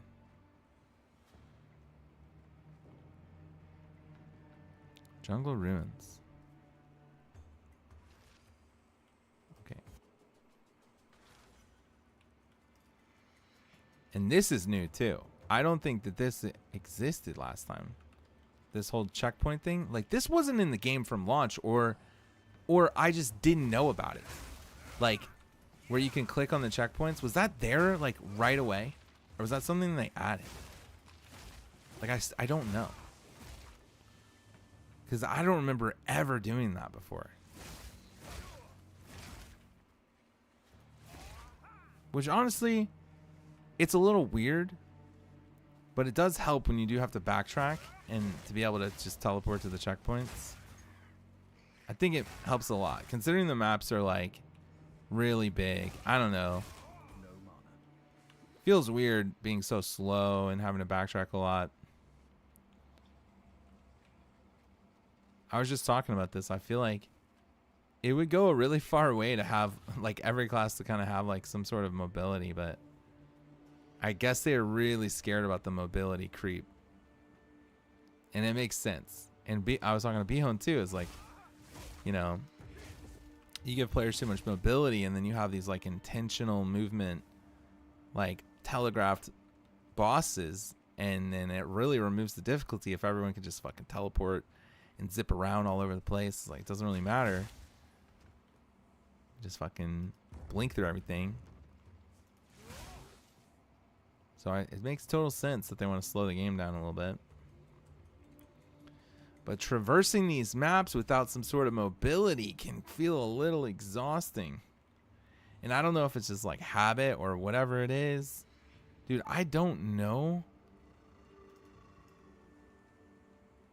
I must have done this one. Like,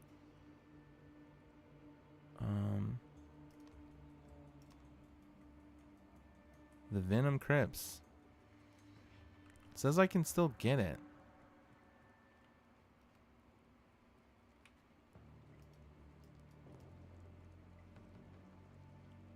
Guess I'll just keep exploring. I wasn't sure. I don't know if I did it or not. This is kind of exactly that situation, right? Where it's like, this kind of feels a little bad because I'm just backtracking so much, trying to find like something very specific in this giant ass map.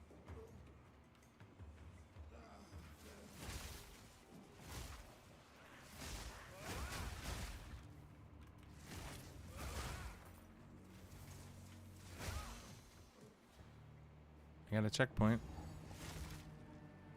Ah, here we go. This is what we were looking for. Okay.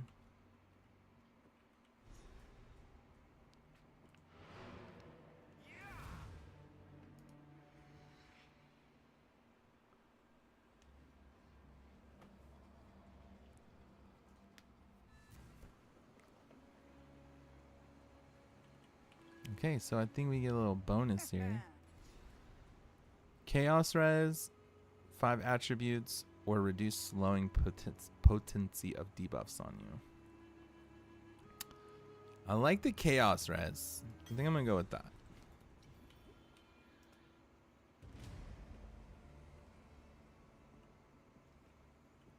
Salvage. I must restrain myself. Hey there. Keep your eyes. Take your time. I'll take Keep it. your eyes think. Take care. Boom, boom, boom. Okay. All right, now we go back here. Or do we try to do the trials? I don't know. Not sure. Toxic Bloom we did for sure. All right, let's go in here. We're looking for Blackjaw. Now this is a find. A bow ruin that hasn't been looted. I like Alva. She's cool. She got some personality.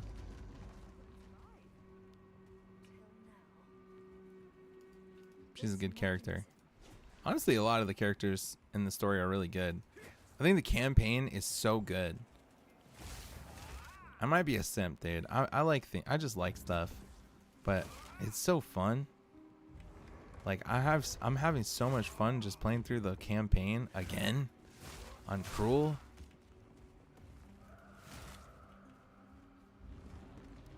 And like, which is weird because, you know, usually it's like the end game is the part that's insane about PoE, and the campaign is like, I just gotta get through this as quickly as possible. Now I can start doing maps. Meet the dreamer.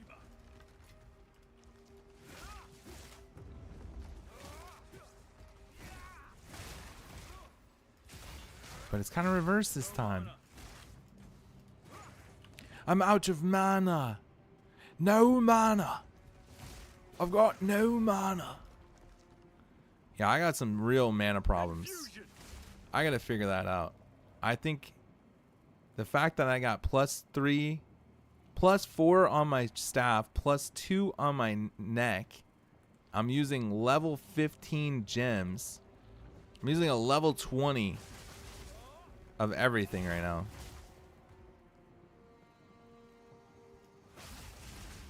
Is making me out of mana. It's really not too bad unless I just hold it down forever. And I just gotta chug mana pots.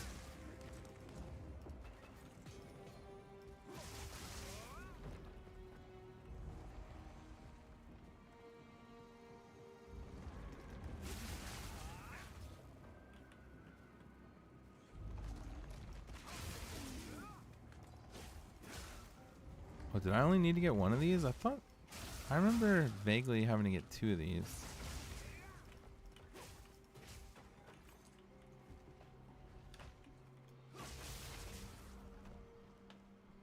Maybe we need 1. Maybe it's only 1. We just did a full fucking clear in the zone right now. Hello, Alva.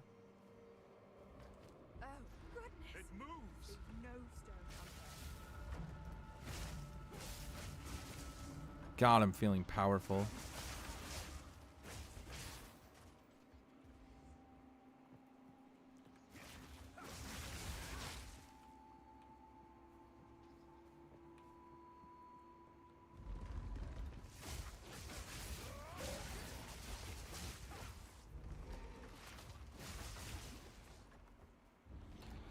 Yeah, I'm glad I dropped that staggering palm ability. Like, that felt pretty fucking horrible to use.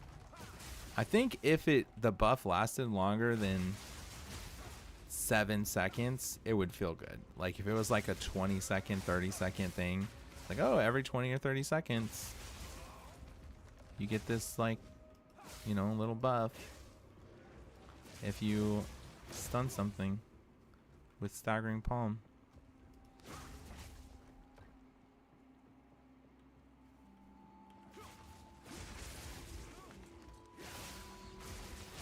But as it stands now, it just felt too much to maintain. Honestly, even 20 seconds would probably feel pretty annoying.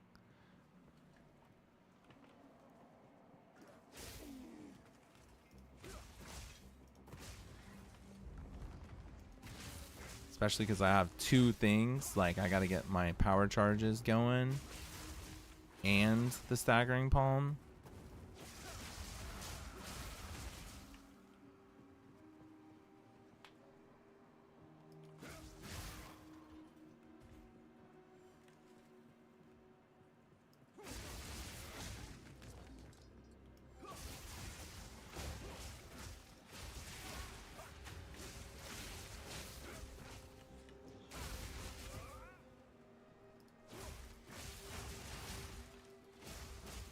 Yeah, I wonder what I should transition into. If I should do like Ice Strike, or if I should go into more Rolling Thunder, more of this, like just build this up as much as I can.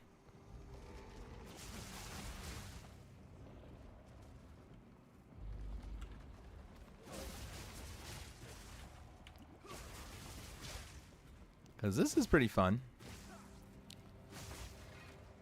I'll be curious to see what like a real in-game realized version of this is. Like, can you make this Tempest Fury, like what the charged staff part, like this part right here? Can I make that further? Like, that would be crazy, huh? I gotta solve mana. Gotta figure out how to get more mana. Not more mana, but like just not use as much mana. I remember that being a massive problem too. Before last time, it was like, yeah, you get your skills going up like real high level, you know, plus the skills and stuff, and then, you know, and then you're just fucking out of mana. You're just instantly out of mana. Brutal.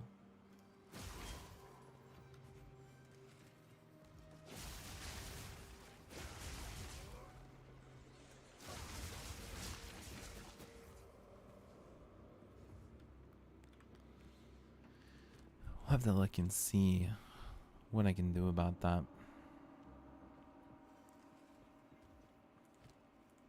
Or see how they solve that.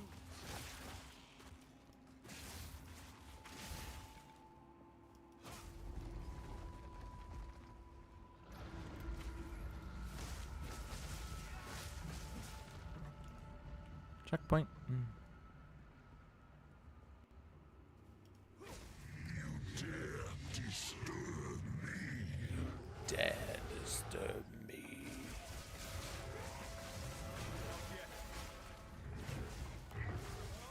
I'm out of mana. Just crazy fucking damage though, guys. That thing. It fought with the ire of a mortal man. Just insane fucking massive dick damage.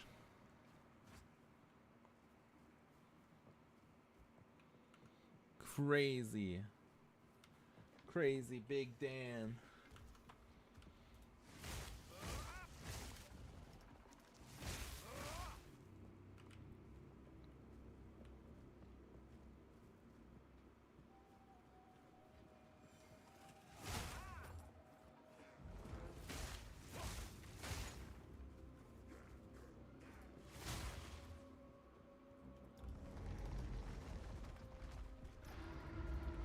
I love the aesthetic of this last act. I think it's so cool that like ancient technology, dude. Ancient, like it just reminds me of like Atlantis style, like lost civilization, but like crazy technology, and this like Iron Man character with like Doriani in the at the end here. Fucking awesome, dude. Did you ever get to Act 3, Doink?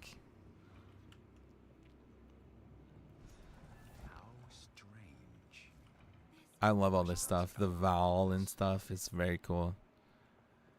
Dude, man. This is my favorite act, I think. I really hope whatever this update is, like they give us more acts right now. Act 2 boss destroyed my life. Oh my gosh, Act 2 is really the hardest part of the entire game. Like it really is. Like whenever you get to you know, what is it? Yeah, where you're on the caravan and stuff, like yeah. That is the hardest part of the whole game. It really is, because you're weak. Like you don't have a build yet, and the monsters scale up like pretty hard at that point. Like things start to get hard at that point, and you just still don't have a functional character. You know? Like you don't really have any synergies still. Like you're still just fucking weak, and the game, and it starts to throw a lot of enemies at you at the same time, and you start to like not be able to do enough damage to them, and they surround you and stun you and kill you over and over and over, and that's like, and it's brutal. But you go through it the second time, and you have a character, you have a build, you're strong, you can deal with a lot of enemies at the same time, and then it's like easy. It's like, well, okay, well, this isn't hard anymore. It's very interesting.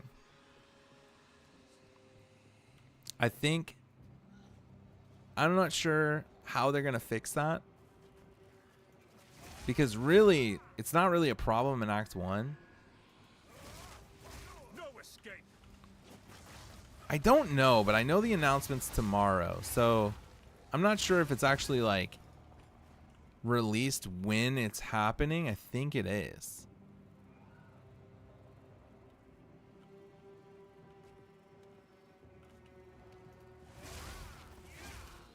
Yeah, I finished the season pass or whatever, but I did not continue to grind for the crow. But it's mainly because I died. I died twice, and I was trying to play hardcore.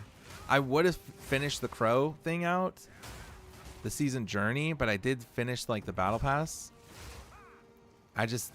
I died multiple times. I died on my barb. I died to a DC on my barb. Oh my god. I had my barb cooking, bro. My barb started cooking. I started getting crazy. I finished all the things I need to finish. Like, and I started cooking, and then I fucking disconnected and died and lost my character. What was the first character I made? I think it was a rogue. And I can't remember how I died. But yeah, I died twice.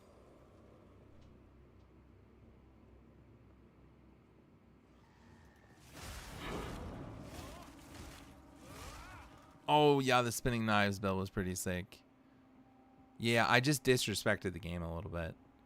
I was going way above where I should, and then I died on my rogue. That one was totally my fault. And then the barb, I fucking disconnected, and then I died, and that sucked. And then I was sad, and then I made him necro. And then I was still sad about dying and losing my character to a disconnect that I didn't really play. I also lost my mythic unique when I died on my barb, which sucked. I was like, it's fun to re-level in Diablo with mythic uniques because you're like crazy insane. And I lost that on the hardcore character. All right, let's see, where are we going here? I think up here, right?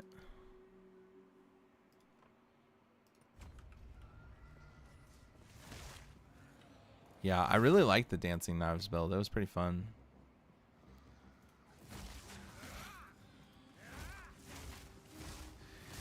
I don't know what they're going to do for the next season. I'm always excited for it. I had fun.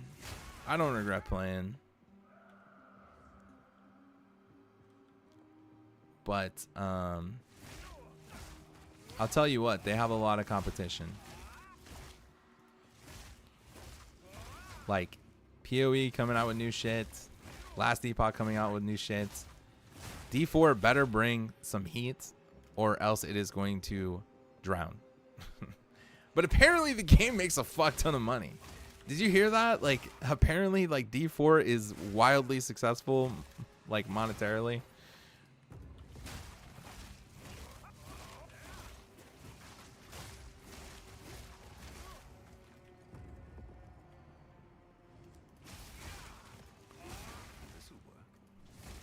It is unfortunate. You want them to suffer, dude, so they change, right? Well, you know, maybe they will chill out and take a more like widespread approach. All these goobers spending so much money in the shop. Yeah. They just overprice everything, man. I wish it was like, honestly, the battle pass is pretty like value for the money, but it's, I don't know.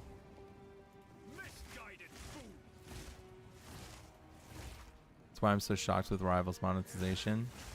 Well, it's always the same story, guys. Like, they start off slow and then they rail it in. They rail ya at the end.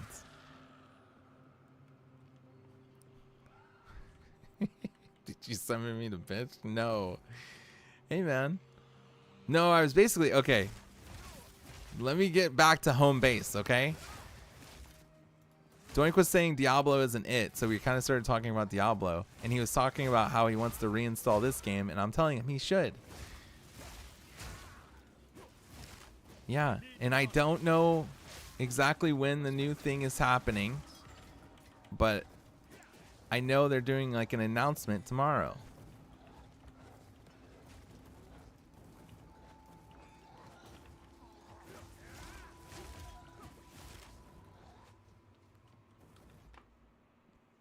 Like, who the fuck gives away in-game currency for playtime? Genshin. Genshin does that. Probably the most horribly monetized game in the world.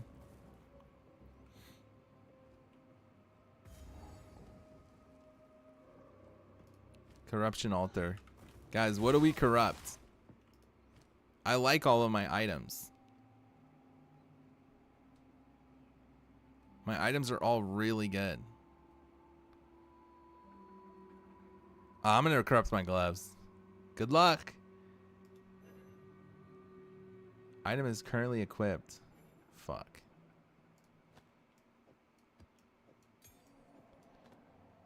Please be something good. Please be something good. Please be something good. Please be so 65 live triple res. Corruption. So unpredictable. I don't know what happened to it. Doesn't look like anything changed.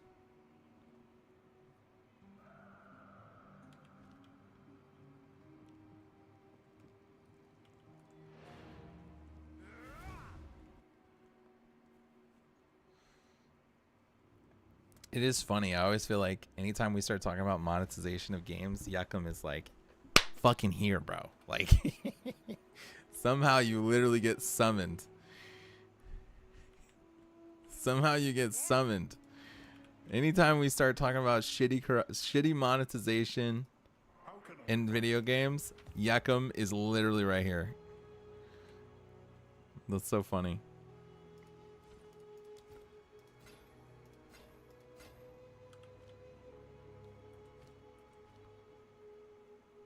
I had a pin in my stomach. I knew I had to answer the call. It's so funny. It's to the point where I'm like embarrassed, you know? I'm like, no, Yakko, no. We're playing PoE right now. I'm not playing Diablo. I'm playing PoE. Look, I'm doing cool. And then it's like, oh, no, but you're playing PoE 2. This is PoE 2. This isn't PoE 1. Fuck. Hey there. Some odds and ends we... I'll take it. Hey there. Be wary.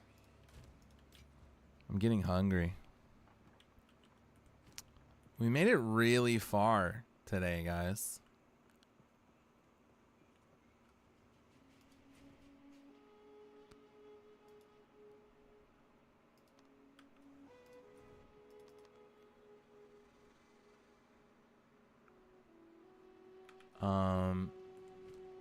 Wait, where did my quest items go?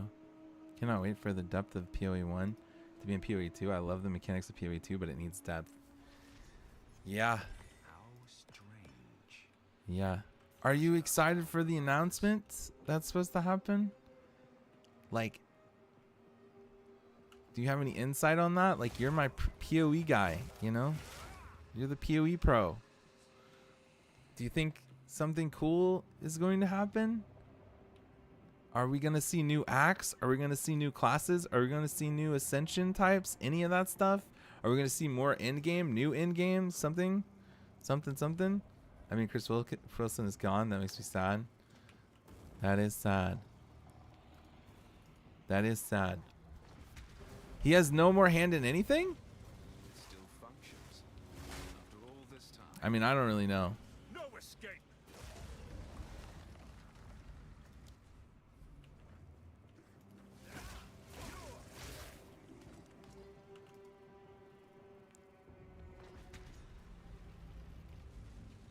That should be enough. Back to the central chamber. Back to the central chamber. It's weird that you can't take a checkpoint to a waypoint.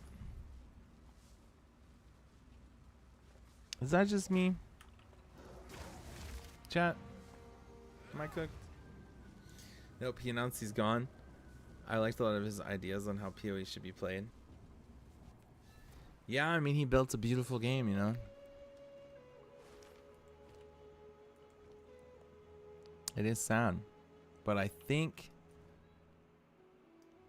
I mean, I trust the team. I trust the vision. I'm excited to see where it's going to go. A lot of people didn't like his ideas, and I don't blame him. It was very much like ruthless, right? Like a lot of ruthless stuff. He chose to limit a lot of quality of life out of the game. Yeah.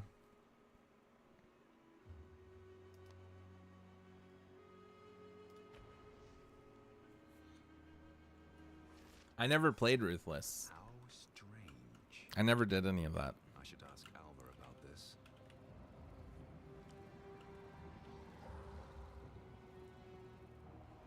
Hello, Alva.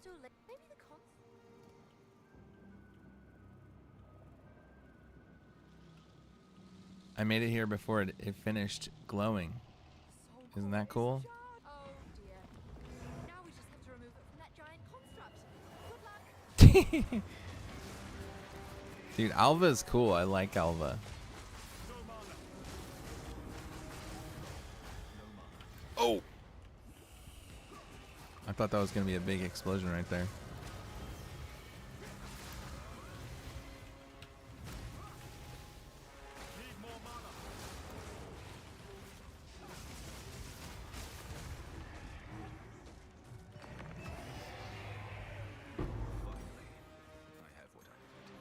Cool.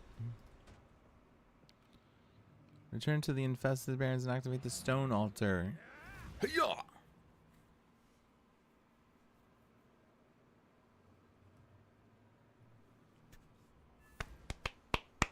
I'm excited. I'm not sure when it's going to happen tomorrow, but I'm going to plan to stream it and react to it like a weirdo. I'm excited. It's going to be fun. I'm excited to get back into PoE 2, man. I felt like I had an experience that was cut short because of World of Warcraft. I did, yeah. Yeah, it's pretty cool.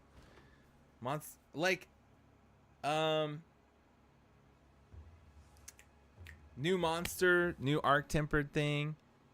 Reacts content, Bora's watched. GG guys.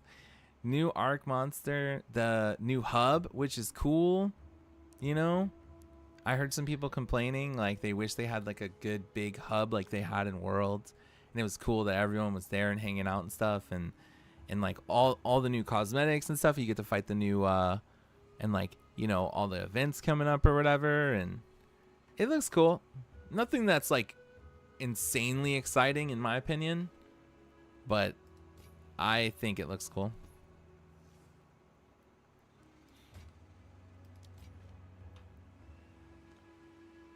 100% chicken nugget contest. Guys, I'm doing it right now. It's happening tonight.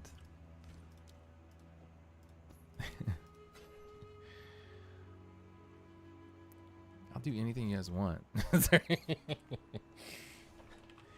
Okay. Doriani. Alright, where are we going? We gotta go to the infested barrens. Hey, yo! Alright, let's get sending the nuggets to Bora. You know, I used to have this thing on my stream. It was called Treat Stream. And it was basically you could send food to me. Like, it wasn't even like an accept thing. I think there was a cooldown. But it was like, hey, you want to send me food? And quite like a few times people did it. Like probably like a total of like 5 or 6 times. And most of the time it was pizza. I think almost every time it was pizza except for like one of the times.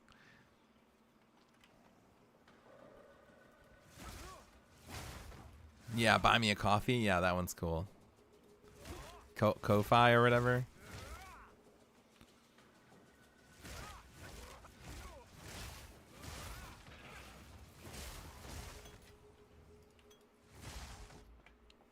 Okay, Bora, I have an idea for content. Let me know what you think.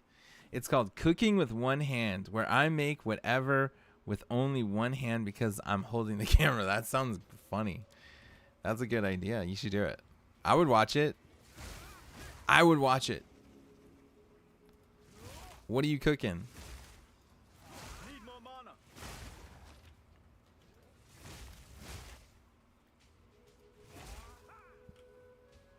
Mayo wraps. What the fuck is a mayo wrap? It's a tortilla with mayonnaise.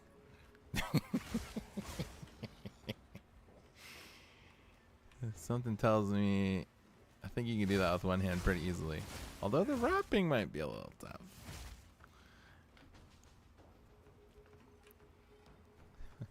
That sounds disgusting. Foul creature.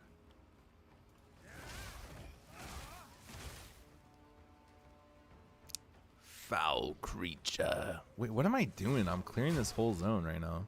I don't want to clear everything. What am I looking for? I'm looking for the water. Isn't it near the waypoint? Sometimes I just be doing that, guys.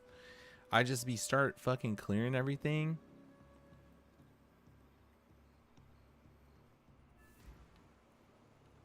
I'm trying to get good. I want to be good at PoE.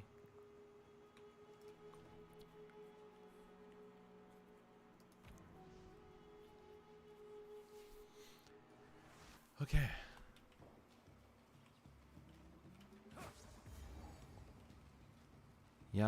We gotta go this way.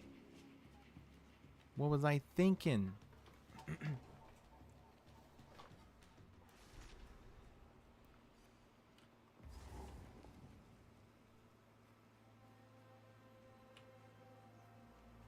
I wonder how much health I should have right now. I feel like I have a lot.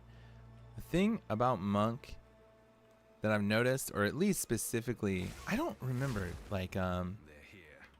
Just as serving. did they remove like a lot of defensive options off the talent tree? Because I feel like I have no fucking defensive options on my skill tree. On my passive skill tree. They still work. My defensives are kind of fucked. Oh, I want to play a Sork. That's what I'll play next. I'll play a Chrono Wizard or whatever. I want to try that. Or no, I gotta resist. I think I'm gonna play Warrior. I'm gonna play Warrior next. As like, dude, I always lag in this zone. I don't know what it is. Something about this fucking zone lags the fuck out of me. 9k ES and 4.5k each HP. That sounds insane. You sound very tanky.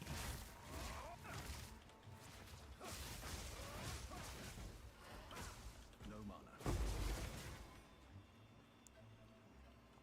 I want to try Warrior. And I want to try a Ranger character.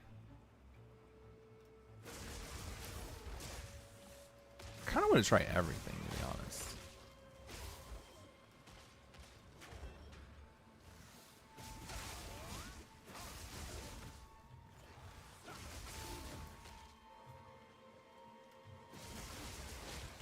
I love how much more digestible the game is, though. I'll be honest. Like, it's way less overwhelming to just play something and learn and feel like I'm not missing 100 things.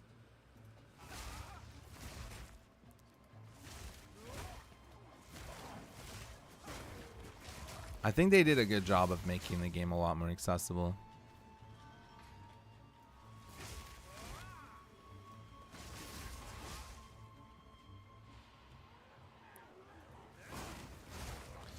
But maybe, like you said, we're lacking depth, you know? Maybe we're lacking, maybe I'm just a pleb, bro. Like, maybe the game needs more depth. Give it a few years, it'll become a mess. Yeah. I'm sure it probably will. Whatever it does become, the base of the game is way more digestible, and it's actually genuinely fun to go through the start of like a campaign. And you know, it's a little rough in the first 2 acts, but like once you get past that part, it becomes super fun.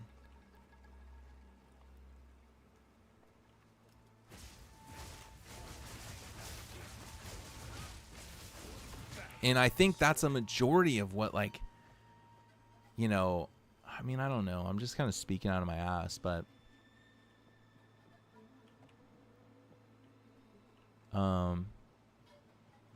I feel like that's something that the game failed at before, was keeping the masses, you know what I mean? Like having that new player an opening experience and like hanging on to those guys and making sure that's really fun so you can convert them into long-term players. Like that's what the game wasn't doing very well before.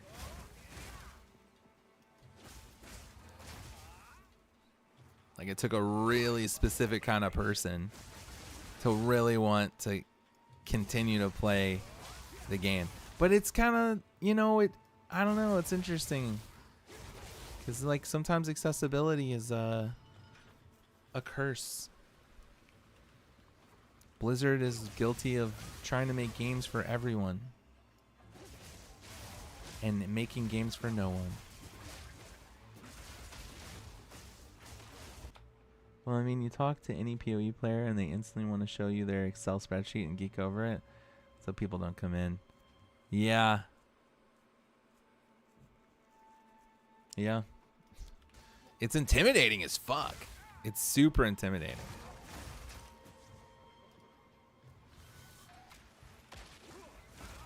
But I think generally, like, most of the way it functions now is just better for new players now. And hopefully they can find the depth without sacrificing that part of it. Without sacrificing, I think it's just end game, you know? I think they need to figure out, clean up the very early game, because it feels really weird, in my opinion. Like, it feels horrible until you get your build going.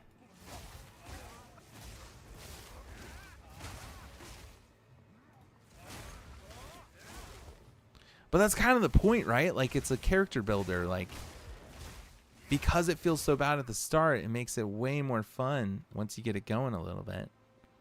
Need more crafting options.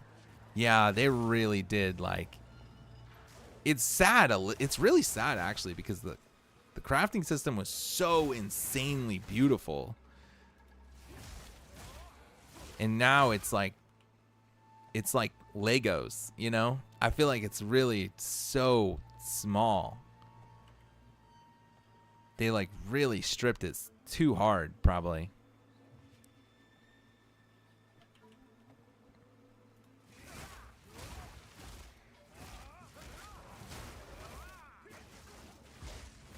Relentless assault.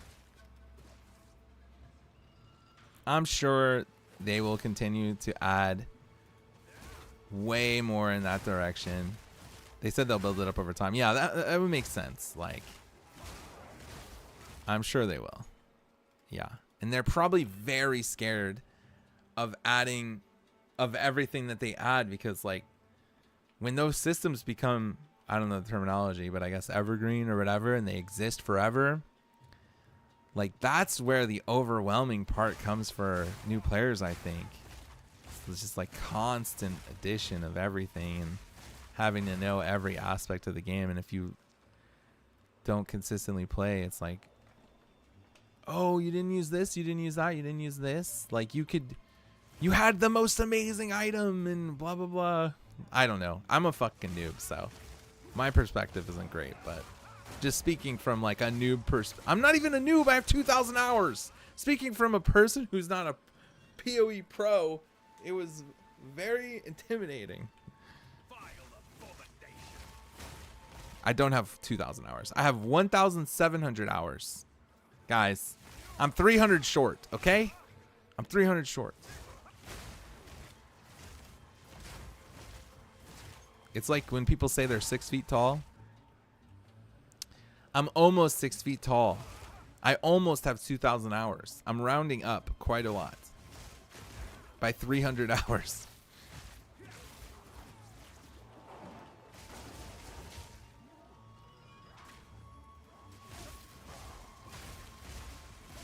I'm excited, dude. I'm excited. I love the visuals of the game. I like all the new, what you call it? I like the new spells and the new looks, the new animations. I like all that stuff. I like the story. I like, you know, the art design. I think it looks great. I'm so excited. You're almost celestial? Yo, what the fuck? Yeah, well, I'm almost diamond. So what's up with that? That's something. Oh, I really legitimately thought you were. Yeah, I'm silver 3. I'm almost there.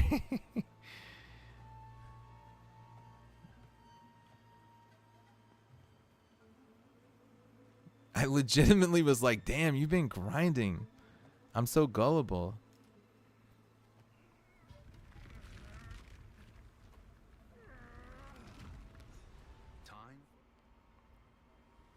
All right.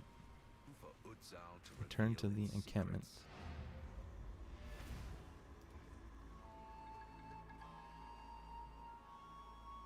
Oh, yeah, you're right.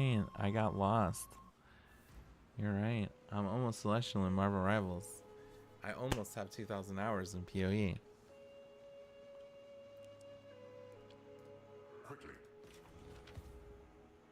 Quickly. Be warned, friend. Their queen. I'm a little addicted to the game right now. Don't drink the water.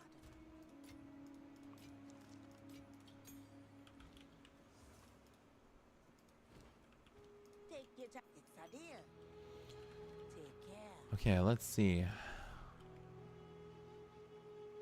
We gotta go talk to Alva. I had no idea how enormous this ziggurat really is.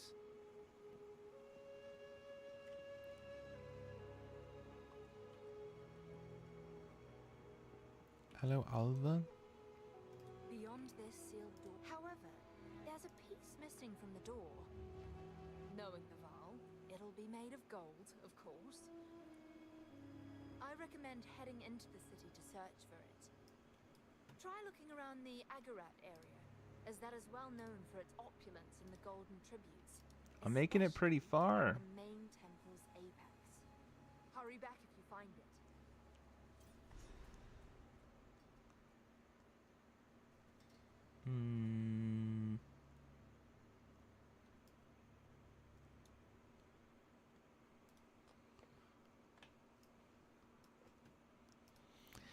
I'm getting really hungry though. I think I might need to stop for now. Oh. Yeah, I'm gonna go ahead and probably hop off. Thank you guys for watching. Thanks for hanging out. I'm not sure when they're doing all the PoE 2 stuff tomorrow, but try to figure out, and I'll stream it if I'm allowed to or whatever. I actually, okay, you got, when the beta comes out, bro, when the beta comes out, that's when all this is gonna, that's when I'm gonna start. I'm gonna try to play a bunch of classes. I'm gonna get a feel for them. I'm gonna probably level up and do like mop beta stuff, assuming I get in, you know. But, and then I'm gonna like try to figure out what I want to play, do some research. Yeah, I'll stream it all. I'll do like mop heavy shit for sure, and I'll watch videos. And I know we're the only ones left in course. You know how it is though. Like, the people who quit are the ones who gets in, and we've been playing every single day and logging in. We're not gonna get in. But yeah, thanks for watching, guys. Thanks for hanging out, and I'll see you guys tomorrow.